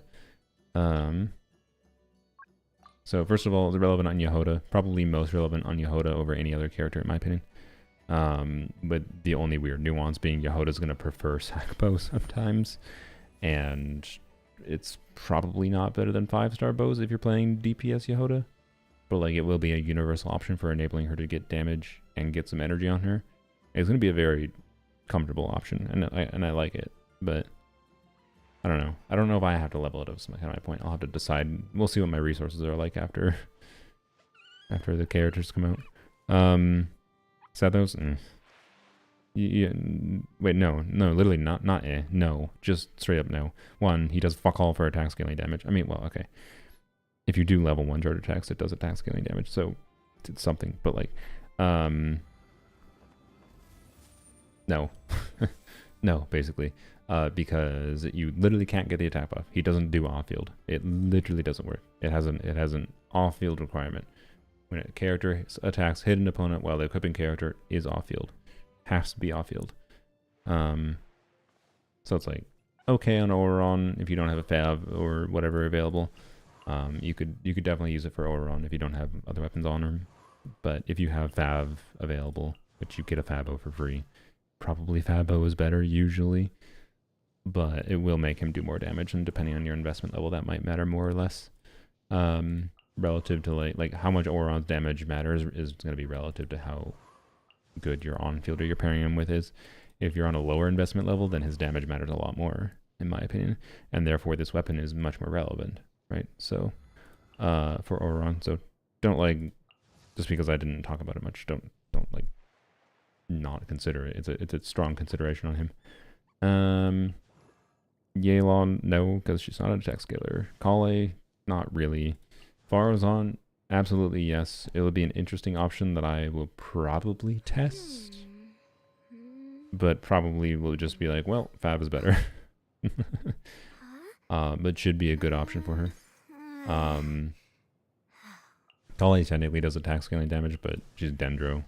I don't think her multipliers are very high, so the way you get damage out of her is by getting her to do spreads, but I don't know. Technically, it might be okay in Kale. But also Fav. That's the problem with this bow. It's an off-field bow thing, but then off-field bow units probably want to use Fav or Sac. So Fav and Sac existing kind of makes this thing weird. It should be a official snapshots. So it actually is. Well, no, wait. You get the so you get no. It should be good in visual, but it's gonna be whack. Because to snapshot this buff on visual. I don't know. Okay, I hadn't thought about this bow with visual. I created another universe and founded paradise. For I, Fischl, and the Prinzessin de I don't know about this bow for Fischl. The funny thing is, like, if you do Fischl burst, swap off field, and then swap back to her, and then skill, she should get the buff snapshotted. But because of the fact that she snapshots normally, if you just do skill, swap off field, she'll get an attack buff, but her skill snapshots is using her attack stats before she got the buff up. So like, so the answer is no, because the vast majority of players are not going to play around it, right? But it is interesting. Venti is someone who actually, I think you do Venti burst in setup and you swap off and then you swap back to him. So actually it should be compelling on Venti. It's just an attack, just normal attack, off field. Off. This is the second time I had to say off field. Off field. Off field. Sorry, I'm making fun of you now because I literally just said it a second ago. Anyways,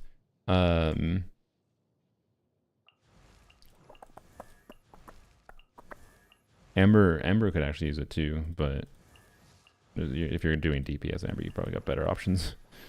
Yeah, so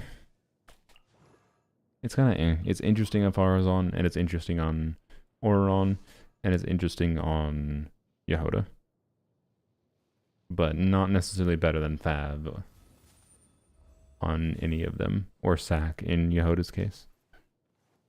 So Yhoda, generally speaking, would prefer Sac. Well, not generally speaking, just depends on if you need shorter rotations or not. Otherwise, Fav could be better. But the event bow could be better from a balanced context of getting Yhoda to do damage and or not having Fav available. Not wanting to build crit. That's always a factor, right? Not wanting to build crit on someone like Yhoda in favor of just building up her healing is a factor. So I don't know, it's a weird weapon. I might level it up for Yhoda, but I have 5-star weapon options again for like DPSing her, so it's going to be a matter of how much I feel like I need the energy when DPSing her. There's just not that many contexts where I feel like I need the energy and the DPS stats. And you don't have to have energy to DPS Yhoda, by the way, because Yehoda's burst is basically just for healing. You can DPS Yhoda just with her skill. So an energy recharge substat doesn't necessarily have any need to exist unless you need to burst because you're pairing Yhoda with Frina. So how good is her healing? It's pretty good. Like, it should be able to be... I think you might have to do some like swapping like with Bennett or whatever. I've seen no clarification. I don't know for sure. Whoops, I'm still zoomed in. I've seen zero clarification on... This is one of the worst kit descriptions. This is one of the worst burst descriptions I've seen in the game. Like, people make fun of like Genshin being overly wordy sometimes for kit descriptions. This has no information in it. Her Q says, "Time to reveal those pocket aces. Yhoda retrieves 2 personal coordinated assistance robots and deals a single instance of anima damage to nearby opponents." This reads like it just does damage. And then, lol, you read the skill, and then it says, wait, why is there healing? Like, why doesn't it say that? Why doesn't it say she heals? Why is there no information? There's no information on tick rate here. There's no clarification on what the fuck this is. Lowest HP character healing. What? What is this? How does this work? So my assumption is that she does on-field or only healing, and that this is a heal effect that happens to anyone on the team from off-field, but it's a lower scaling, so you get an additional little bit of healing from someone that has low HP off-field. And then the other healing is on-field, and I'm guessing it ticks every 2 seconds. But I don't know. I've seen literally no clarification of this anywhere. But for some reason, despite the fact that I can find no proof of clarification on how this actually how she actually heals.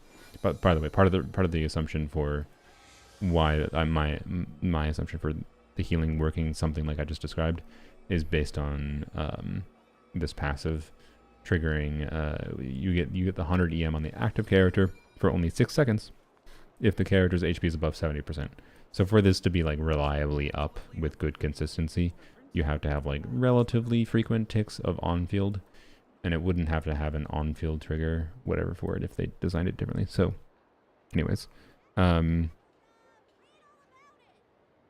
they said so on live. What did they say in live stream? I don't have water near me, sorry. I don't know what they said in the live stream. What do you mean? Like they clarified what? Yeah, I agree. No weird that is no new map expansion. So anyways, this description is ass, and yeah, hopefully it is better in live. It's actually, I think, one of the worst descriptions I've seen in the character ability for what the ability actually does.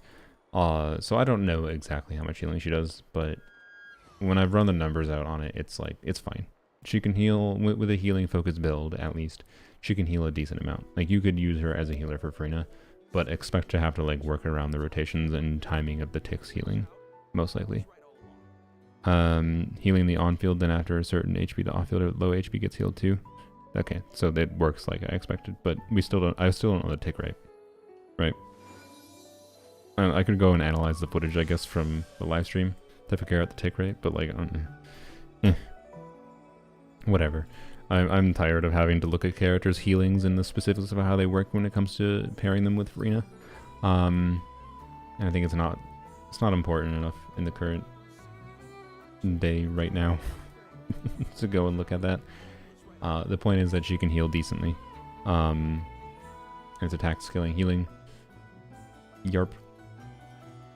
And if you want to use her for like someone like Flynn's or whatever, you do want to.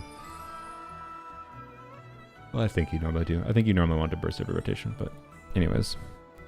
Attack, healing bonus? I mean, yes, with a healing focus build, yes. When I ran the numbers before, I believe I checked with the event weapon.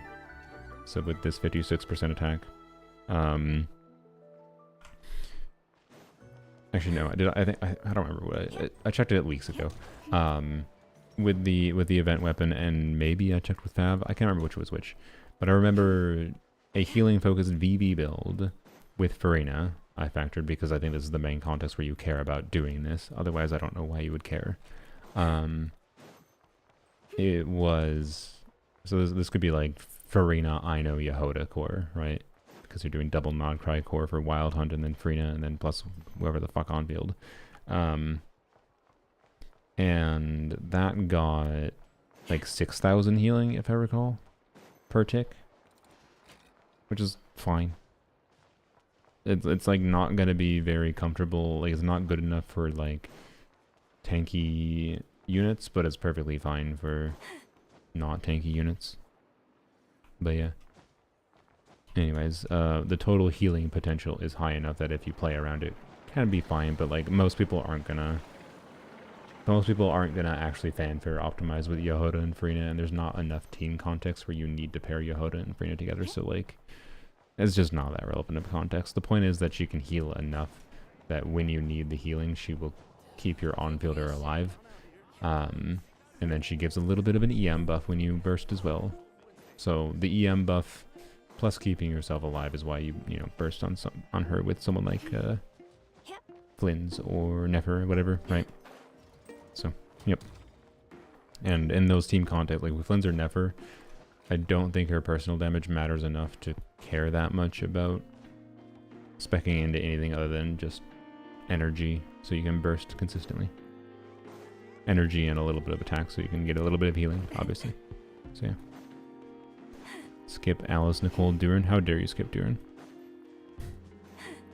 But Alice, yeah, I don't know. Alice might be a hard no for me. I think they're going the generic like anime mommy lady character type, hot anime mommy, and it's just not my vibe. But Alice got a wedding ring, okay.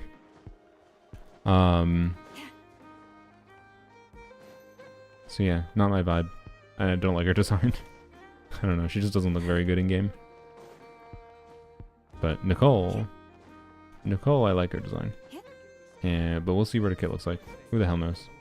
Who the hell knows at this point? Alice is a mommy who's actually a mother. This is true. But you know what I meant by like the mommy trope. I'm not saying literally a mother. As far as like anime moms go that are actually moms, those are more attractive. Those are more attractive ladies than what they designed Alice to be like. Like if she actually looked like a normal mom rather than a hot anime lady, would have been better. Let's be real. So, what elements take priority with Yhoda Flask? There's no such thing as priority with her, as far as I understand. It's not a normal infusion. It's like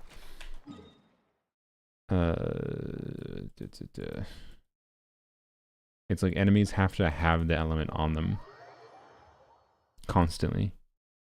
So like there's a delay. So that it has like, from my understanding, it has.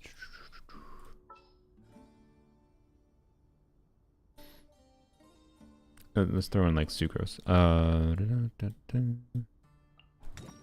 want to help.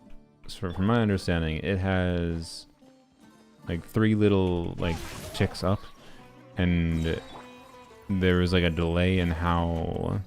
I don't know. Again, I haven't tested this character, but like you have to keep the element on the enemy for a few seconds.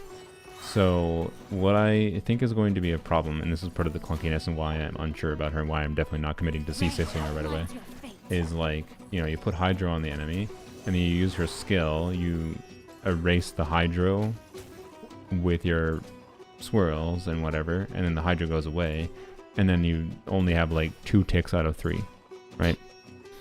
Like there's about a 1 second gap, it seems like, for each of her ticks to charge up. Maybe a little bit less. And the element has to be on the enemy during that time. So a really big problem in potentially doing her setups is, like, if you wanted to do, you know, let's say you're doing Duran, Yhoda, Mona Overvape, right? Wait. That doesn't make sense. Sorry. Duran, you need to do double not cry. Fuck. God damn it. Duran, Mona, Yhoda, and Effa. Yeah, that would work. Okay. And you want to get Pyro on her. You can't do like Ineffa and Duran unless Duran applies enough Pyro to make sure this Pyro is staying on the enemy while Ineffa's doing her Electro. Which I think there will be, because Ineffa's Electro isn't that fast, right? I'm pretty sure. It'll be fine. We could actually test that, I guess, because we can test with Mawikers. Mawika has the same rate of 2-second Pyro application, right? Anytime, Oops. any place. Let's do a different team now. So we need Mawika, so this would be Duran. Then we need. Where's Ineffa? There you go. Please select target for cleanup. And then Mona would wait until you would do Mona for sure after you charge up. Like I think it would be like activate Duran, activate Ineffa ideally, and then you charge up Yhoda, and then you do Mona, do a little bit of heal time with Mona, switch back on field with Yhoda to get Mona buff for Yhoda, right? But I don't know. Like it's a weird mechanic. I'm gonna have to mess around with it. It's kind of useless asking clarifying questions to people unless you to some of the people doing some of the footage pre-release on private server, because one, I don't trust private server for meaningful kit nuances. Private server has a really bad track record for Genshin, for asking specific questions like that. And then even then I don't want to, because you generally speaking have to engage with those people on platforms I don't want to engage with them on. I refuse to go on Twitter. I'm sorry. I'm not going to go engage with the people that are doing those things. I don't use Twitter, so anyways. But it would be like something like, do Durin, you have extra application from Burst, and then you do a Nefa, and then I would switch to Yhoda, or we're keeping Electro. Okay, then it might be a problem.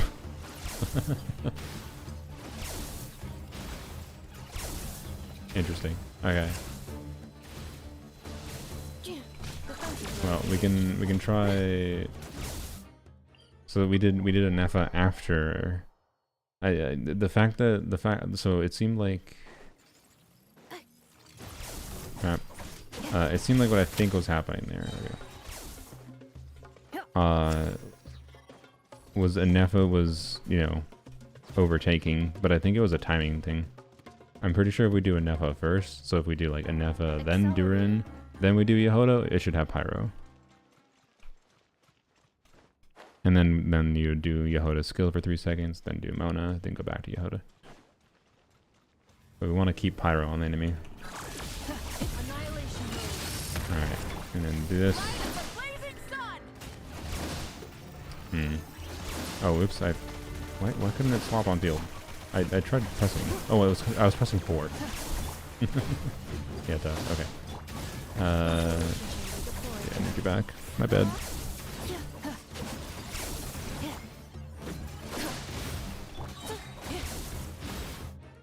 Durin Sig's pretty attracted to you because the option is Lions or Craft Bond of Life Sword. Yeah. Don't forget the free sword exists through the quest. So don't forget this exists. It's not ideal, but you know, it is there.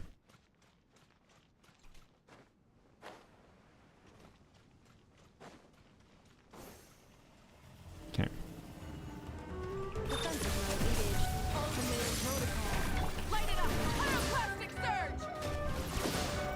Can I switch? Oh my god, I keep on. God damn it, my brain. I keep on pressing 4.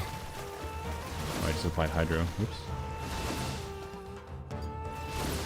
Okay, now it's happening at the same exact time. Weird. Okay. Yeah, they're doing exactly the same synchronized tick rates, which is funny. I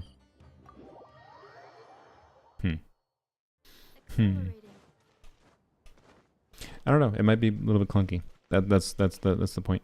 Varsapur. I saw a little bit of it before I started streaming. It's interesting. I wouldn't have expected Yhoda to make a game like that, but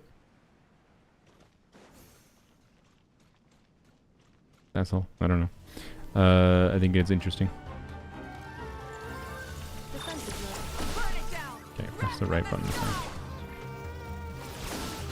Okay, now it's delayed. Yeah, I have to like.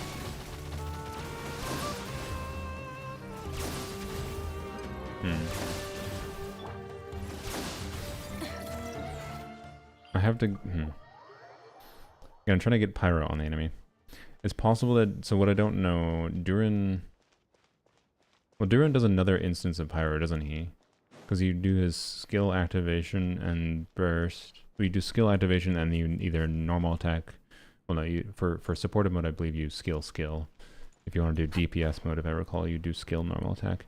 Either way, I believe that applies Pyro twice. I could be wrong on that though. I have to do a double check. But that would be more like this, and then this, right? Kind of thing, and then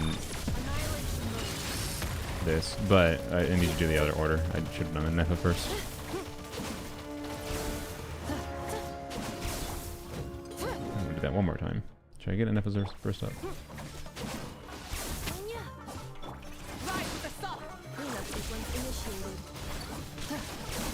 So ideally, we would definitely want Nefa first up. Please, can I get particles? No? Okay, fuck you too. Alright.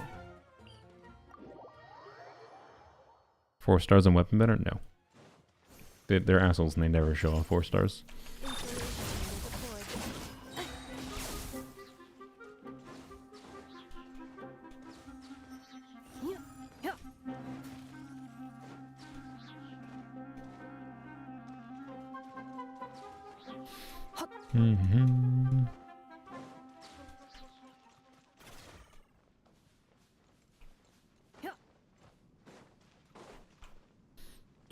Okay. So yeah, do a dash, I think this time, or normal attack, doesn't matter.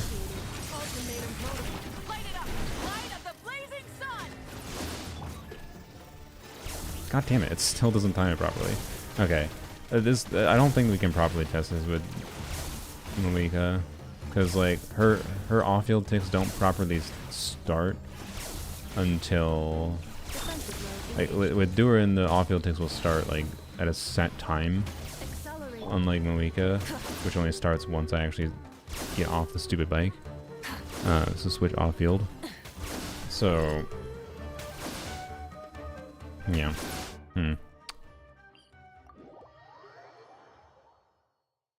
Monster weapon like Alley Flash. Alley Flash would be an interesting option on Durin, yeah. If you happen to have that, I would.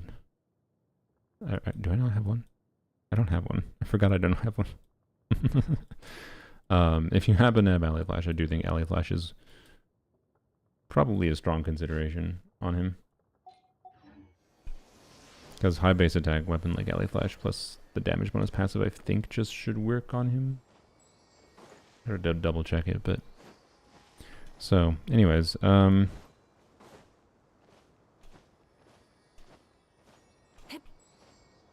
not sure. I'm not sure about the Yhoda. I don't know why we were checking this in the first place. Oh, yeah, I was just thinking on like the clunkiness aspect of her charge up. But yeah, I think you need like if I want to have Yhoda do pyro damage, I need to have pyros stay on the enemy, right?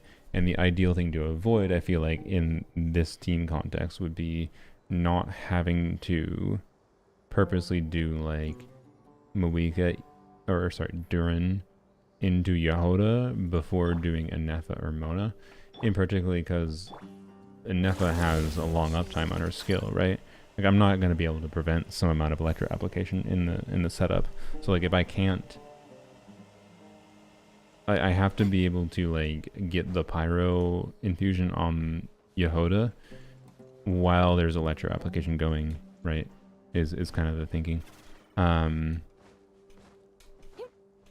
So I don't know. I think that's the thing that's weird with Yhoda is like she does what I wanted an animal unit to do for a long time, with a converted form of elemental damage based on, you know, interfacing with what Animo does with, you know, the weird infusion gimmicks and whatever, but with a real multiplier that actually can scale with doing damage and interesting things. But there's restrictions in how long you have to spend on field with the element on the enemy to get it to convert, and then having to do double nod cry makes things weird. It just makes things weird.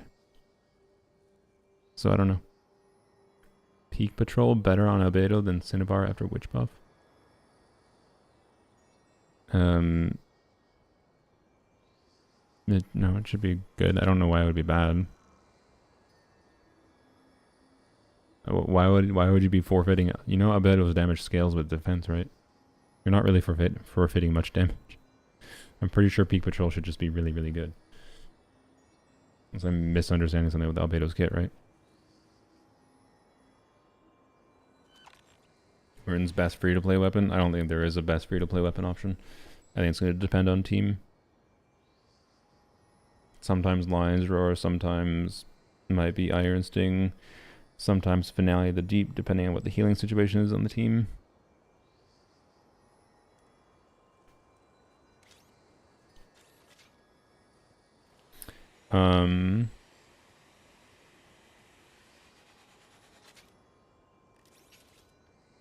Any others I forgot? I don't know. Royal Sword.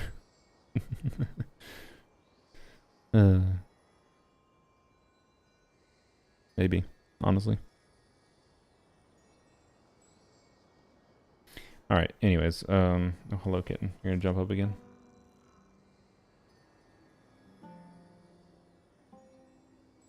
Anything else to yap about, or should that be the stream? We've been going for 4 hours, so... Oh, cat, open the map.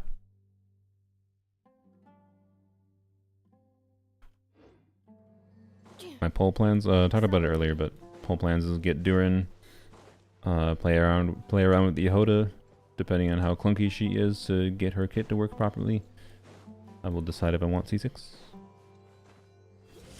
And then I'll go from there. Yeah, Durin, Yhoda. Durin C0, Yhoda C0. If I get some, depending on conjunction of how my 4-star RNG goes, may or may not decide to go for Venti. That's it. That 1 crit 3-star sword? Oh yeah. So it's not sword.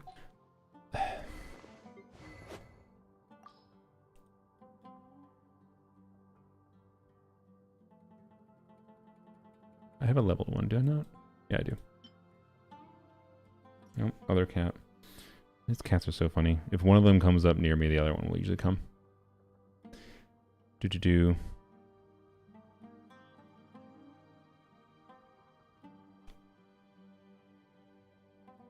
Alright, there we go. Let's just pay attention and see if he's going to step on the keyboard. Okay, so... Harbinger of Dawn is a weird one for Durin, because... he has a passive that basically buffs his burst damage for limited instances of hits, but it's front-loaded instances. Most of his damage is buffed by it. And to max out that passive, you want 2,500 attack. So this makes higher base attack weapons a little bit exaggerated on their value for him, such that I'm willing to bet... Cat wants exploration content, yeah. I'm willing to bet that Moonweaver's Dawn will be better on him, which everyone can get for free at R1, right? Than Harbinger of Dawn. But I could be wrong. This passive should generally be up, so, you know, the CV might overpower. But it's not a terrible option. It's not a terrible option for sure. What's happening now? We're just finishing yap about characters, and we were testing some stuff with Yhoda. But as a demonstration of how clunk things potentially be with her, and why I am not committed to her, and why her charge-up mechanic is weird, and yada yada yada. I have 6 emails.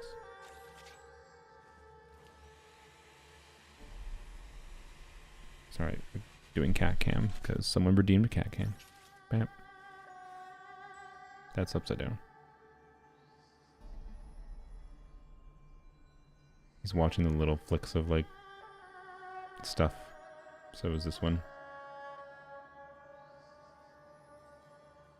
He's watching the sparkles from the statue. Let me go away. See if he stares at something else.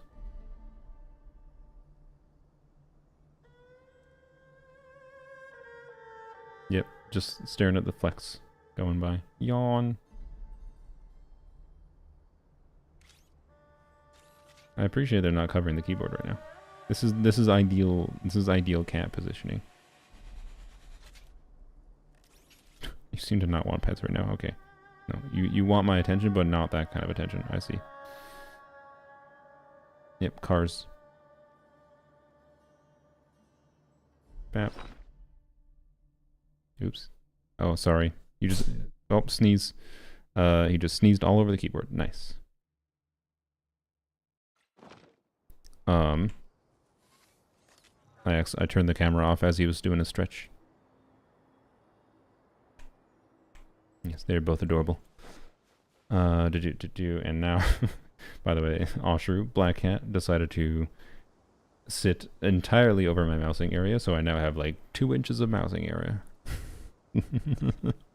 Time to switch to controller, or to end the stream. Cleanup sequence in progress. Ugh. Based on data from past incidents. Oh, no. Items such as Cat definitely pressed F3. gears, Oh, Cat, open the book. Okay. toys, Yep. gummies, snacks, hairbands, socks. Nope. Cat is not allowed to decide to wish for me. Not allowed. Oranges, Thoth, or King Deshret. I will decide after doing... We'll probably try to do... Where the hell is it? Yeah, we'll probably try to... I don't know how long it takes, but try to finish this quest line. The afterward you do after you complete the event, which is weird, but... finish this quest line, which I think is where the cat is shown. And depending on how Thoth is presented, maybe Thoth. Cat gamble video. Yeah. So, anyways. Oh, great. Now he's staring at the OBS preview of Nefa jumping around. That's a thing for me to pounce on. They're adorable. And a pain in the ass. Oh boy. Anyways. No, please don't. Please don't. Yeah, I know. I'll go play with you. Alright. Anyways. Who's my favorite character? Why are we having this conversation now? Oh. Okay, never mind. I thought the cat was gonna kill my audio. He put his feet on my audio interface. Accelerating. There you go. There you go. There you go. Yai, Lanyan, Dia, Anefa. Any others to add to the list? I don't know. There's more nuance there. Gameplay level, there could add many more characters, but Yhoda's pretty fun. She might end up being on the list. Check Zakasha, you find out real quick, yeah. Arlecchino I like a lot. Yeah, I don't know. I don't have a specific favorite character, but the Lanyan and Dia are the characters I play the most. So, yeah. There's no other than Lanyan. I mean, there's definitely some... I don't play Lanyan that much. But she is one of my default go-tos now. So, yeah. Anyways. It's about an hour long? Okay.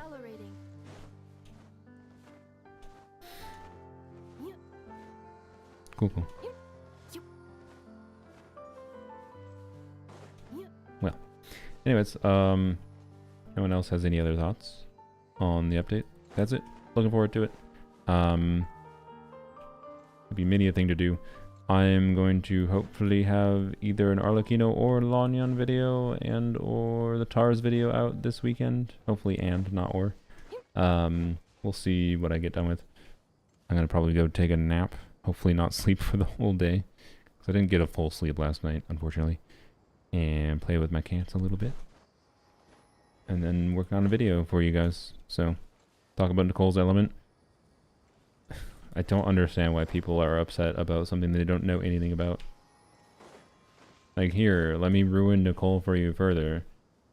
She's cryo, but she's Siegeween. Like, everyone is assuming she's cryo because she looks cryo. Okay, she's cryo. You got your wish, but now she's Siegeween.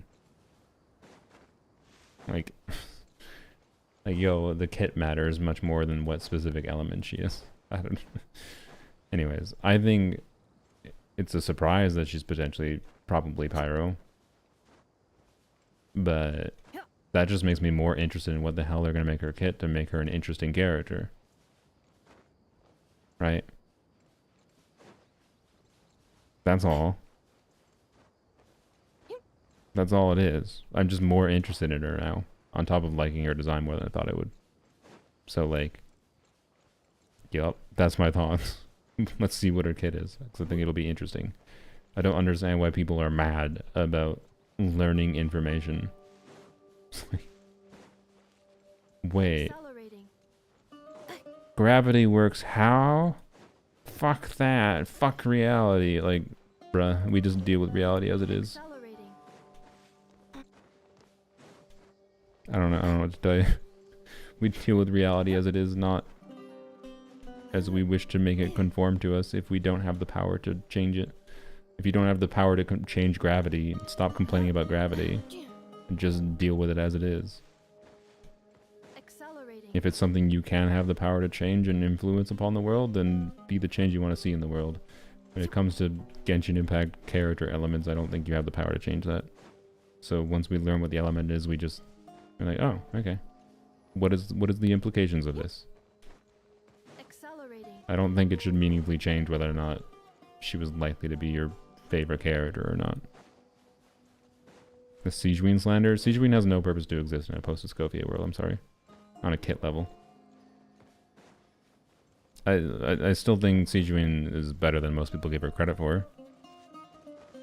But Siegewiin was designed for a Farina world where they immediately transitioned off of the relevance of Siegewiin as soon as like Natlan came. Siegewiin, like Farina core.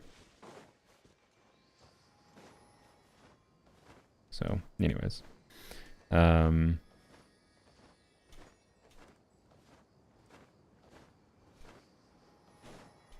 Yeah, like yeah, people assuming cryo is just like,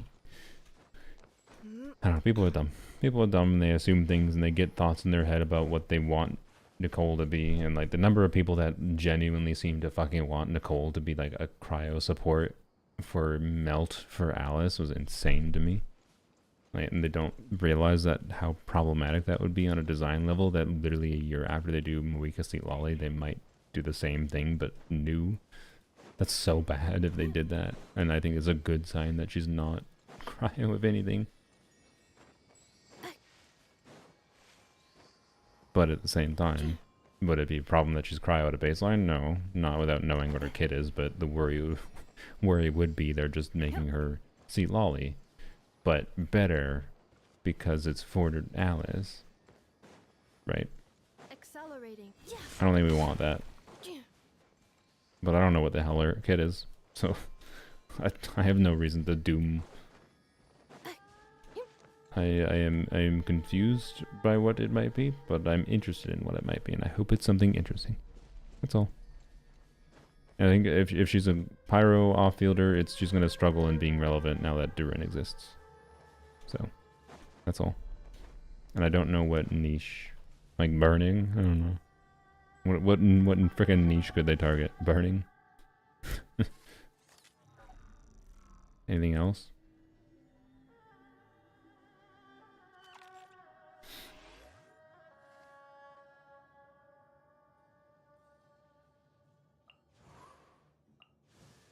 I mean, Animo, I guess. They could have Durin be really good for Animo units for a very small period of time, and then immediately release someone that's better for Animo units than he is. Unless their intent is you do, like, Durin plus Nicole combo together, and that replaces Farazan. Like the new intended best Animo team core. Like, if Nicole... I hope this doesn't come true. But if Nicole is Farazan alternative but Pyro, and then she has defensive utility, like a shield or whatever, shield or heal, and then you do Venti, so Venti, Nicole, Durin is meant to be like the Animo DPS core. Ew. Ew, because that's 3 5-star core. Also, they probably all want to burst every rotation. Well, we know 2 of them do. So ew. Surely not. Did you level your mannequin to 80? Go away. Go away, you weird hater. Sorry, I'm kind of fed up with people that hate the existence of mannequin because of the fact that they like have nothing in their life to do other than hate on things. I like what. Why does it matter that I level my mannequin? It took me 30 minutes of my life to level mannequin, yo. And mannequin has a fun kit to play around with. God, sorry. I mean, it's kind of pissing me off the number of people that are like being cringe and randomly hating on something. Like if you don't want to level your mannequin, I don't give a fuck. Why do you care if someone else leveled their mannequin? Especially when it can take literally 20 minutes to do. Well, 20 minutes probably like less time, or that's probably less than it actually takes because of loading times. But anyways, go watch the damn video I made if you want. But if you don't care, then don't. I don't give a shit. But I don't really get their point of coming into chats randomly and hating.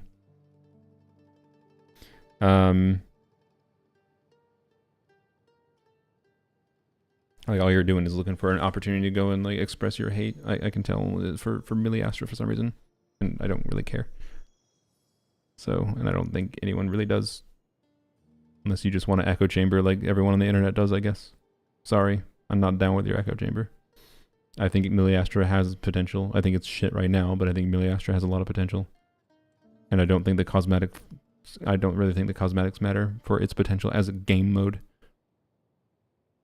But if it's not gambling enough to your preference, then luckily for you, there's 500 billion other structures that exist that humanity have made that aren't video games even, that allow you to gamble your life away. So sick.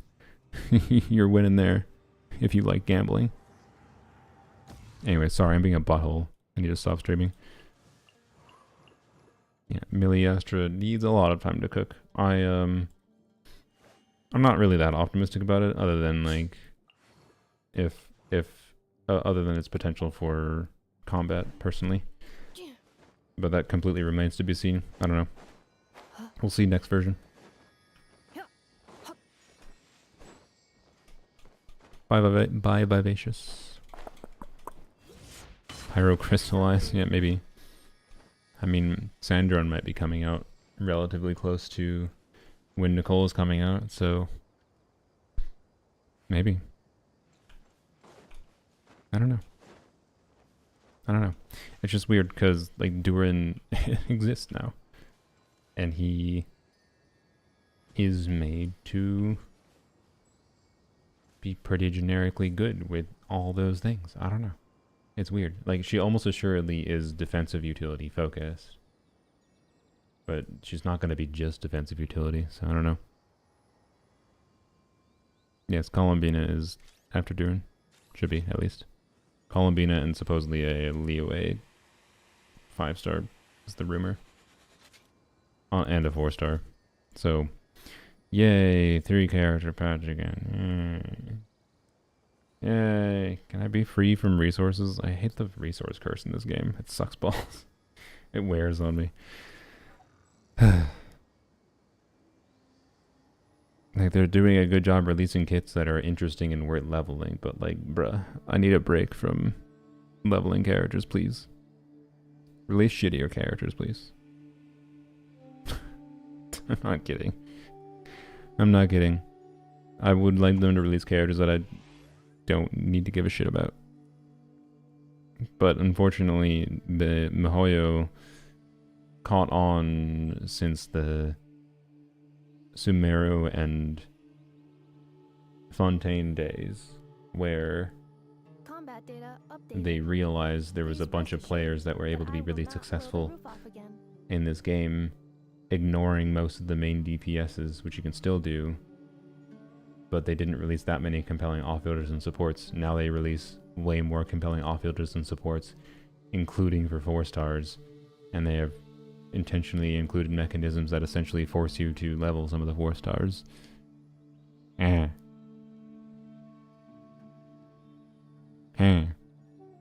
And it means resources are just eternally in the toilet.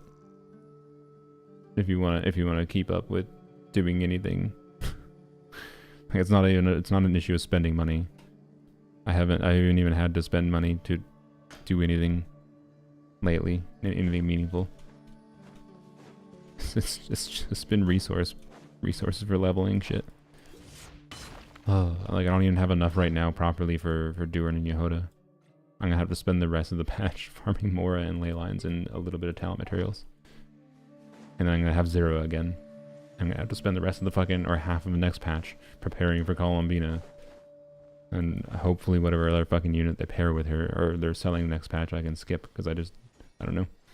I haven't looked at any of the rumors at all for that hypothetical character, because I don't think we've gotten anything concrete. But I hope they're incredibly boring and just a lame character. I want no reason to care about them at all. I'm already gonna have to put resources into Columbina, probably. So, anyways. Need interesting main DPSs, haven't gotten one since Kanich. I mean, I think they've done a pretty good job with main DPSs being interesting. So, I don't know what to tell you. If none of the characters they've released since then have made you interested. But no non-cried characters at all. You think I should get Bina up? Ask when we know what Bina's kit is. Ask again in like 2 weeks. You didn't start playing before Fontaine, you haven't constantly done weekly bosses, you'll never have enough, yeah. Even if you did, like I relatively consistently did weekly bosses, but not like hyper consistently. And I still have Ascension Crystal issues, like I'm fine right now. But like, in the context of if I level up, like if I level up, I'm leveling Mona to her full Ascension with her buff and whatever. And then I am gonna be leveling Yhoda, leveling Durin. And Yhoda I'll probably test at level 80 before doing like her final ascension with the, you know, the really expensive last crystals. Before I decide if I want to level her more. And the main reason to level her more, her ascension stat is healing bonus, which is shit garbage. The only reason to level her more is for if I want to take her talents past level 8. Which if I really like her, I will. Like if I decide to C6 her, I'm also going to decide to level 90 her, or not necessarily level 90 her, but level 10 her skill. So yeah. Anyways, yeah, the ascension crystals are annoying. Because like even though I'm fine right now, if I level up Durin, Mona, Yhoda, maybe Razor, because Razor is interesting to potentially try for sure. Although I'm probably just going to try him on someone else's account. And then, you know, if there's 3 fucking characters in 6.3, then I'm back to like I'm fucked. I think I don't even think I have enough Ascension crystals right now for all 3, even if I factor in like the average rate of Ascension crystals for like that you get with boss farming, right? I'm pretty sure I'd run out. So yeah. Anyways, yes, I think it is odd they're not doing Chronicle Wish. I think it's very weird. I don't get why. Because I'm just surprised they don't, because like I think it would have been advantageous to them to add another source of temptation for people to drain their resources pre-Columbina. But maybe that's exactly why. Maybe the reason they didn't is because player behaviors are more consistent with a more stagnated player base than it has been in the past. And rather than people feeling FOMO for getting one of the buff characters now, people wouldn't pull the buff characters now because they know Columbine is coming next patch, and therefore they wouldn't make any money from a Mondstadt Chronicle banner now, whereas they might make money from a Mondstadt Chronicle banner if they run her like the second half of version 6.3, the banner after Columbina. Maybe that's the strat, right? The strat is run the buff characters very shortly after Columbina, like right after Columbina, after people dump all their resources into Columbina banner, and then be like, hey, you got no resources, But you were still thinking about those buff characters, weren't you? Accelerating. Maybe that's their strat. I don't know. It's a surprise, but maybe it's not that surprising. I don't know. Anyways. Skip Columbina don't have Farina. Am I cooked? I don't know. We don't know what Columbina's kit is. If if Columbina is meaningfully more than just a nod cry support, like I expect, maybe. Depends on the design endgame. Depends if Columbina does anything terrible like Moika did, where she's such a horribly unbalanced character, where she uplifts the DPS ceiling for the game by like 40%. and if every character's best team becomes Columbina whatever, and Columbina does 1.8 million damage when you activate her Q. I don't know. And it depends on how much you hate the idea of that, and if you're like me, and even if that happens, you just don't press Q on Columbina. Anyways. I don't know. How do whales have crystals then? They spend money. They do this.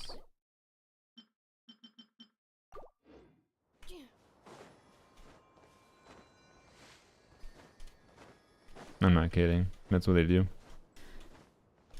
I think some of them are not as willing to admit it, because I think actually they probably do admit it. They probably just say, yeah, I resin refresh. I think there should be a stigma against resin refreshing, by the way. I think if someone shows or admits to resin refreshing with regularity, I don't care about like one-offs, to be clear. If you want to do a one-off like 50 resin refresh and sacrifice your daily primo gems in exchange for resin, whatever, you do you. But like you're doing like full ass resin refresh every day or half resin refresh every day. I thought you do it too. Fuck no. I've done it in very small instances when I've been like, I need a tiny bit more resin just to be like done leveling this one thing so I can record a fucking video. There's a couple times where I've done like the 50 primo gem one, to be clear. Right? I do not fucking do it regularly. I rarely do even the 50 primo gem thing. Like I don't think I've done it in a year. Like like I did it a few times during Fontaine, and that was when I realized, if I recall, that was when I realized I was like, okay, I just need to plan my shit better so I can avoid doing this. That's all it takes. Plan your shit better and you don't have to ever feel a temptation to resin refresh. That's like why I'm planning out my resources right now for fucking Yhoda and Durin. So I don't have to do that shit. I think he's just reading a YouTube chat, Twitch chat. I'm reading both, yo.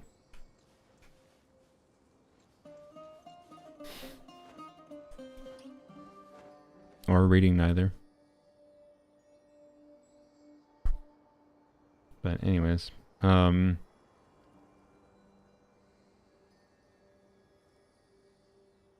so I don't know. I'm just finishing yapping about my thing.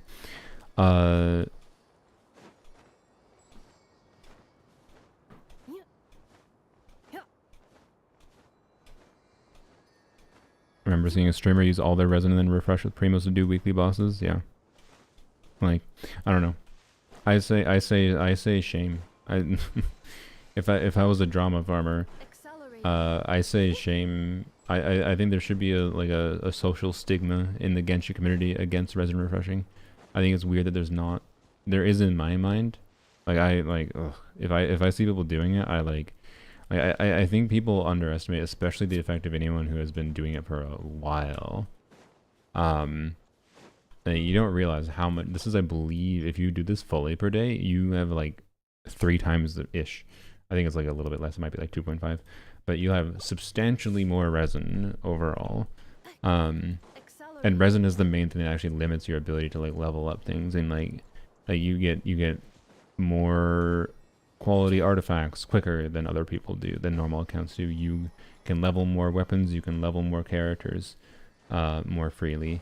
Like, it affects a lot, and I think the people that are resin refreshing as regularly as they do don't understand that that in many ways is more unrelatable than like getting a C6 character, because like a free-to-play player can plan around and get a C6 character if they want to sacrifice getting some other characters. It's not a efficient thing to do, but like, you know, it's not impossible to like for a whale to like show a C6 Muika, C Lolly, C2. Maybe a better example is like because most people would have to spend money for it, right? Is a C2 Muika, which is functionally is the same DPS. Well, it's not the same, but anyway, C2 Muika, C2 C Lolly, Bennett, Shilonen, C2, whatever, right? I was originally gonna say C6 Muika and C0, but it's the same shit. Like that is something you could plan around if you fucking adore Muika. You don't really care about making efficient pulling decisions for the purpose of like full clearing Stygian or Abyss or whatever. You just love Muika. You like her gameplay, like optimizing her gameplay, and want to get bigger numbers from her as possible. Like you could easily in a year's time specifically plan around doing that, right? You could plan around getting C2 Muika. It's a lot of 5 stars, but like you can get that many 5 stars per year. You have to get a little bit lucky, I think, as a completely free to play player. I believe to get that's 1, 2, 3, 4, 5. Yeah, it's 9 5 stars. And you shouldn't do, well, let alone you shouldn't do C2 Shilonen. I'm gonna say a C0 Shilonen. You should do like C2 R1 Muika, C2 C Lolly, C0 Shilonen, whatever. Maybe C0 R1. But anyways, Doro44 tells us to close our eyes when he does it to build characters. Yeah, like if I don't know, like it's even a problem I think from like that context where like there are creators that are making guides and like recording showcases with character builds and whatever and options that are enabled because of the fact that they have been able to farm so much more resources to have those options that like Doro 444 doing any kind of clear is not relatable at all. It doesn't matter if they didn't even have any constellations on their 5 stars if they're doing resonant refreshing constantly. Like I just did my stream, right, where we did viewer Abyss and Stygian, and we logged into that account where like we would have been able to clear with relative ease if the account just wasn't an account that threw away all their fucking artifacts that like weren't actively equipped to a character. Like it was insane. It was an account that threw away every fucking artifact that wasn't actively being used on a character. And like imagine that, but like an exaggerated effect. Like that's what resonant refreshing does, right? It allows you more resources to get more things. So I don't know. Anyways, Loose the Ventibo. Who else could use it? I talked about it a little bit earlier, but don't wish in in my opinion, don't wish in that on that banner unless you unless you're I don't know, like it's probably official. Oh my god, cat. Okay, you okay? Yeah, you're fine. Don't get the goddamn Ventibo though, unless don't wish in the banner unless you probably have Venti, in my opinion. But if you don't have a 5-star weapon for official, it's probably official's best weapon, probably. But I'm not actually positive because I'm not sure official interfaces with it properly.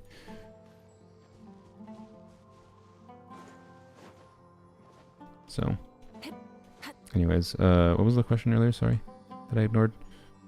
Good pace for building a character, 1 character per patch.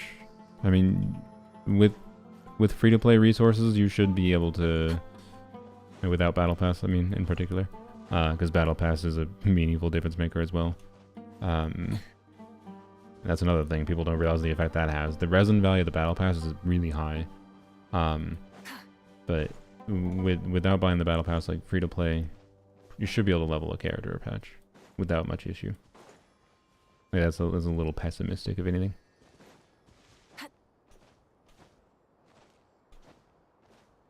But it should be relatively easy. But weird things like artifacts are a wishy-washy problem to evaluate because artifacts aren't necessarily. Sometimes artifacts are something you don't like. Depends on how long you've been playing in total. The less time you've been playing in total, the more time you might feel like you need to spend in artifacts. But it's also because Not necessarily that you have to spend more time, just because like sometimes you get overly focused on getting better of a build that is necessary relative to what your overall account state is. Like if your account is not in a state where you can clear Stygian Onslaught at all, regardless of your build, because you don't have like the teammates for it, why the fuck do you care about like spending an extra 3 weeks of resin in the artifact domain, right? Like you shouldn't be like spending 3 weeks extra of resin in an artifact domain to improve your character build for, you know, your Arlecchino or your Nefer or your Moika, whatever the fuck, to improve your build for clearing Abyss or Stygian Onslaught, if you haven't put the resources, the resin into leveling up other characters to enable new teams, right? So it depends where you are, how much resources you need to spend, how much resin resources you need to spend per character on average. Depends on the overall state of your account. There's just no universal answer. So, yeah. Distant car crash, yeah. So I don't know. Why am I yapping for this? This always happens with these stupid streams. My brain gets in like a groggy state, waking up or doing streams at a weird time. And I just passively yap constantly. But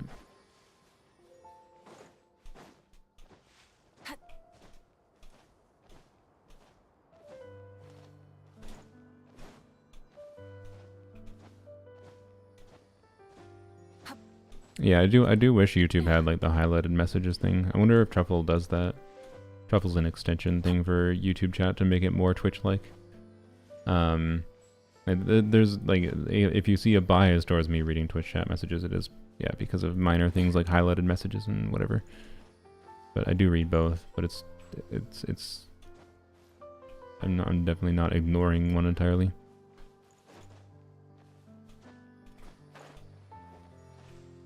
But there are implementations on Twitch's end that make it a lot easier to my brain to default to paying attention to a Twitch thing. But I also think it's different behaviors too on chatters. I think YouTube viewers tend to randomly ask something completely off topic more often than Twitch viewers. Is something I've noticed.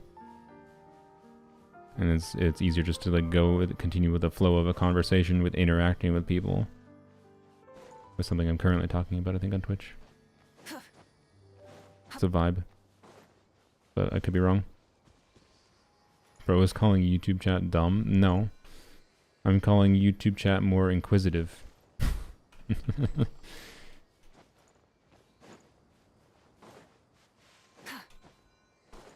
And less caring for the current state of the conversation. And for some reason expecting more that YouTube chatters seem to expect more for whatever reason that the person streaming pays attention to them 100% of the time. Like I don't like people that have been trying to blame me like not reading off their message in YouTube chat because of the fact that I'm streaming on Twitch is a complete misattribution. Like I probably wouldn't have read your message if I was only streaming on YouTube either. Like there's plenty of messages I don't read in YouTube chat when I was only streaming on YouTube. Like, because I'm yapping about something and I like will like scan through the chat and like it's not something that like makes sense to engage with for whatever reason, or is not what I'm talking about currently and whatever, right? So the Bite blindfold stream. I don't know what the hell was going on with YouTube chat with the Bite stream. That was the most I've ever felt like I just wanted to turn off the YouTube stream. No. I don't understand what was going on with them then, but anyways.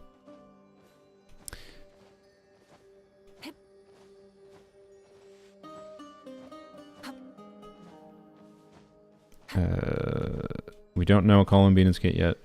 Stop asking Columbina questions that require knowing Columbina's kit. I don't know Columbina's kit. I'm sorry. you probably will want Columbina if you have Flynn's or Nefer.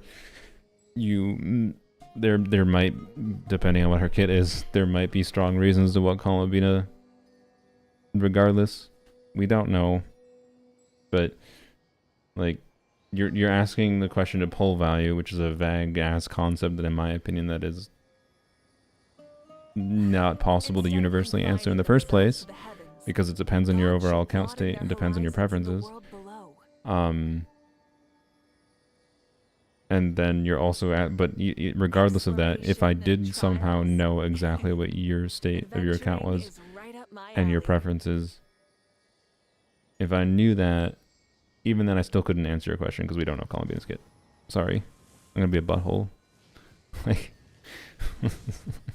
like I'm being a butthole in particular because I don't know. I keep on seeing, like, you're not the first person to come in here, Titan. You're another you were like probably the 10th person to come into my chat today. Be like, is Columbina worth pulling? Should I skip Durin for Columbina? Should I skip for this? Should I Columbina? And Columbina is important to talk about the hypotheticals of what she might be, but we can't answer specific questions like that. How the fuck do we answer hyper-specific questions without knowing the specifics of the character?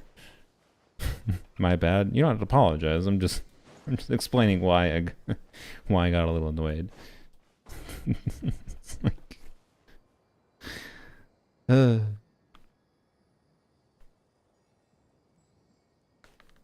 There's no productive way to actually answer that for real.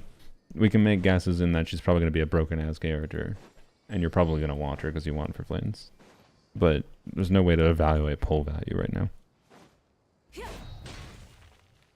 So, anyways, if you want to know where Shalonen's at, Shalonen is probably most relevant to pull for Mawika on a meta level. Otherwise, Shalonen is relevant for being a generic utility buffer.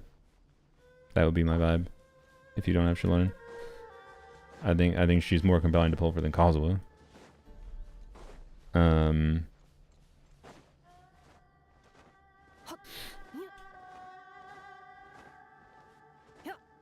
I don't know. For what it's worth, I haven't been using her much lately.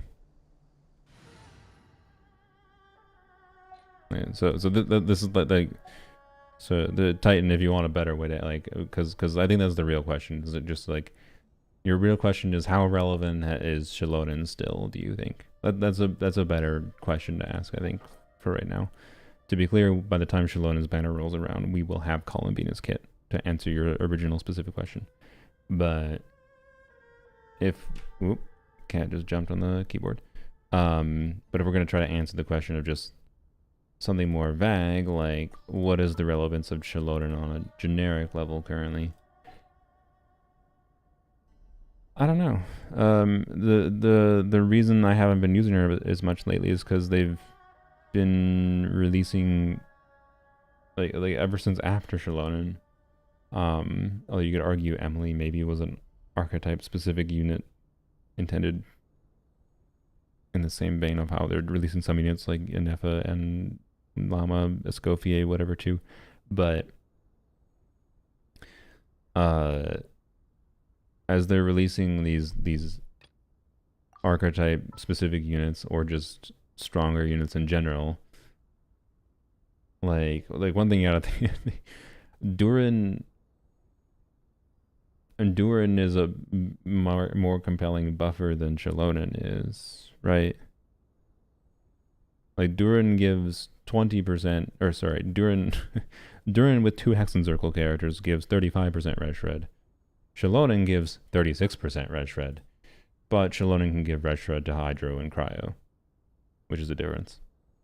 But red shred for Cryo, well, what is red shred for Cryo relevant for on a team building level on like the meta?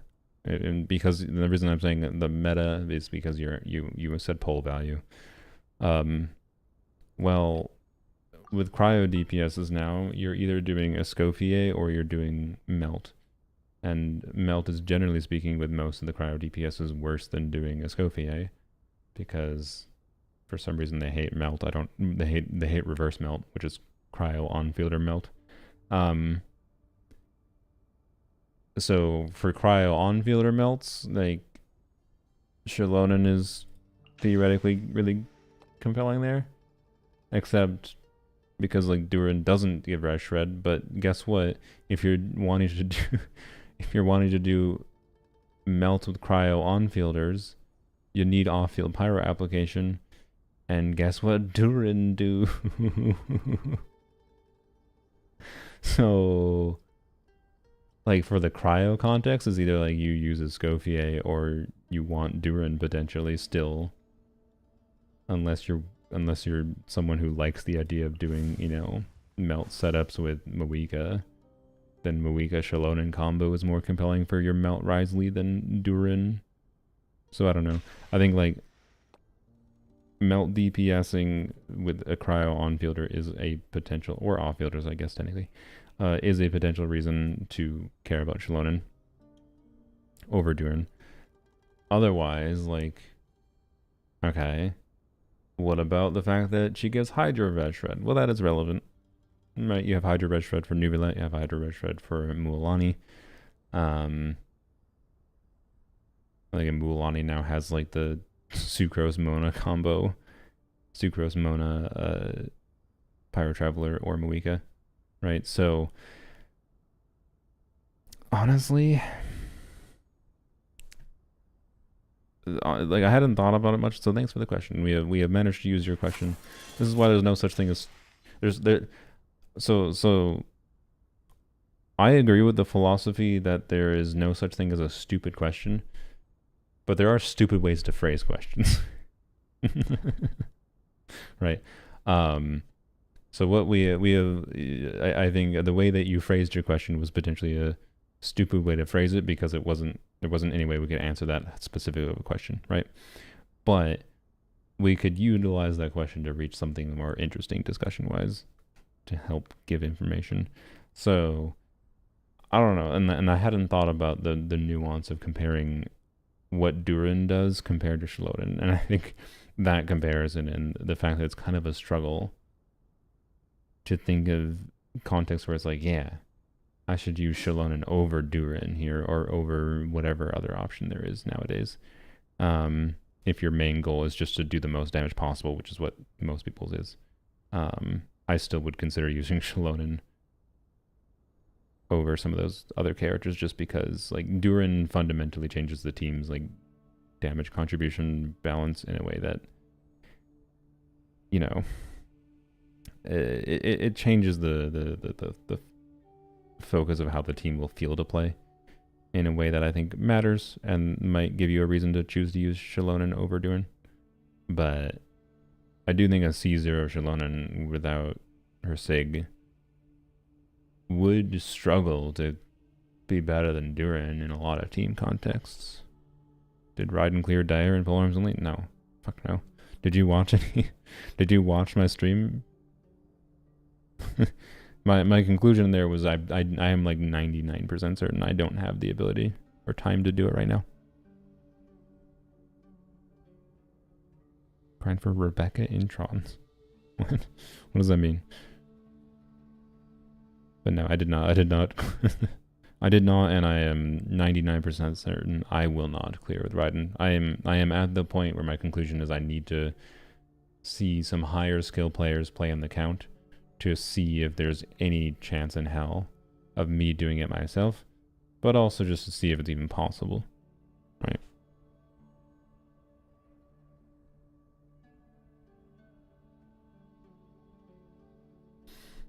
Durin now increases Noel damage more, but Shilonen C2 R1 increases the whole team damage more.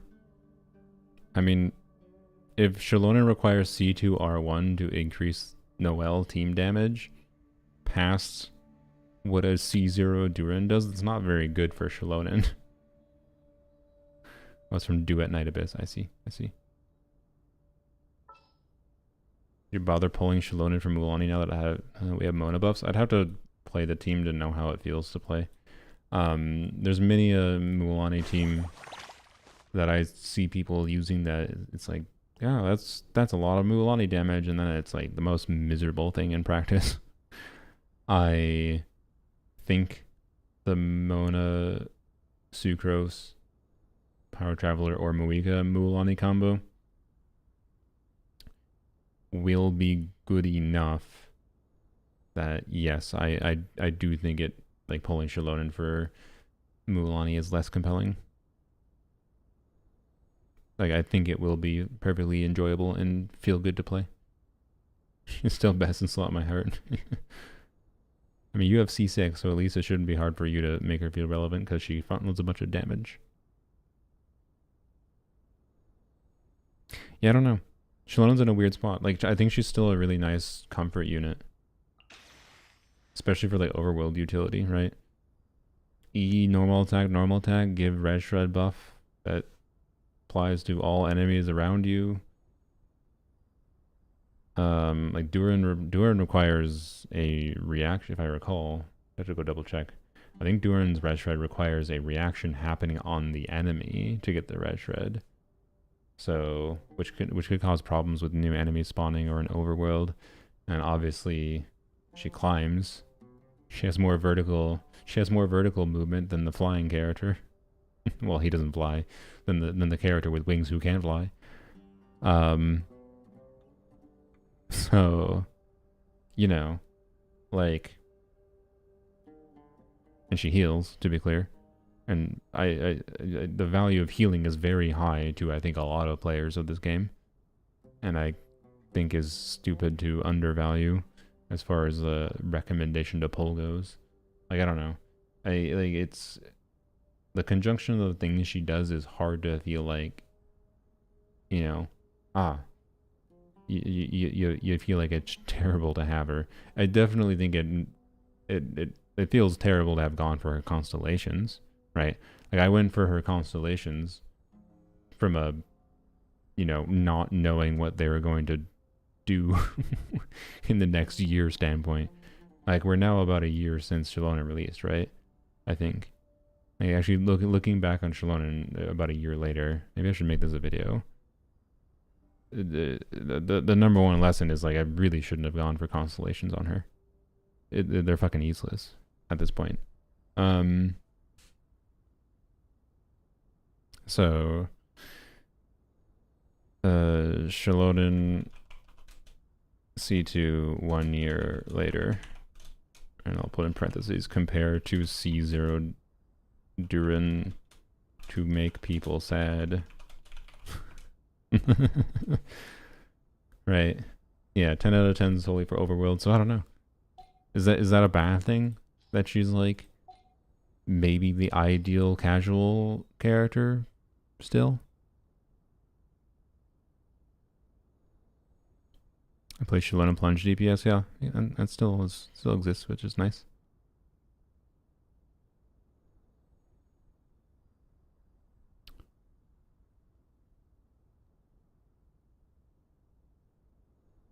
So I don't know. It's weird. Like they released Power Creep Kazuha side grade, but in my opinion, Power Creep Kazuha because healing plus, you know, multi-wave content, and, you know, other than situations where you need grouping, I think she's better than Kazuha. Well, and if you didn't need the off-field damage less application, or mostly the off-field application from Kazuha, was relevant, like, but then post, as soon as it was clear they went this direction with the Escoffier, right? Post Escoffier, in my opinion, and then they're doing these targeted units for niches, and it's just like, she's not going to show up in very many teams. They're going to keep on making units like Escoffier and Llama. Right? Like, right now, if you want a context where I'd consider getting value from my C2 Shilonen, would be Sethos, right? But even Sethos, like, I'm feeling like I enjoy and get more value out of, like, doing double nod cry things from him with a Nepha. And Nepha's not even the same as, like, Escoffier, where she's, like, intended to, like, I mean, she is intended for a particular archetype and to be best in that archetype with Hydro, Electrocharge. kind of have to, though. How else would you release buffers? You either explore niches or constantly power creep generalists. I mean, I don't... if you want yap about 100 hypotheticals and how they could have done like an Escoffier type of kit better, you can go watch one of my 20 streams where I had crash outs. Where I had crash outs about what Escoffier's kit was. I'm over it at this point. We live in a post-Escoffier world. I don't really feel like exploring that. Personally. You can go back in the past if you want to. I don't really care. I've moved on. I think if they cared more about keeping things balanced, they could have. But ultimately, Moeka released and broke the fucking game's team building. And then secondarily, they made Escoffier in part the way they made Escoffier because of how much they have fucked up with shitty Hydro units they've released over time. Like, they just done a terrible job releasing compelling Hydro units and just releasing not many in general. And then continue down that line, to be clear. Like, where Dahlia was not allowed to be a good unit out of anything other than for Skirk. And then... Sorry, my brain. And then they've also done a terrible job at releasing cryo units. Sorry, like the conjunction of not doing a very good job releasing cryo units that are compelling, or Hydra units that are that compelling outside of like some specific 5 stars, and the end result of that is the idea of releasing a unit that is cryo or is free Chevrus. It pigeonholed them into synergy around the very few good Hydro and cryo units, in particular for designing around Farina. And like Escoffier is a mistake of a conjunction of many things, I think, on a design level. And I still think they could have designed her better, but started way earlier, maybe, yeah. I don't disagree. It's a conjunction of many things. I've said 100 times where Escoffier is not a straw that broke the camel's back. It is a brick. Escoffier was a brick thrown on my back that broke me.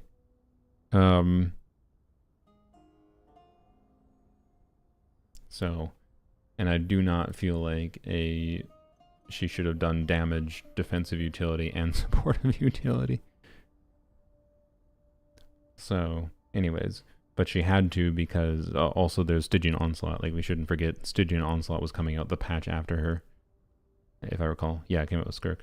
And so I do think part of the reason they designed Escoffier the way they did is they wanted Escoffier, particularly Escoffier in conjunction with Skirk, to be an archetype enabler of her own, because they recognize the need when they're planning to release endgame content that required 3 teams to clear, that they needed to have units to build teams around that didn't require using attack buffers.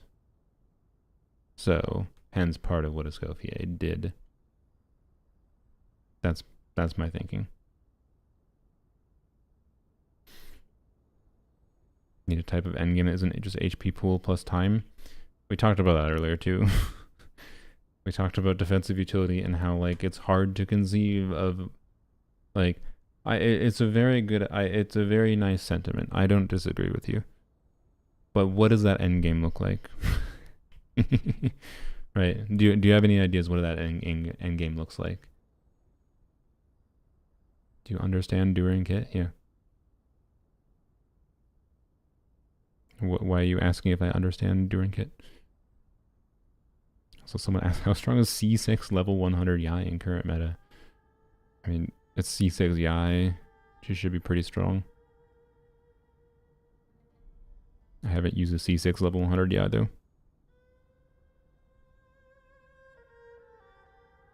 But she should be doing solidly enough damage at C6 that if we're talking comparing to a buffed Fischl, she should be doing enough damage to outcompete Fischl, I would hope. Looks like Deadly Assault or various roguelike. Deadly Assault doesn't work in Genshin. It does, like, Deadly Assault fundamentally works based on a lot of Zenless's mechanics. Like, I think some variation of it could exist, but probably not on like a recurring level. I think it could be a one-time thing. Like if we talk like Stygian Onslaught was,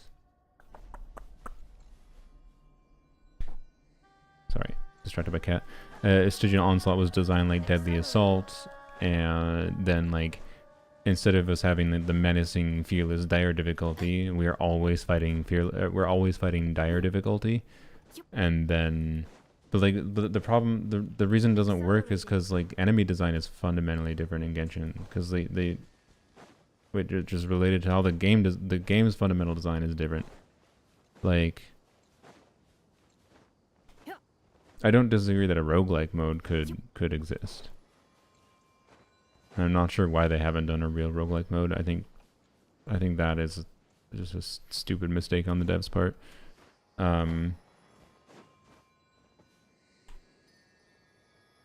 Yhoda emote, sure. Oops, goddammit. Really wish the stupid 7TV extension just fucking worked. So I didn't have to manually copy and paste this every time, but sure. Why not?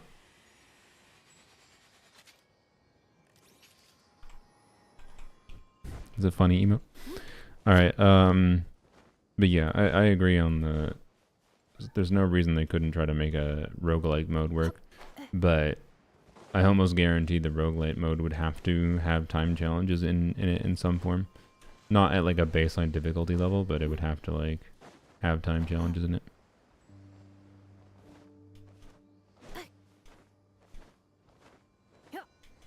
So I don't know.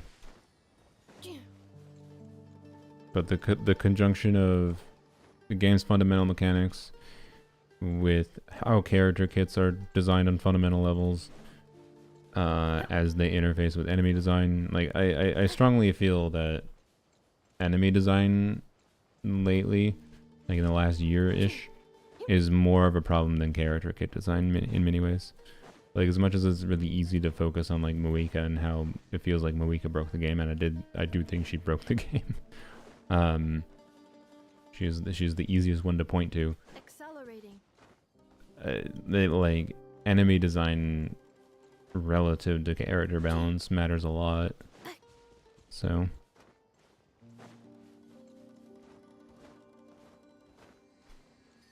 like, I don't know. I can't conceive of how Deadly Assault, like, we just copy and paste the format of Deadly Assault over, right? We pretend we have the dire difficulty bosses. It immediately doesn't really work properly because of the mechanics of Genshin bosses, right? We have the same Stygian bosses, but instead of it being a time challenge, it's get to 20,000 points, and then you have like one thing that Zenless does really good with Deadly Assault that I think is very smart is you can get like 1/4 of the points that you need for the full rewards, with just interfacing with like the boss's mechanics. So the equivalent of would be like getting 1/4 of the points for like clearing the Hera shield or whatever, I guess, or the Hera charge up bar, but that mechanic's trivial to do. That doesn't really make sense for that as a reward mechanic, right? And there's nothing like defensive assists or dodges or whatever to incentivize in Genshin in the same way as you can in Zenless. So like it's like it seems like it might work at a baseline, and then it quickly feels like it starts falling apart when you start thinking about specifics of how it would actually be implemented in game.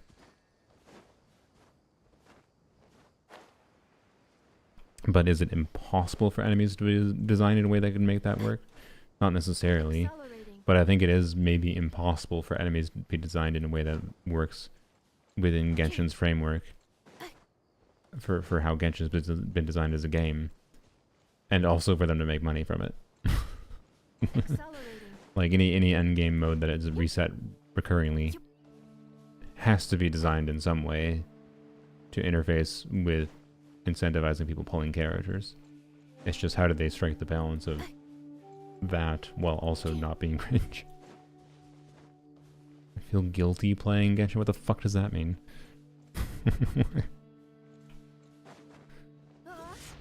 What does that mean? Clarify. As in, maybe I feel guilty. Like, I'm playing a gacha game. Do you feel guilty being a human? Humans have done terrible ass things.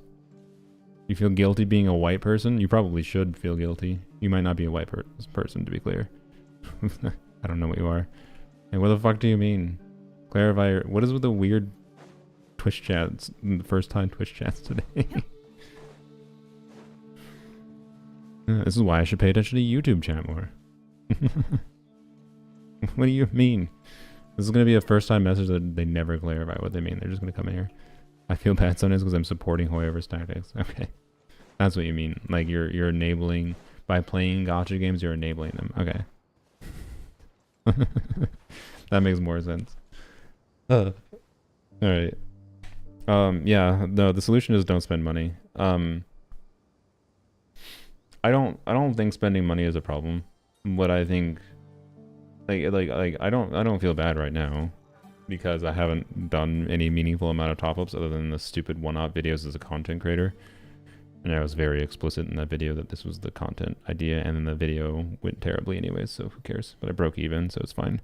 For their Control ripoff, if you think it's a Control ripoff, you haven't played Control, I feel like. I don't know. They're going for more than just Control, but it's weird. It's in a weird middle ground of like they're going for like the Control aesthetic in a sense, but like part of that aesthetic is just Unreal Engine and then like the like environment vibes, but then some things were very much not Control and more like kind of like Alan Wake in some ways, and then there's some fucking woo-wah in there. Yo. Like, I don't know. Saying it's a Control ripoff is an asshole take, in my opinion, for something that the devs of that game are clearly putting effort into. I'm sorry. I wish it wasn't gacha. I mean, I don't disagree. I'm not that interested in that game because it's gacha. Yes, I agree. And I don't know. It seems to have like I think that game probably isn't gonna do enough on an interesting mechanical level to make itself its own game. Is my vibe from that.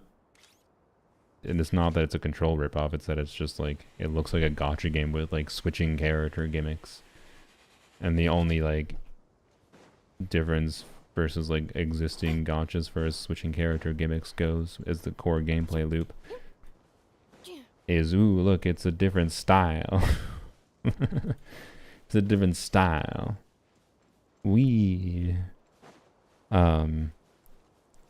then it's just like, okay, do you like this different kind of story they're telling? And I don't know if I care, right? So yeah, that's my main problem with it. I think is it just looks like it's just the same EQ combat switching. Yeah, exactly. So. Yeah, I don't think spending money is an issue inherently. Yeah, just the fact that they're getting rewarded for those tactics makes me I feel like I'm supporting evil. Sorry, was heavy. I've just been feeling this way playing recently. I don't. Yeah, disagree. Can I end ads early? I don't think I can add ads early. Whatever. But I don't disagree the feeling of feeling dirty spending money. Oh, they're done. Nice. I don't disagree on the feeling of spending money feels dirty, right? I definitely feel that. Like I do not feel any personal satisfaction at all spending money in this game, or in gachas in general. But when I try to break down as far as like, okay, how much time do I spend in this? Like the reason it feels dirty is because of my rationalization, right? Is the reason it feels dirty is compared to like the value you can get per dollar for like the money you could spend for other video games, right? Like, oh, I could the $200 I spent in Genshin is I could have bought Claire Expedition 30. Actually, I mean, here, the Game Awards like nominees is out, right?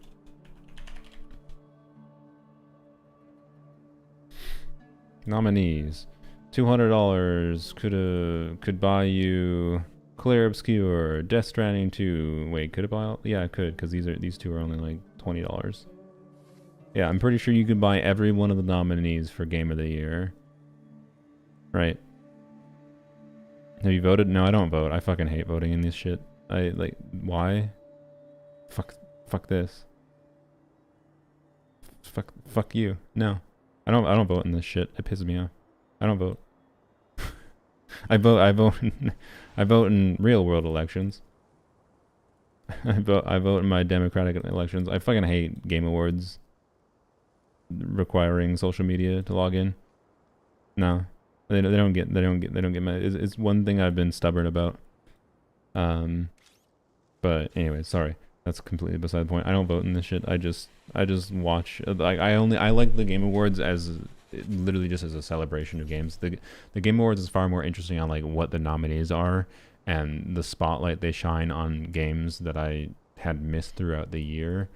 Or it like convinces me, like if Claire Obscure wins Game of the Year, I'll probably play it for sure. It's already on my list. It's on my short list of games I want to play. But like, anyways, yeah, it's just a stupid popularity contest. Anyways, I don't really care. I don't really care who wins in particular. Like, does it feel good that like a game I like would win? Yes. Feels good that the thing I'm a fan of would win. It doesn't actually matter. I just care about games and games that are good and cool and do new things, and the Game Awards are cool for just showcasing kind of new things that happen in the industry. And any kind of Game Award show is the same thing. It's just like a program for disseminating out cool ideas in video games. So, and then yeah, Game Awards in particular is game trailers. Yes, the actual show itself. Yes. So, anyways, by the way, I think this is the first Game Awards that for a while hasn't had a Hoyover's game in like the either ongoing game or mobile game category, which is interesting. But anyways, so like the amount of money that I think is reasonable to spend, the yearly in Genshin is something that people would consider, like the average gamer would consider a lot, from how much money you can like get value per dollar for in gaming, by buying new games. And they're not wrong, right? Like if you do like if you do Battle Pass and Welkin every year, and like let's say you do Battle Pass Welkin, you do one top-up clear out per year, which I think is not that uncommon of a thing to do. And we're not gonna obligatory. Technically, I have an ongoing partnership with LD Shop. If you've seen the link go by in the Twitch chat, you can use my link if you want to save on Genesis crystals, I guess, and I will get a little bit of kickback for that. But I'm going to add these numbers without factoring in the existence of discount shops. But anyways, if you want the link, there you go. $700 is no. One top up clear, yo. So anyways, Welkins 5 times 12, that's $60. There's 8 patches a year times $10, $80 for Battle Pass. So we're talking $140 for Battle Pass and Welkins for the full year. So if you just do Battle Pass and Welkins for a full year, we're talking like $10 a month, right? And I think for a game that's being actively updated this much, I don't think there's any problem personally with a $10 a month equivalent cost for a game like this, personally. Doesn't mean you have to spend money. I just don't have I don't think there's any problem with that, right? And I think most of the structures in gacha games that push you towards spending a little bit of money every month, like doing battle pass, like the structures that incentivize you, freeing you from some of the pain of the grind by like buying the battle pass, is fine and acceptable. As soon as we add top-ups to this though, right, if we do a full top-up shop clear, which is about $200, you know, then we go into the $340 mark per year. And divide that out by 12 months, and that's about $30 a month. As soon as you do the one top-up shop per month, you immediately jump to like an average of $30 per month. Battle Pass for COD is insanely more expensive, and you're directly supporting replacing artists with AI. Yeah, and like one thing I don't have as much of a problem giving money to Hoyoverse, because as much as I don't know if I'm not like that enthused immediately about their new game that they announced out of nowhere. Like, it looks interesting. I'm going to keep an eye on it. Hoyoverse very much gives me the vibe of a company that has people, they want to make games. They want to make good video games, and they have just settled on gacha as the monetization structure. With how many gacha games we can see, and mobile games and whatever in general, that feel like very low effort, like minimum viable product in order to make as much like really low quality products that then charge the same fucking prices and have the same exact gacha structures as like Genshin does, right? Like really minimum viable products, right, for justifying being a gacha, and in my opinion aren't the level of quality I think that is necessary to justify. I feel more fine giving Hoyoverse money because I think and I would feel the same about like someone like Kuro Games. I think they're putting enough effort into trying to make the game a good game, even with all of Genshin's flaws and whatever else, even with like the qualms I have with the predatory nature of the gacha monetization system. They're trying to make good games is my vibe, and I feel fine with giving them some amount of money, in even like $300 a year, right? So, and yeah, and as soon as, and if you treat it like a hobby, right? Because the distinction that I think most gamers don't realize when, and many people even that play Genshin, depending on how much time you spend playing Genshin, like if you play as a casual player, like you play Genshin like a normal video game, where you play it, you know, on and off every few days kind of thing, every couple weeks maybe, right? That's more just like how a normal video game goes. Then obviously the idea of spending $30 a month playing Genshin then is stupid. Like why would you spend $30 a month, something you spend 10 hours or less a week in, or 10 hours or less a month or every 6 weeks in, right? If you do less than 10 hours of gameplay per patch in Genshin, $30 is pretty hard to sell. So, but if you're spending a lot of time in it, I feel like, and it bridges past, you know, being a normal game, and instead it becomes your hobby, right? Because, you know, like you're describing, where the game can get past the point where like your hobby isn't being like someone who plays video games anymore. Your hobby is playing Genshin, is playing a particular game. It's the same thing as like any live service game. And then it's just like, okay, then we get into comparison of like, how do we compare the money that you can spend in Genshin compared to like the money I've used this example before, the money that my dad spends for fishing. And like the very fact that my dad has bought I don't even know how much money it is. It's probably, it wouldn't surprise me that this thing cost over $20,000, but he bought a boat, right? My dad has a fucking boat that he bought. Like, he's a privileged boomer, whatever, right? Where he understands it's a big purchase, to be clear, but my parents don't understand how unrelatable that is. But anyways, like, we compare that, and like I know you don't have you don't, to be clear, you don't have to buy a fucking $20,000 boat, but like buying a $20,000 boat is like not that different in my opinion than like, I don't know, C6ing one Genshin character, probably. It is like the perceptual equivalence in my brain where it's like unnecessary excess, but like relative to the cost of the lower cost of the hobby can be, but you know, understandable for some reasons. I earn my own money. I don't feel any reason to justify or explain why I spend it on. Yeah, exactly. Like you can earn your money, spend whatever how you enjoy, and if you feel like you get enough value for it, what the fuck's the problem? And the reason I'm talking like stuff earlier, like I said, like shaming people, we should communally shame people who like do resin refreshing regularly, is because of the fact that I think resin refreshing, if you try to present your account as something that can be a similar experience to what an account that doesn't resin refresh is just, I think, false and misleading. And I don't think anyone that does regular resin refreshing should treat their experience as the same as what a normal player's experience is. That's all that was coming from. But anyways, buying a boat comes with a subscription at the local port. I mean, I wasn't talking on the ocean. Where I live, it's just stored at his house, but storage costs are a factor, yes.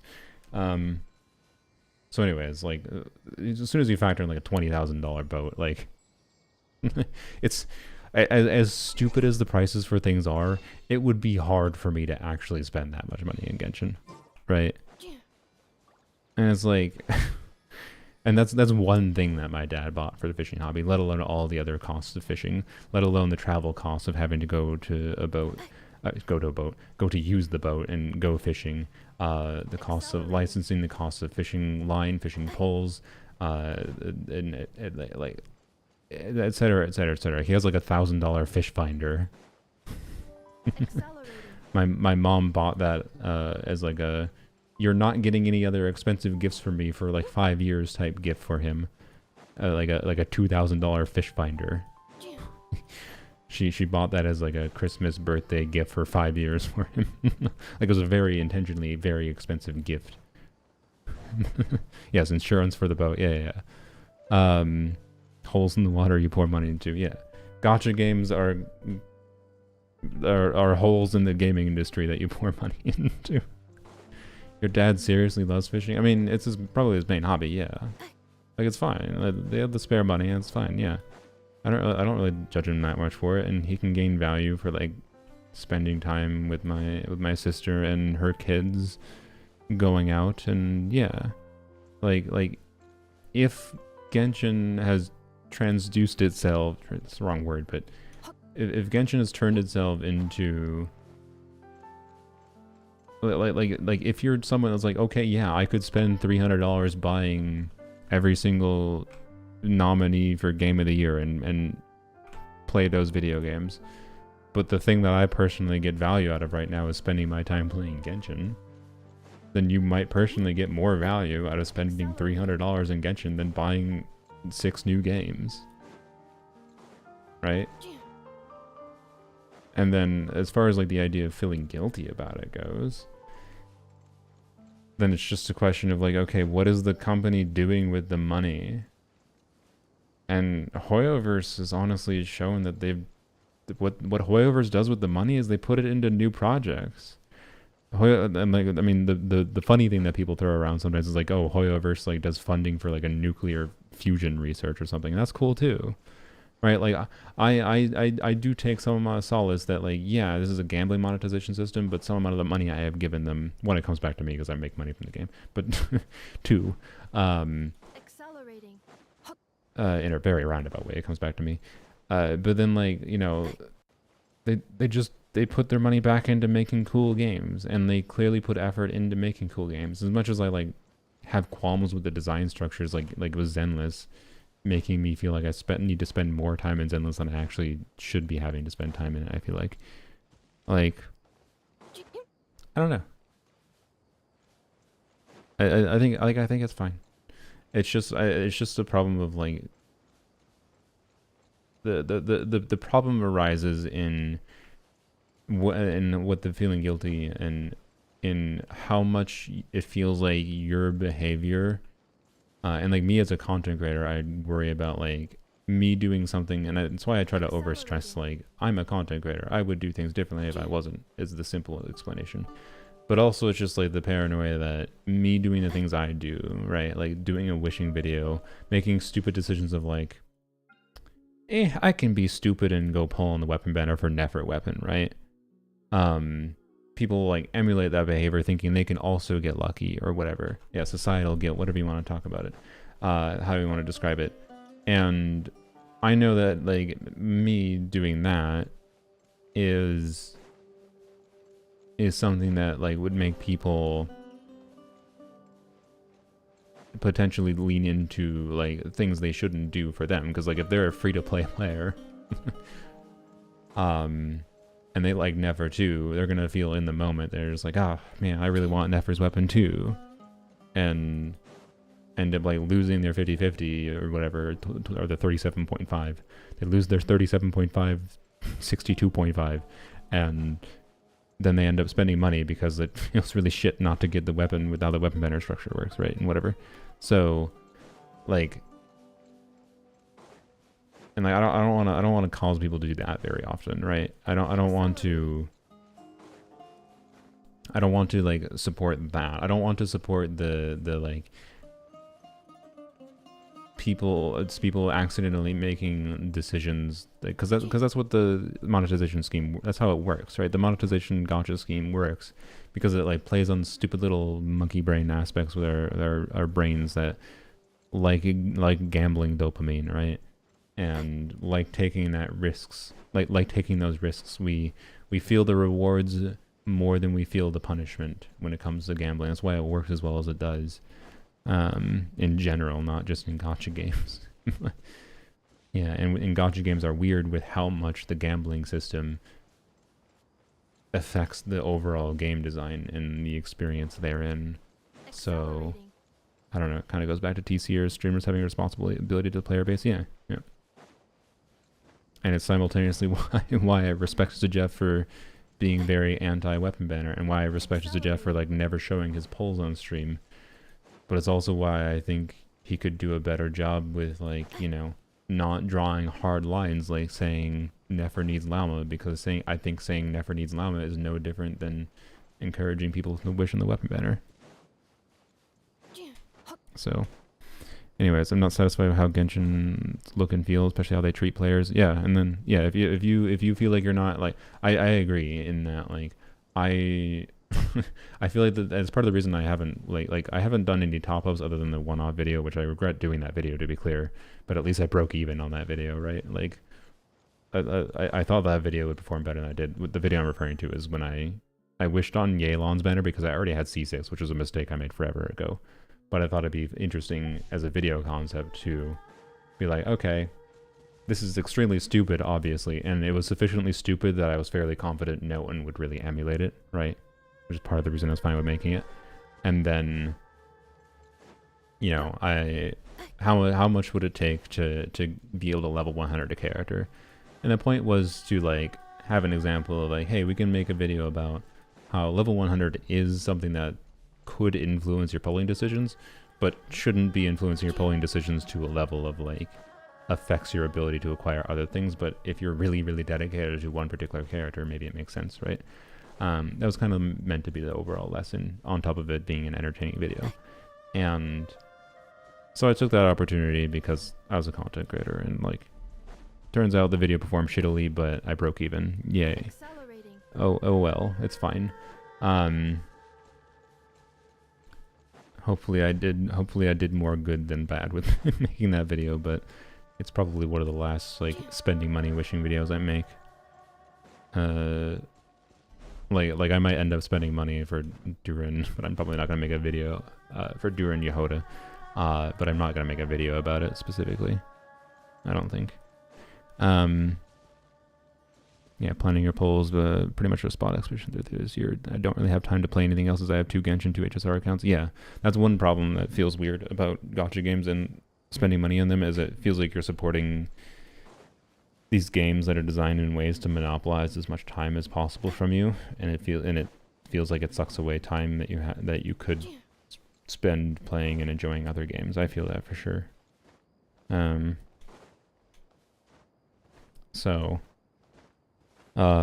yeah, anyways, not feeling respected, not feeling like you're getting direct value for the money you put into Genshin. I definitely feel, it's part of why, like, I feel more fine spending money in Zenless right now. I've had a big part of the reason I've ended up spending money in Zenless is a conjunction of terrible decisions that I made in Zenless, like just not planning things properly, and then also just because of the fact that I've had terrible luck with getting my like first copies of characters. My luck overall isn't that terrible, like if I average everything out, but it's only like if I just look at the statistics of how many 50/50s I'd won in Zenless for like my first copy of like C0 characters. In Zenless, it's like, I'm pretty sure I'm at like 80/20. I'm not kidding. Like I've had really, really bad first acquisition copy 50/50 luck, and then I end up spending money to like get a character or whatever, and then end up using like the extra pulls I have left over for something else that I otherwise wouldn't have gotten, but I was already in like I already spent the money. Well, it's kind of like terrible decisions, I acknowledge, but I feel less bad spending the money in Zenless because Zenless feels like a better designed game to me that is more directly rewarding me for spending money in Zenless. Whereas Genshin, the way that Genshin's direction has gone has not been as personally fulfilling, and then it makes it feel worse to spend money in. I agree. So I plan all my polls, yeah, but yeah, planning all your polls and planning all your polls and including if you're planning on spending money, and like they're trying to map out being like, okay, like let's say you're in a similar situation I am in right now, where like I am at 40 pity. I have enough to get to pity for Durin. Obviously, I'm not going to have enough without spending some money to guarantee getting Durin. So planning out being like, okay, if I lose my 50/50 for Durin, I am willing to spend X amount of dollars, right? And like setting those specific limits for yourself, I think is really important for playing and spending money healthily. How rewarding? What do you mean? Like in Zenless? How is Zenless rewarding? Like in that the game's direction as far as what has kept me engaged, which is the game's combat. Like as Zenless has continued, I have gotten more and more value out of both my existing characters and gotten more enjoyment out of the game pulling new characters. And while there are a couple specific instances of things that like, this was a stupid decision that made me spend money that didn't make sense, most of them are funnily enough tied to like when I just wasn't properly aware of things in Zenless earlier on, and I had overconfidence in what I thought I cared about in Zenless than I actually ended up caring about long term. So have constellations on Genshin characters? Yeah, I do. I've spent a pretty penny in Genshin. I don't know exactly how much, but more money than I needed to, for sure. To be clear, based on the number of constellations I have would make you think I've spent more money than I have, but like I haven't done, not counting the stupid level 100 video, which is a one-off, and the level 100 video didn't get me any extra characters. The only thing it got me was level 100 Lanyan, and I let the community decide who to level 100. Okay, so that, other than that one-off video, which is again completely a content creator thing, the only money I spent that might have been money I spent if I wasn't a content creator and still was playing Genshin as actively as I am, it was the Veresa Eonson banner, where I spent money to make sure I could get C6 Eonson, and I think I might have done that regardless if I was not a content creator. And so anyways, the point is like, I would say that's the last money, to be specific, that's the last top-ups I spent, not like Welkin's Battle Pass. It's the last top-ups I did in Genshin that were to acquire new characters, right? What do you think Zenless is less popular because it has more of its own identity? I ironically think that. I think Zenless is less popular because it's more of its own game, and it leans much more into combat. Like, the story is fine, and it has its own style, but I also think they've done not a great job keeping some of its identity on a storytelling level that they originally have. Like, this has been a common critique, I think, from many Zenless players that have played from the original version, is like, Zenless story does not feel the same as it did originally. And it's fine for me, because, like, it's been the... Like, I don't dislike the story, but I can tell you the most recent Zenless patch story is the first time I skipped through most of the dialogue. Sorry, Itari. Even included Monato, and I like Monato, but like, I skipped through most of it. So, started playing free-to-play games because I'm broke old dude, could not afford to rationalize buying new games, and now I play these games just to waste some time for no money. Yeah. Which is interesting. Like, it's really interesting, the spread of like different things that like are appealing to people with these gacha games, free to play games, and like it is crazy to me the quality of game that can be had from like a game like Genshin, Zenless, whatever, from a game that's completely free but is supported on the existence of people spending a shit ton of money in it. Some specific people spending a shit ton of money. And Zenless leads into fan service and marketing too much. Yeah, for sure. I do think that is, yes, part of... I think that is part of the reason it is hard to get people to try Zenless. But I think part of the reason... Like there's a lot of people that tried Zenless originally and didn't grab onto it initially. And it's just because it... before, like, the marketing was as cringe as it is. And it's because, like, yeah, the storytelling and presentation of its whatever didn't grab people, and that's fine, because it was trying to be more of its own thing, and I think it's a good thing. So,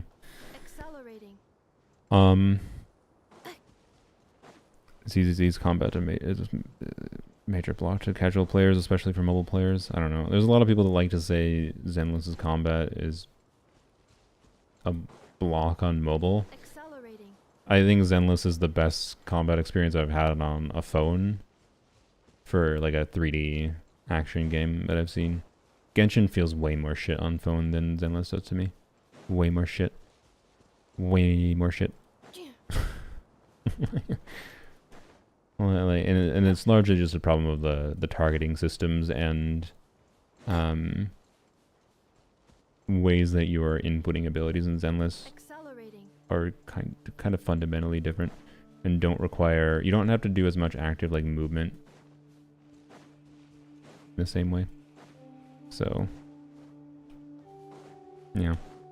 And like Zenless characters, when you like press their E, which doesn't have a cooldown, by the way, oftentimes will, like, you know, if a Neph is standing here and the enemy is over here, you'll press their E and they'll snap forward to the enemy. That's like an extremely big factor for why I think the game tends to feel very good on mobile. But anyways, more into preparation before combat than the actual pressing of buttons, which is why not into ZZ. Yeah, exactly. That's fine. I feel the reverse. I still feel the enjoyment. Like, part of the enjoyment, I agree, is in Genshin is like the satisfaction in the preparation and thinking about combat rather than the actual gameplay sometimes. But yeah, I think a lot of phone casuals won't try a combat focused game. I mean, maybe, yeah. You might not be wrong there. I don't think Zenless's launch was a problem with people not trying the game, though. I think a lot of people tried Zenless, but it failed to grab people for any number of various reasons, because people will... When people are trying a new game, particularly a new game that's trying to be its own thing and is not something that's very familiar with existing games that people are familiar with, people will give up on a new thing they try so goddamn quickly. People are so very not willing to try new things, generally speaking. So, does Monato always walk like he's got crabs up his ass? Kind of. It's a very funny way to describe Monato's movement, but yeah. Monato, they gave Monato a lot of animations that make him like, they're going for like aura farming, like I'm a badass muscly boy, dude. but yeah, you're not wrong that it sometimes does just come off as he has crabs up his ass. The TV stuff put me off of Zenless at first. Yeah, exactly. Right.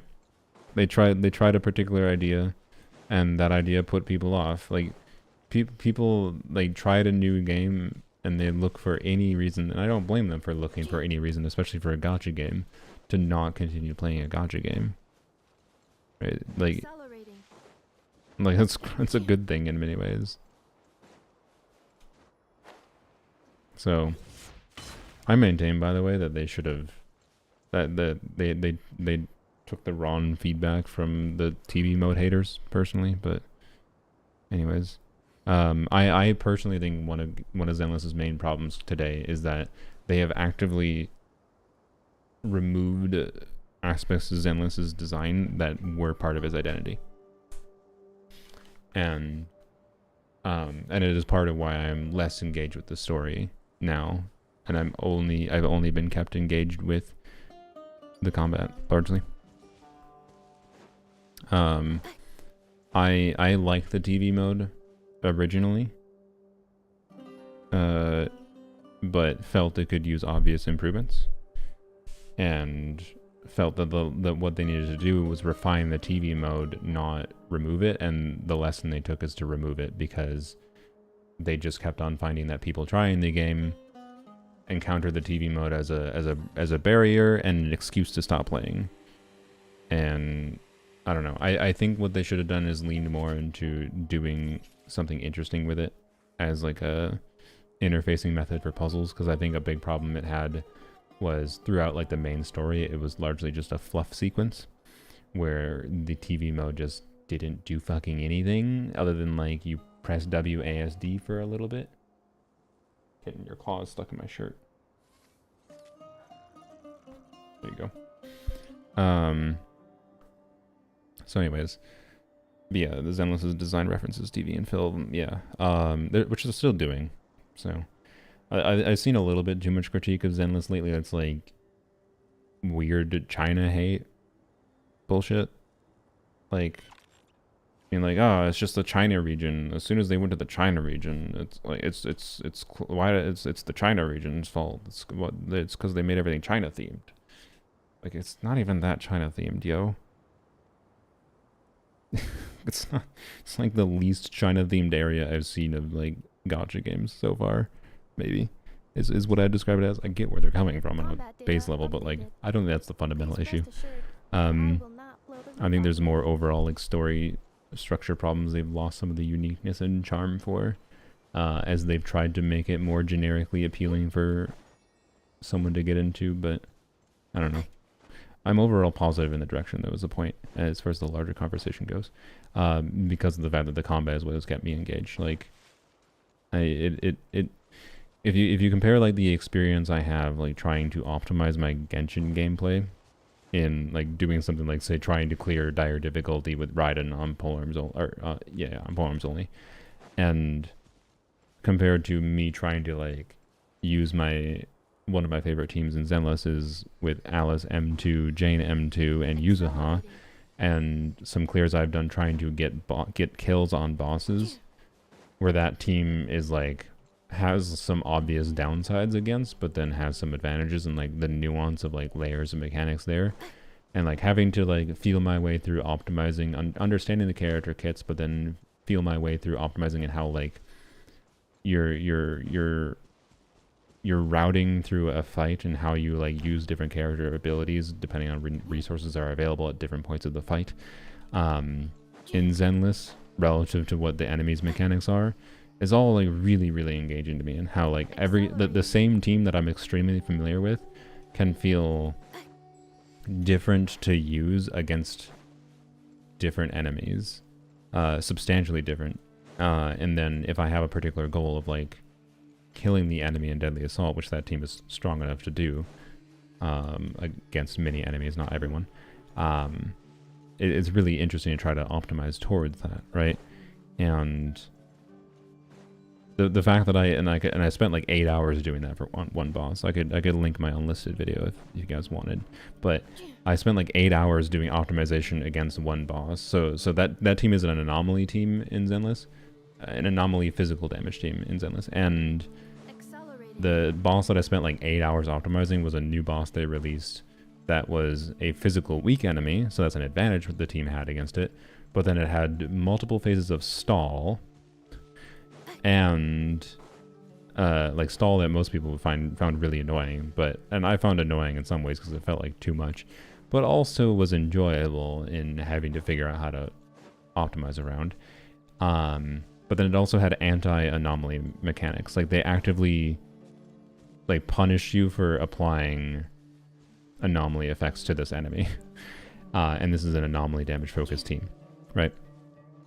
So but the way that mechanic worked in a particular way that could be optimized around, and completely changed how I had to optimize the fight. Isn't Defiler resistant against enemy? Yeah, I think it's Defiler. Was it Defiler? I don't know. I can't remember the damn names. It was whatever the enemy was that. Maybe it wasn't that enemy. I don't know. Either way, the point is had to completely change the optimization for how I fought the enemy, based on its specific mechanics and how the enemy like fight worked through its different phases of its fight. And that's, I don't know, and that's like extremely rewarding to me. And that kind of thing, the fact that they're designing things in that way, even though I was using a team that wasn't what they were trying to incentivize using, right? I was using a team that wasn't what they wanted me to use. They were trying to actively incentivize me to use something else. And yeah, it's probably Defiler. And I was still successful with that, right? And that's cool. I don't know. And like I enjoyed that process much more than like the process in Genshin in dire difficulty, where it's like, if I get hit once with cryo, I suddenly attack a lot slower.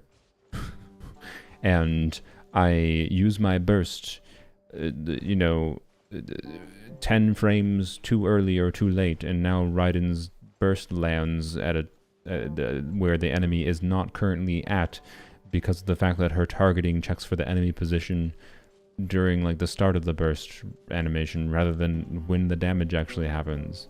Also, the fact that like burst animation, it's a time challenge, and burst animations don't do damage, and the timer is ticking down. In Zenless, the timer doesn't tick down when you do burst animations.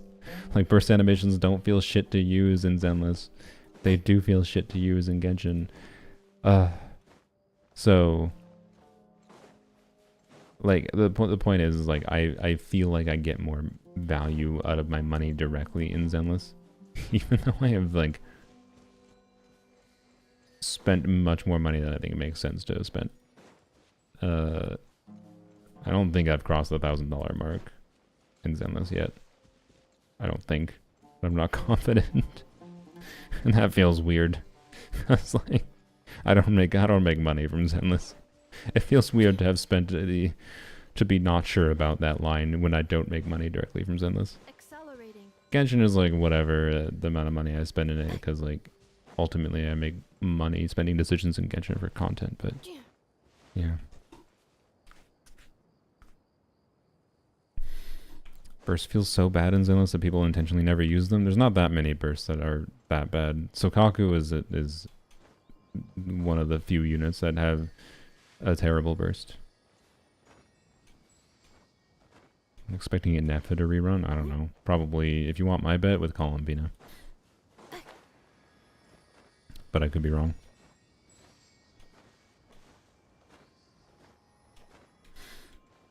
So yeah. Anyways, point with that yap is I feel it does feel dirtier. It does feel dirtier spending money in Genshin because of not getting directly rewarded in the same way. So, and the only reason I might be spending money in Genshin soon is just because of the fact that of the slow culmination of making some poor decisions, like the sequence of decisions that would have made it so I don't have to spend money next patch for Durin and Yhoda would have been like just stopping with Skirk C0R1. Like I went to pity for Skirk with and got Skirk C1 partially because I wanted copies of Dahlia, and I was fine with that, and I had the wishes at the time, right? I didn't spend extra money to get Skirk C1. But like if I hadn't done that, and then like hadn't spent 200 let's keep in mind, not only did I spend 200 wishes on Chronicle Banner for Dia, which you know arguably is an incorrect decision. I also, this is the bigger thing, I spent another 75 wishes grinded to pity to get one more copy of Dia after I already had her C6 because I had 2 Masterless Fortuna, and getting one more copy of Dia on Chronicle Banner was able to get me to level 100 Dia sooner. I chose to risk that for the content. I did make that as a content decision, and because I like Dia, I thought it was a fun way to end my Dia journey as far as Dia acquisition goes, and it paid off. So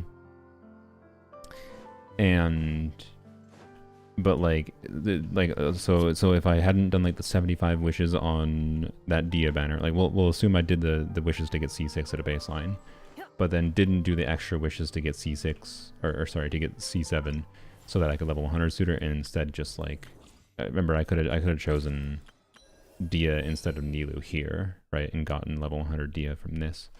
I could have had 75 wishes there. I could have had 75 more wishes basically for Skirk from Skirk C1. Could have had like 50, well, more like 40, I think. 40 more wishes from not doing the Nefer weapon banner pulls. So like almost 200 wishes like extra I could have if I had made slightly different decisions. Right? But because I had made the decisions, now I'm at the point where I might have to spend a little bit of money for Durin Yhoda, but I still might not have to, like, to be clear, because again, all it would take for me right now is I'd have to win the 50-50 on Durin C0, and then I just had to make the decision not to go for Yhoda constellations, right? So have to let go of that mentality. If you miss it, you miss it. That has always been the business model for all gacha games. Yeah, for sure. I agree. If you do not if you do not have the ability to get the character, yeah, you just gotta like draw the line somewhere and give up when you can't get a thing sometimes. Unless you're willing to spend the money. But again, it is healthiest to decide that beforehand. The mistakes in spending money in gacha games always, I think, and feel the worst, always, I think, come from when they are impulse decisions that happen because you didn't plan out things properly for like what the expectations for worst case scenarios are or whatever. You know, you didn't plan properly for needing to win. You assumed you would win a 50-50 on Durin, and then it feels shit that you didn't, and you end up spending money you didn't plan to spend. It's like, well, I gotta plan better, right? So I've taken a break from Genshin. I mean, not really, since I became a proper content creator from it. I have in the sense that like there's been plenty of stretches where I've not spent much time playing Genshin daily and just like logged into dailies really quickly, whatever. But Genshin be my job, so. And I've always been continually questioning whether or not I should do something else for money. And they asked, there's a third permanent alternate game mode for Genshin that could make a separate download for it. I mean, yeah, they should. Familiar Astro, I think, did add more file size than was supposedly said originally. So anyways, if you want my opinion for how gacha games can be a little bit healthier, I think they should not. I think there's two things. These are two core simple changes. What I think Genshin, to be clear, I don't think Genshin would have made as much money that would have necessarily enabled Hoyoverse to do all the other things they did. Like, I think Genshin would make less money if they did this, but I don't know how much less money. Everything else the same. Delete two things. This, fuck this. Send this to the Shadow Realm. Just delete it. Delete it. No weapon banner. Fuck the weapon banner. Shit ass thing. I think this is a major component to how they make money, though, to be clear. Because even if people don't directly spend money on it, they get baited. Because all that needs to happen, right? The reason this exists, the reason constellations exist, is, you know, like we were just talking about how if I win my 50-50 on Durin, but like let's say you plan 150 wishes for Durin. Oh hey girl, welcome back. I'm still yapping. Let's say you do plan 150 wishes for Durin, right? You go to pity on Durin, you win your 50-50. Woo! You win your 50-50. Well then you're like, oh wait, I have 80 more wishes still. And monkey brain. Gambling dopamine hits. Because you just got hit by the dopamine. You got hit by the dopamine here because you won your 50-50. And you got dopamine brain rot going. And there's this staring at you. The drip impact is staring at you. And you're like, you know, there's a 37.5% chance.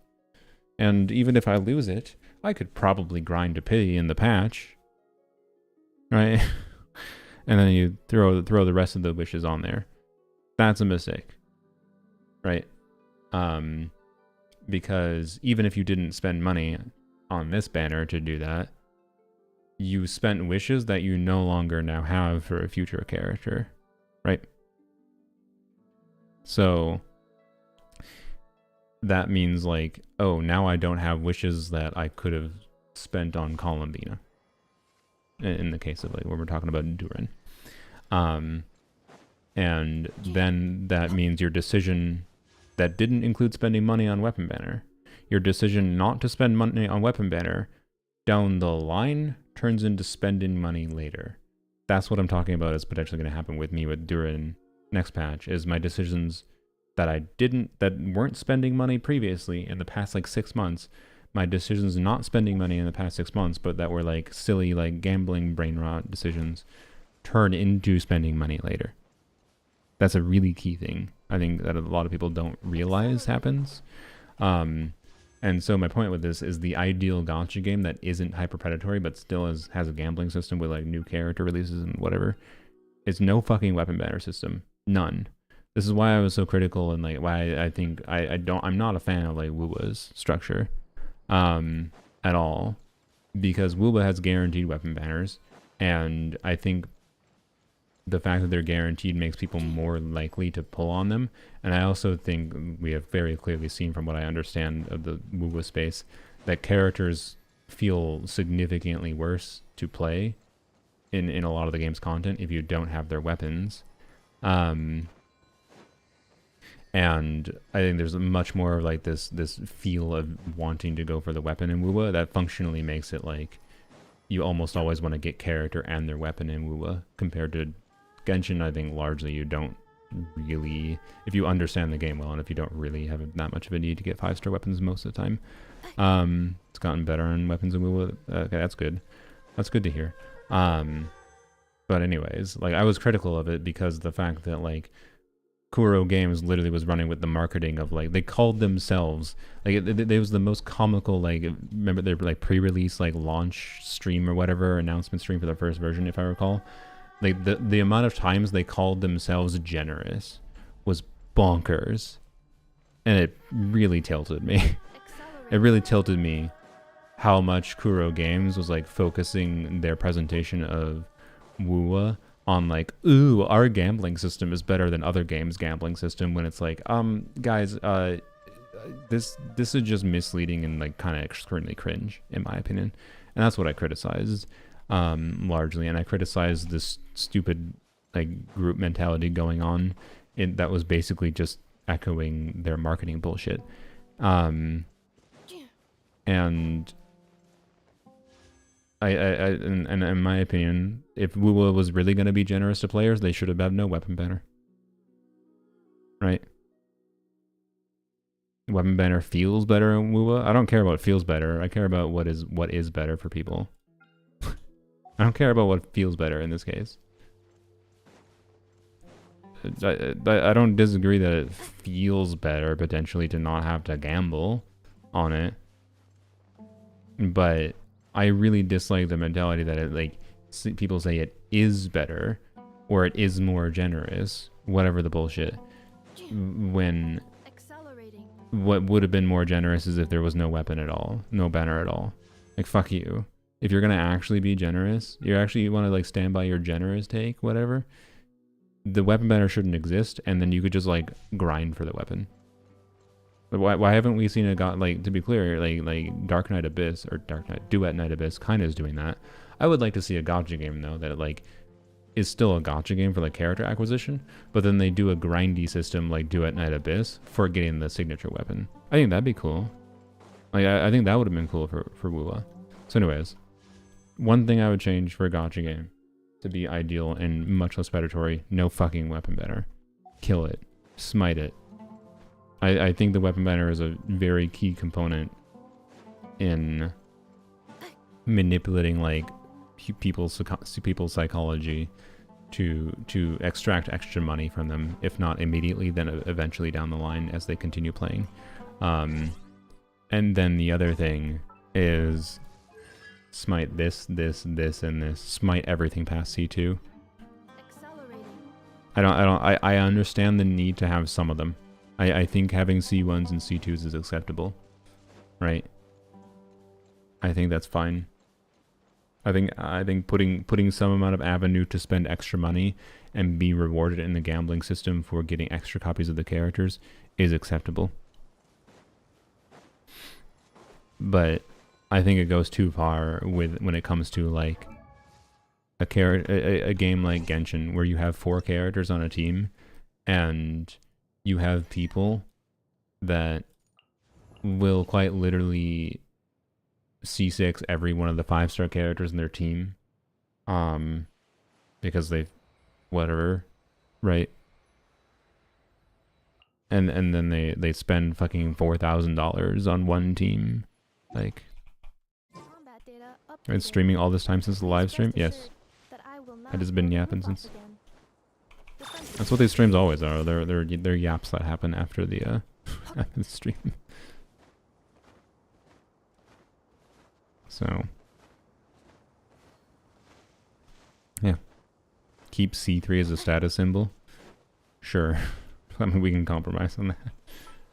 I guess that's fine. You know what? I guess yeah. You know what? I guess I agree. If we assume like normal average acquisition rates of characters, like a 1.5, 2 5-stars per patch kind of deal, then yeah, C3 can still exist. And you get a little, and C3 is like bad. C3 is just talent level scalings, right? So C3 would be like, in this reality, C3 would be C5 and C3 merged together universally. So it's like universally the bad, boring things that don't change anything, but it just like upgrades the character's baseline scalings. Like C3, that would be fine. C1 and C2 can be like potentially gameplay changing, but then C3 is always just like number bigger and basically just status symbol, and then gives you a little name card in your for your profile background if you want the character to show their feet. What game am I talking about? I kind of hate that in Zenless, I'm not gonna lie. I think it's kind of cringe. But anyways, not a whale, and I disagree. I do hate C3 though. Well, yeah, you shouldn't hate C3. C3 should be pointless. That's the point. That's the point of it having it exist. C3 is meant, in my hypothetical reality, no weapon banner, and then everything past C3 goes away now. C4, C5, C6 just doesn't exist, and C3 is now the new C6, right? add event weapons to Star Glitter Shop. I mean, yeah. Yes, so things like event weapons should be in Star Glitter Shop. There shouldn't be complete RNG systems for 4-star acquisition. Although I will say I have come around a little bit to like Zenless is fine because the difference in like Zenless technically has total RNG for its 4-star acquisition. But there's two things. One, they have in the shop a monthly box that can buy any once per month. Sorry, not patch. You can buy any 4-star in the game from the like refund currency shop. But then more importantly, as far as the gacha actually goes, it's total RNG like Genshin, but there's only 2 characters featured per banner instead of 1. Instead of 3. And good lord, does that make it vastly more likely? 2 instead of 3 makes it vastly more likely to get copies of the character when wishing on the banner. So, yeah. Yes, the name cards. I think the name cards are dumb and Zenless. But you know, the name cards are not dumb and Zenless because you can get 99% of the value of them by going and looking up the name card online and clicking and right-clicking save image. Like, ooh, what's a character I think is not overly lewd? Is Orpheus terrible? Orphe and Magus? I've never seen Orpheus and Magus, I don't think. Orphe and Magus M6 art. Oh, maybe it is. Okay. Do I click on this? Do I click on this? There it is. Full Orphe M6 art with the look eye emoji.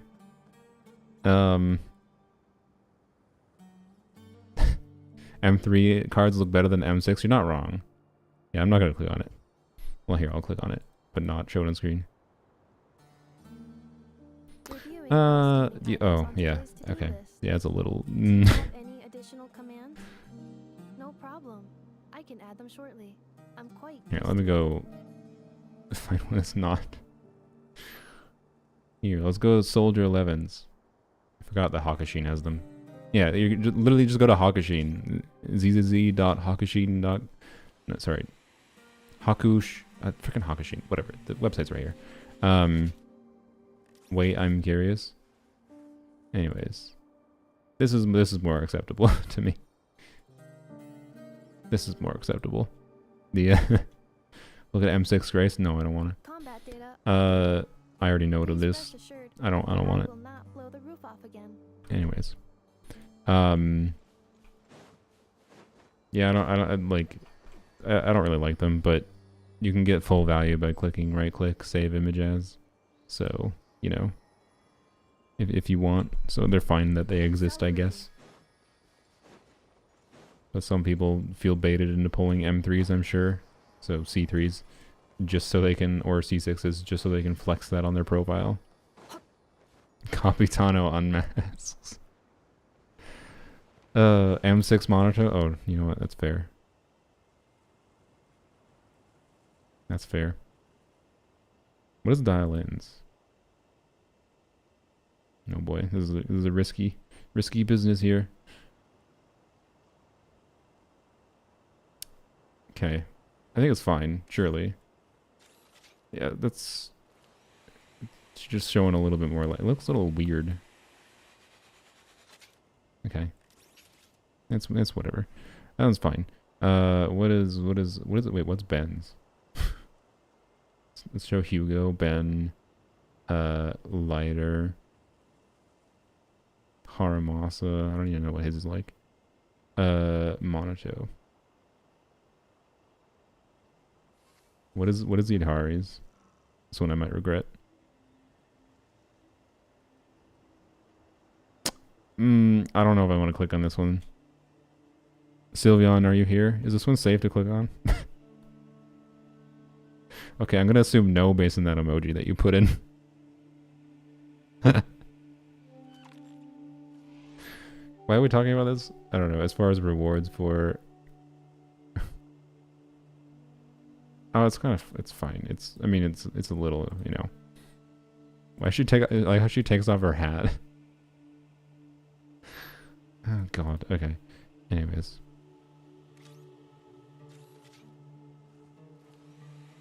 Okay. Just takes off his shirt. It's like ripped. Alright. I've never even seen his. What about Hugo's? I've seen this before, but I don't remember what it looks like. Oh yeah. Oh yeah, yeah.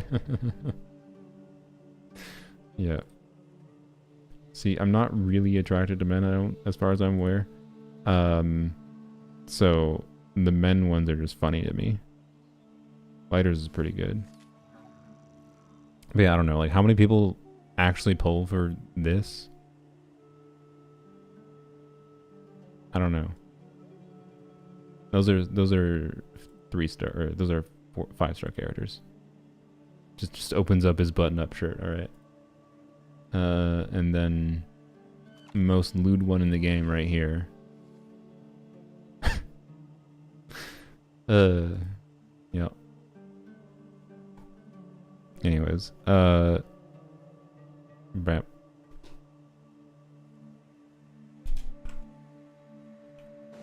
Why did we talk about that? I don't know, something related to, am I stupid or is the vacuum sound still going?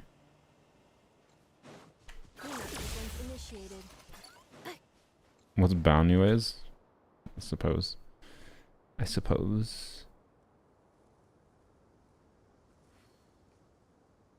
Banyue. I like Banyue's voice, by the way. I'm Banyue. But it doesn't say that like that. I'm Banyue. Banyue. Sorry, whatever. I'm bad at it. I'm bad at emulating his voice. What the heck? He grows arms. He just, the robot man just aura farms more. I see. Weird. Interesting. Cool.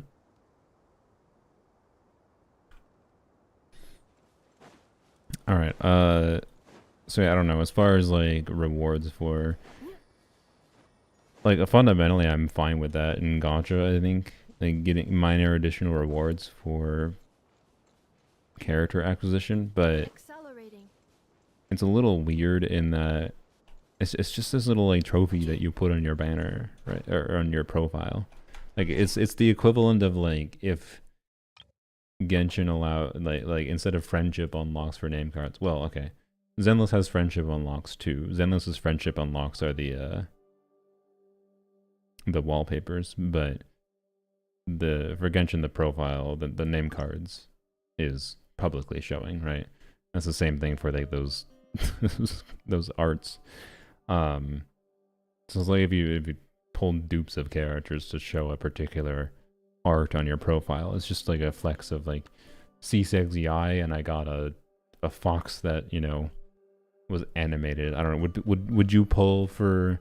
Would you pull for more characters, like more dupes of characters in Genshin? Like if Yai, in the case of Yai, like if this little fox art turned into like a fox that like, you know, is animated and it starts like walking around on the profile, would you pull for like C3 Yai for that? I feel like animated ones I would consider more strongly, because it would make sense. Like 2D, like non-animated ones, I don't really care, because like we can get full enjoyment just looking at it right there. I don't feel a need personally, and that's why I'm more fine with it. But it's almost more problematic if they were animated. Make it Emily and you have a deal. What would Emily's look like? How would we animate Emily's, Mies?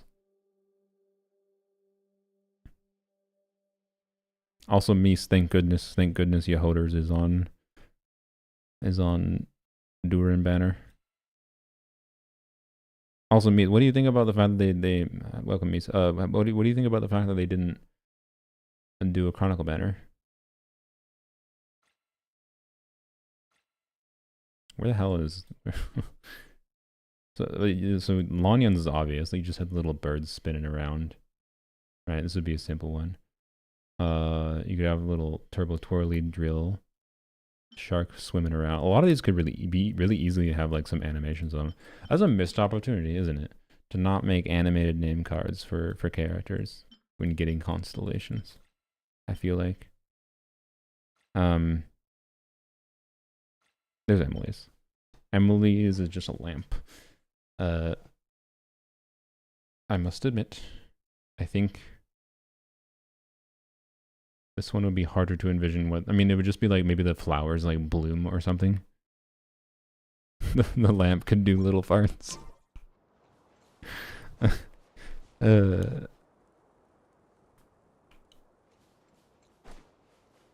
It is a nice looking name card baseline, yeah. So I don't know. Would I have already pulled? I really like Yai's name card. Would I have? The question is not would I get Yai C3 if there was an animated name card with it, because I'm probably gonna get Yai C3 anyways because of this, so that's not really a factor for me right now. But would I have tried to pull Yai C3, and would it be an acceptable monetization strategy?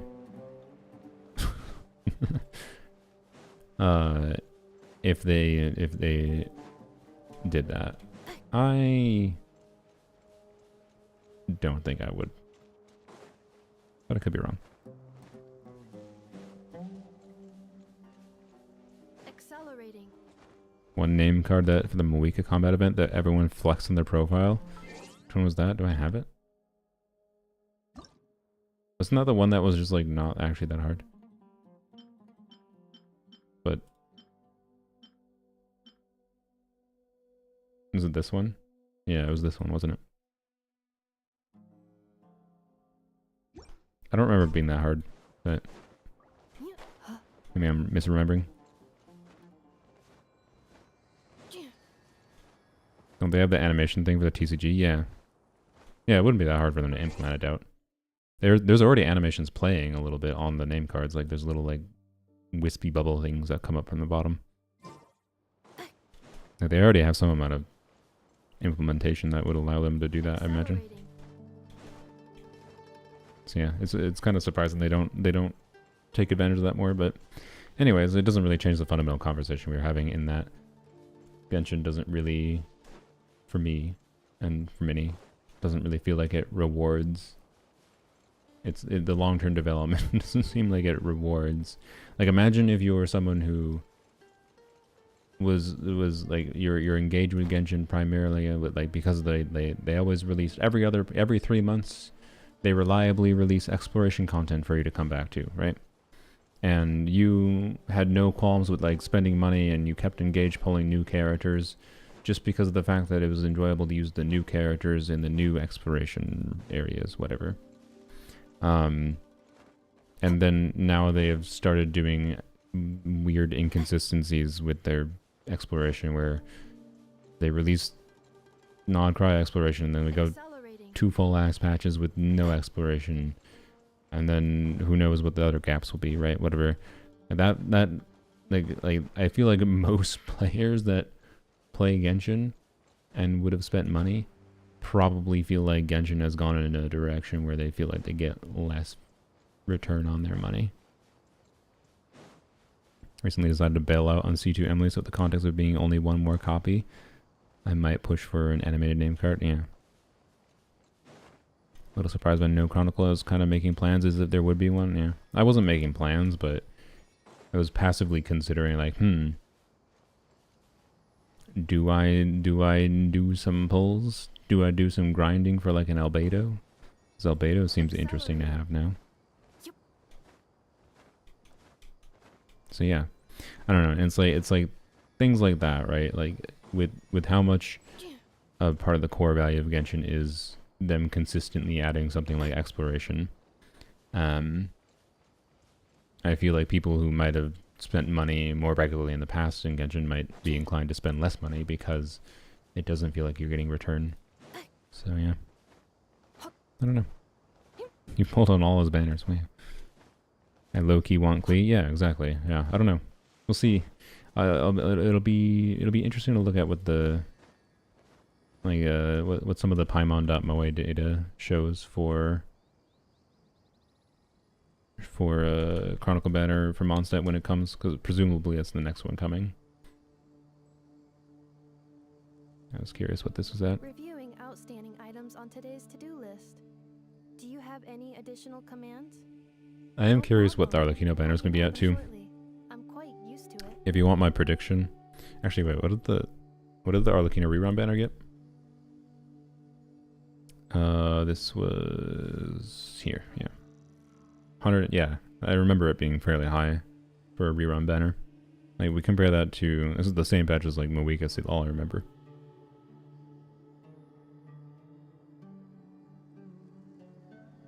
Yeah, compare that to Moika, like, Arlecchino pulling 100k in Paimon Moe data. On our first rerun, even when Moika and Seat Lolly were dropping, it's kind of bonkers.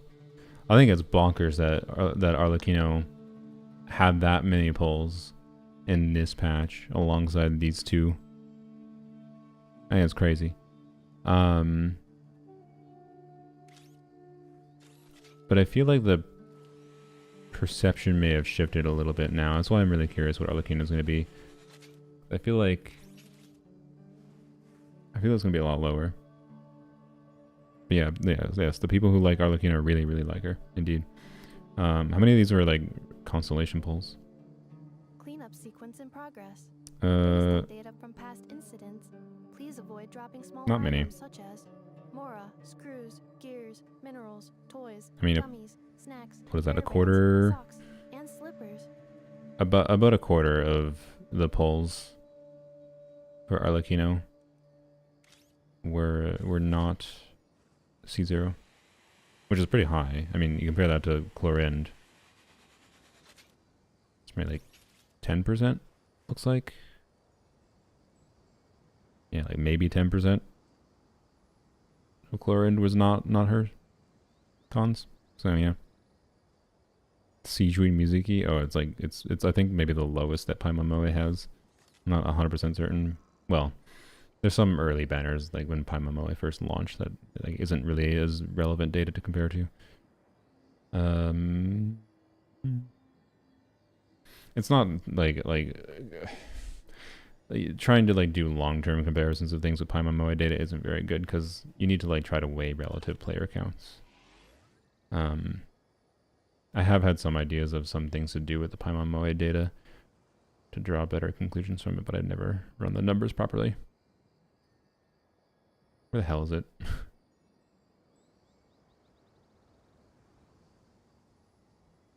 There it is. Reviewing outstanding items on today's to-do list. Do you have any additional Oh commands? boy. No problem. I can add them shortly. Oh boy. I'm quite used to it. Yup.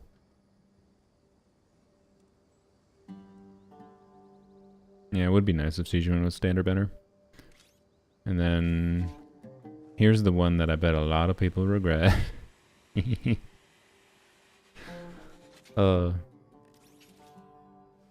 be clear, I think Inef's numbers are pretty impressive relative to Seat Lolly, since I kind of thought Seat Lolly was going to be higher when she reran because of how there was likely, like let's remember, right? We have 60,000 Seat Lolly here compared to.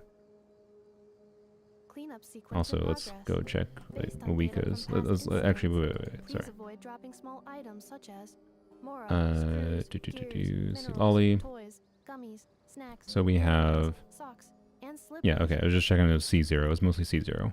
So 50,000 C0 Seat Lolly summons. And how about, and we got similar amount of Moika summoned, but there were more dupes this time probably. Yeah, so 40,000 Moika C0s here. Let's compare to first banner, where we've got 164, so a total of 205,000 Moikas and 115,000 C0s, so 165,000. So we have a total gap of like 40,000 players that submitted Paimon Moe data. 40,000 players between both Moika and Seat Lolly banners did not get Seat Lolly for Moika, which is kind of crazy.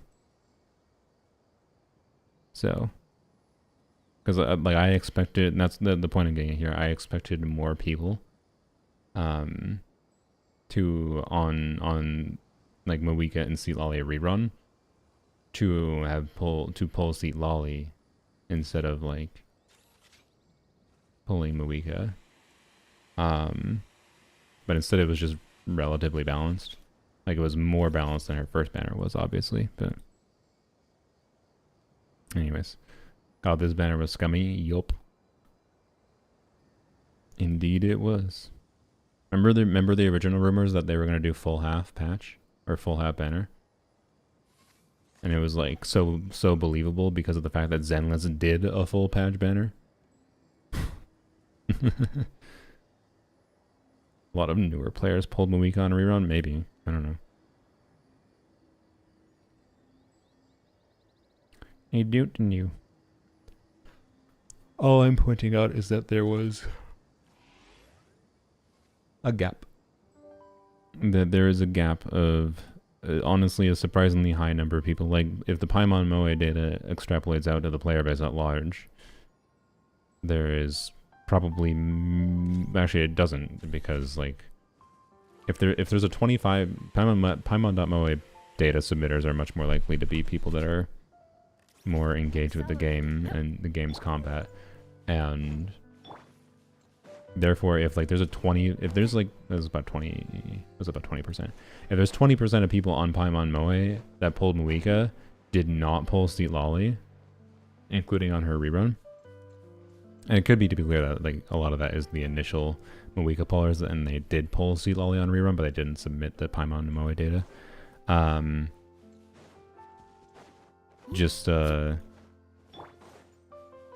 Didn't or if they didn't just submit, like how does that represent the larger player base? I don't know. I feel like I don't know how popular Moika was in like the larger casual space. Does anyone have a vibe on that? What the ownership rate of Moika might be on a casual level, like on the players that don't give a shit about the endgame combat clearing as much? Did you like Alice's design? No. She immediately looked kind of weird to me. It kind of turned me off of pulling for Alice. I wasn't set on pulling for her or anything before, to be clear, but Zenless made it so everyone had Miyabi, then spent an entire version trying to make Miyabi obsolete. Yeah, a little bit.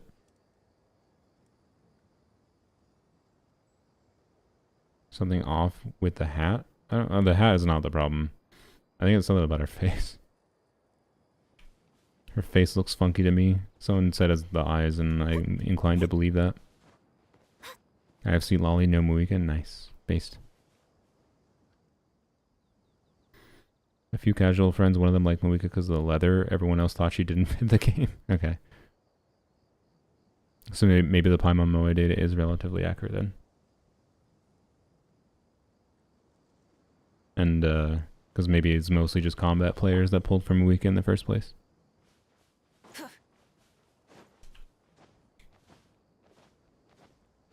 Moika is my most regretted unit, especially with Durin releasing. Yeah, I can tell you I regret pulling C1 at least. I don't really regret having her at a baseline, but boy, I regret C1. That's where most of the money functionally went to as well, that I spent money for on that banner. Like, functionally the money I spent on that banner got me... Because I'm pretty sure without spending money I would have been able to get C0 Moika and C1 C Lolly. But then I had the extra pulls that I was able to throw on the weapon banner, and I lost the 50-50 to Moika's weapon, which is honestly nice to have. I like Moika's weapon more than Moika. And then getting Seat Lolly's weapon, which I wanted because I like Seat Lolly, and it had higher value with C1 Seat Lolly. But like it wasn't worth the cost to get. And then I chose to get C1 Moika, right? Because I thought that I would want C1 Moika in order to be able to burst on Moika with teams, like every rotation, with teams that I didn't have two Natlan characters with, like another Natlan character to fuel her burst with, because C1 enables her to burst consistently without two Natlans. And then I ended up just not bursting on her. So basically what I paid for was a skill that lasts a lot longer, and most of the time is just a pain in the ass because it doesn't do that much more damage. It's a little bit more damage, but then it mostly just makes the setups for rotations more fucking annoying. Oh god. Like not always. Sometimes it was, most of the time to be clear, it was like fine. But then sometimes it was actively annoying.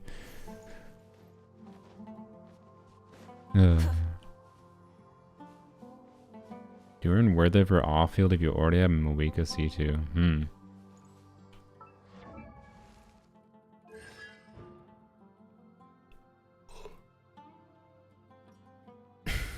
20% def decrease.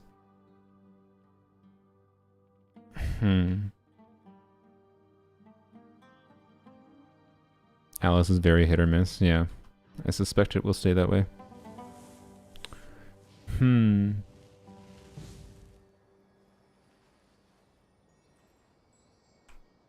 I don't know. I'm gonna lean towards a no. Like unless you're using no, unless you. I think most people the answer is yes, because you probably pulled C2 Moika to play DPS Moika and make her even ridiculously overpowered, more overpowered, right? But if the reason you pulled C2 Moika was for supportive utility, I think C2 Moika should be equivalent or better than Duran most of the time. Particularly since you have the option of having her pyro without having to burst on her, unlike Duran where you have to burst. And also Moika, as much as I was like, I was complaining a little bit about her longer pyro application being annoying. Duran has longer pyro application too. Like longer than C1 Moika even does, which can cause problems in setups. But Duran has the problem of he has no way of being able to shorten that, whereas Moika with C1, if you need shorter pyro uptime, you can like do a dash on her motorcycle. That makes her ring last a lot shorter. You can shorten the pyro application duration on purpose. Yeah, the C2 is def shred if you are if you're not doing her motorcycle form. So yes, it's def shred from off field. Like, so def shred plus more damage on her from off field. Like, I think Duran, to be clear, as far as like resource efficiency goes, Duran is better, obviously. But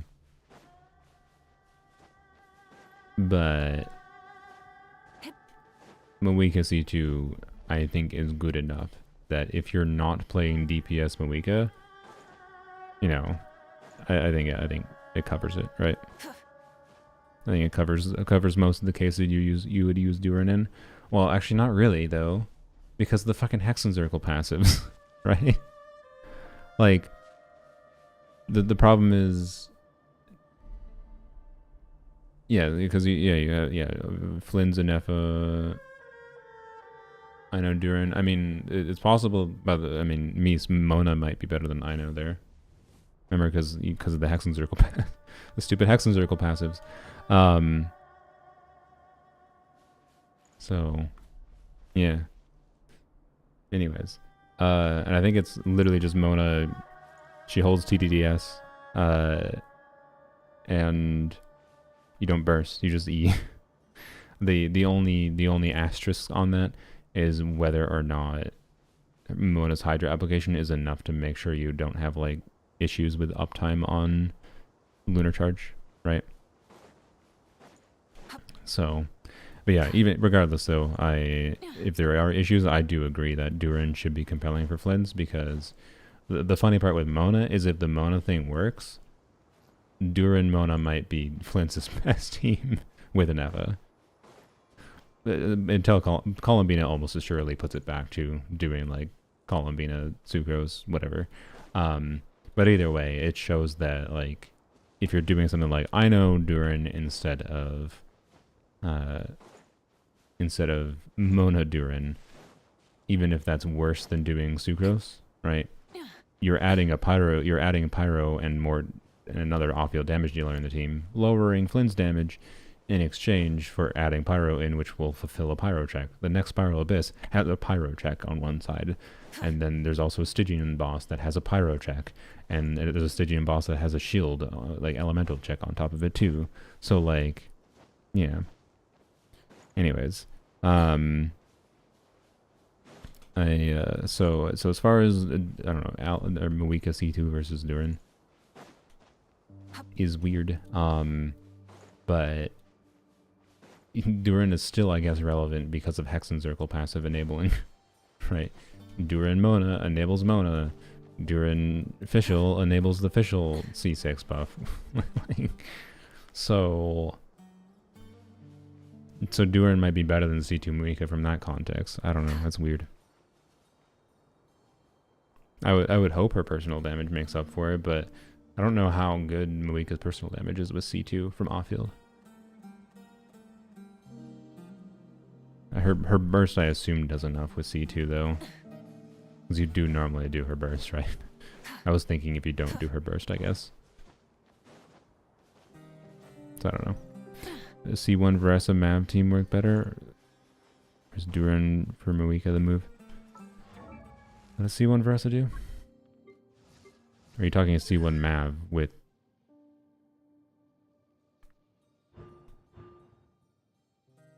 I don't think this really affects anything, does it?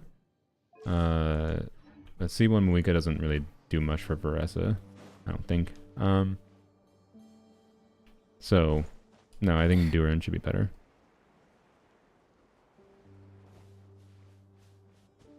As far as I understand.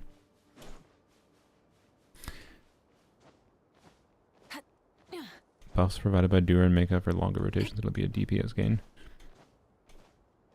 Longer rotations what then, Muika?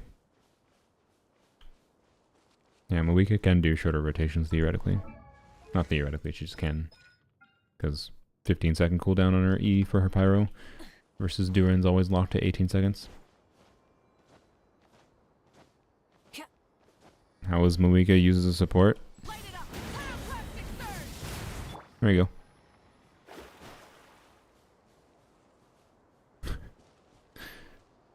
And if you're like me and you don't like to burst on her because you can just press E.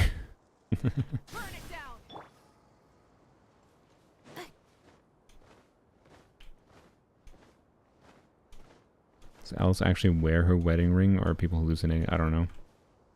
Should we go try to find a post? About the stupid wedding ring. Sorry, I was definitely ignoring YouTube chat for a while there. My bad. Blame Mies. Mies popped into the YouTube chat, or the Twitch chat. You know, it's the fucking top host in this stupid subreddit. Oh boy.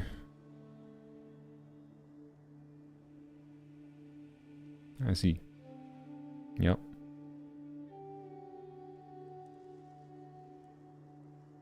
Let's see what people's reactions are. Why is there 800 comments on this, bruh? Why is this just gonna be full of people being weird? Be like, my waifu has a wedding ring. Just a fake character. Doesn't matter.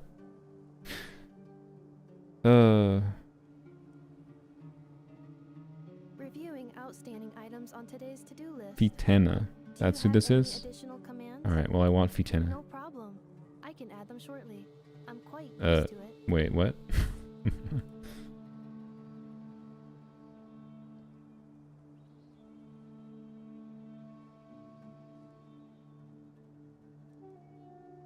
Yeah, Yhoda's VA seems like she's having a good time with Yhoda. Happy for her. Alright, so this is the full body model first look. Golden eyes and white hair makes her face look so much like a Shades. Okay. Is that her hair sticking out of the top of her hat? I mean, oh yeah, wait, is it? I didn't even notice that. I didn't even think about that. Is this her hair? Yhoda's VA silly, yeah. Feather? Are we sure? I feel like I'm not supposed to understand her outfit. Yeah, maybe.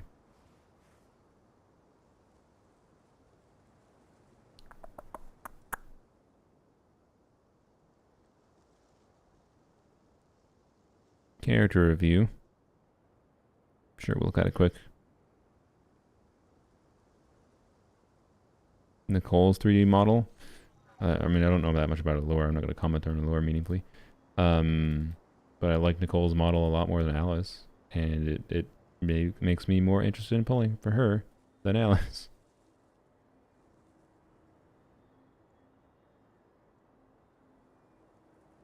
Oh boy, yeah, you need some crit rate. That's a really nice piece. That helps balance out that flower, actually. Yeah, so I think you basically just... you probably want a crit rate circlet, and then a crit rate circlet, and then, amusingly, you want probably the inverse of this. Well, not necessarily. Yeah, I don't know. Crit rate circlet, a little bit better timepiece, and you got a nice build going. And it's close to being very, very functional. Right now, you have a hope you enjoy RNG build.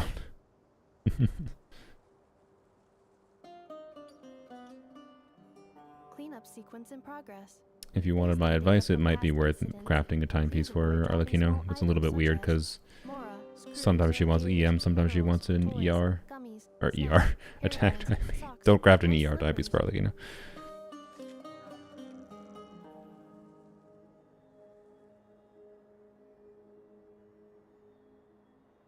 Really?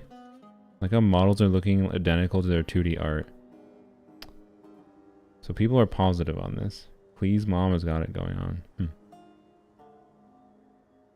I like characters with unnecessarily huge hats. I actually like the hat.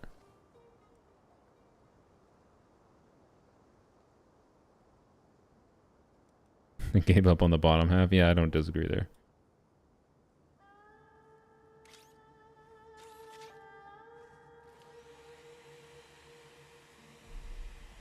She is really, really pale. Is that part of it? I don't know. Is it the color? I think maybe that's part of why I don't like her look. Is like the color matching of how like very white blonde her hair is. What website is it? It's Reddit. I just don't use shitty ass new Reddit. Because shitty ass new Reddit is shitty ass. Anyways, is that what I dislike? Maybe is that her face is like hyper pale. Her eyes feel weird to me still. I don't know.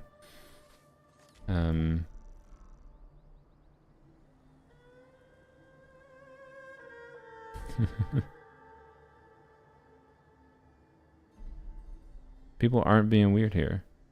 Maximum respect for Cleda. Okay, that's good.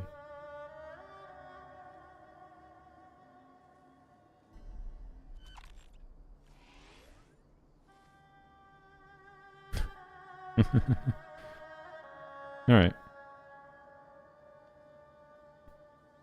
Let's actually wear a wedding ring. I mean, I don't know if wedding rings are actually a concept. Like you do remember that there's no particular reason a fantasy world has to have wedding rings as a cultural concept. They're literally just a cultural symbol for our world.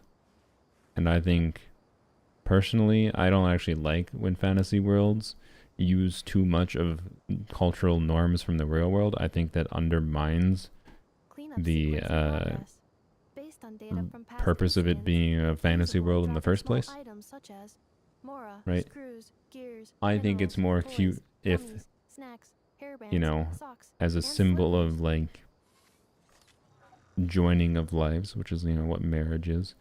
There was, I don't know, what would a appropriate to that symbol that individuals would share be?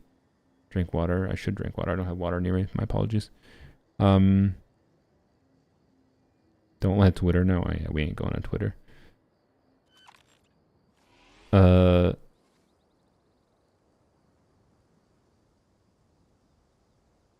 My brain. I should go to sleep. It's noon already and I haven't. Why am I streaming this long?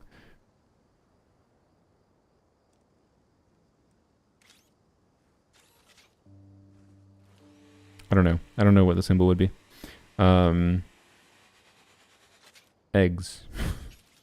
Just like a chicken egg. I don't know. That's the first thing that popped in my mind. Share a wedding egg.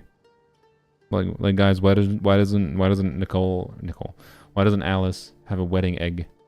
Where's her wedding egg? It could just be a ring, yeah. Anyways. I don't recall seeing any particular instance of there being wedding rings in Genshin before, but it's a heart on the ring. Okay. You never had hearts on objects before? The cat's near me? Nope.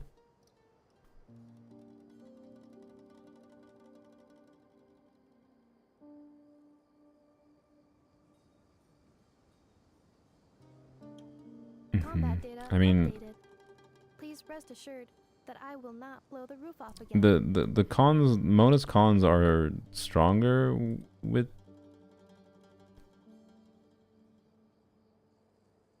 two hexens, but not in a way that like really matters. It's mostly just because her base kit is so much like it's actually functional with two hexens. So,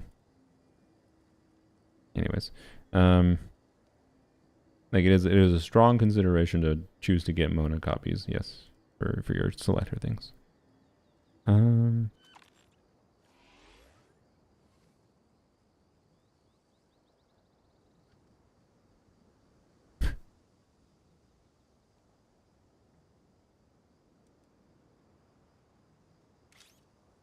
Knights of Livonia is next, yeah.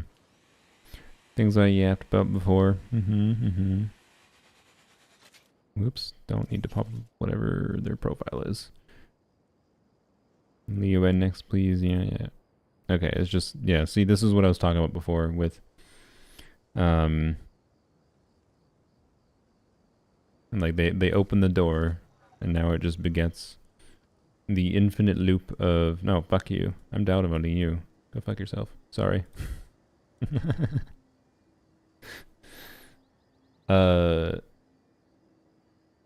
If you feel like you need a Dia buff to use Dia, you don't deserve to play Dia. Just saying. I maintain that. I maintain my toxic Dia mentality. If you can't enjoy Dia at her worst, you don't deserve her at her best.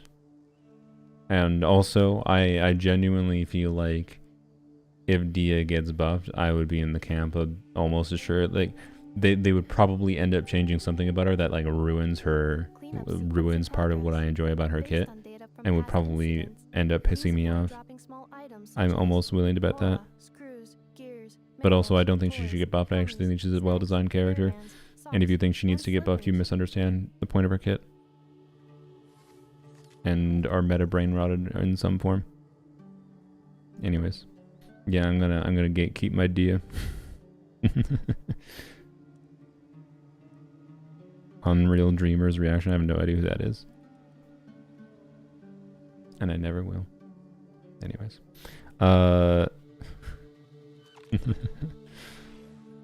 So yeah. It's probably off script. Is the Yhoda wait? Is Yhoda Witnesses what she's calling her like followers or something? Is that what Sonia is? That's her VA's name, right?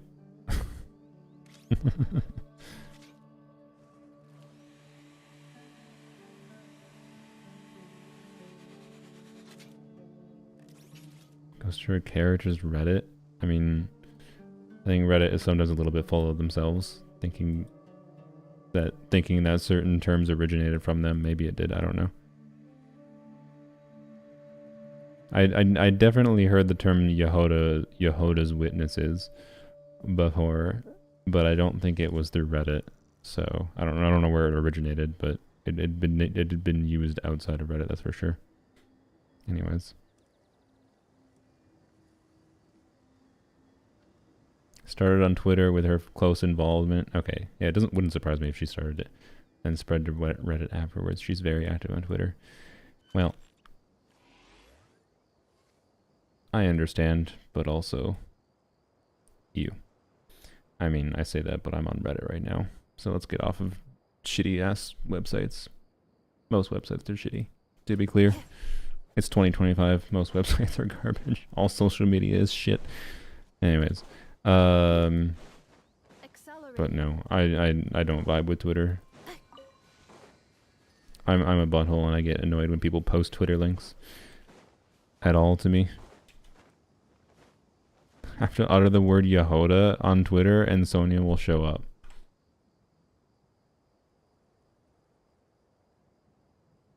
Alright, bet.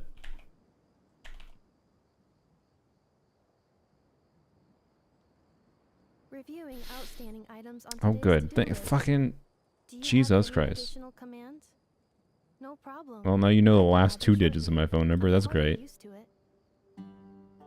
Fucking hell. More reasons to hate Twitter, everyone, by the way. Why did I remember my login? Bro, I never log into this website. What the f... Whatever. It's Chrome. Is this the right Twitter account? I don't want to tweet from my non-creator account. How do I view my goddamn profile? God, I hate this shitty website. How do I view my own damn profile, bruh? Like...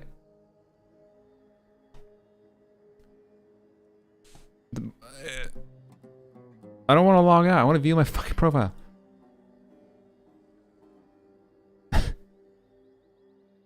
There we go. Okay, oh yeah, I did this stupid tweet that they want me to do. Don't follow me, by the way. I'm not going to use this. I just don't. Post. Yhoda. Updated. Please rest assured that I will not blow the roof off again. Testing a theory. A viewer. Actually, wait. No, it's Sylveon. I'll say testing a theory. My mod head.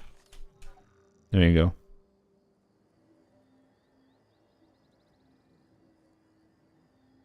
We'll put more spaces. Triple. Yeah, we'll triple. Wait, can I do something funny? Like a bridge. Doot. Doot. Doot. There we go. There we go. Well, we'll see if you're right. We'll see if you're right, Sylveon. Accelerating. Your response to that.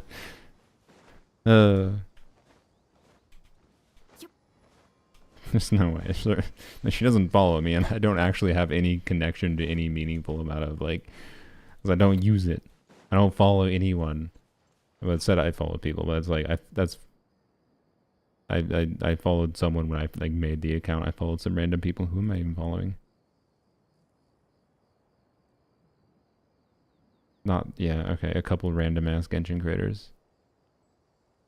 That, like, these are random Genshin creators that, like, I knew of, like, the big ones. Like Tuanto's here. Atsu's here. From like 2 years ago when I created that account originally. So she replied to Aiden in like 5 minutes a few months ago. It was so funny. Okay, nice. All right. Anyways, well, I'll let you know if she replies for some reason. Oh, my sister asked me the cats' names. I don't know.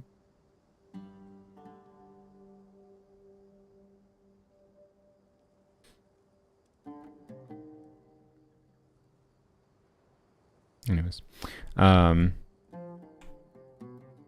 I think that'll be the stream. Hey, not 7 hours long. Wow. Wow. Wow. Alright. Well, looking forward to the next patch. I don't know why I yapped for 7 goddamn hours. Told you I wasn't sleepy. I mean, I was a little bit sleepy like 2 hours ago. And now it's gonna affect my ability to get my videos done for the weekend again. Oh well. We'll see. New record? No, it's not a new record, but anyways. Bye-bye. Thanks for coming. It was fun. Talk to you probably on Sunday. I'll probably try to finish the quest. The event quest. Raid? How many viewers do I have? It's by YouTube.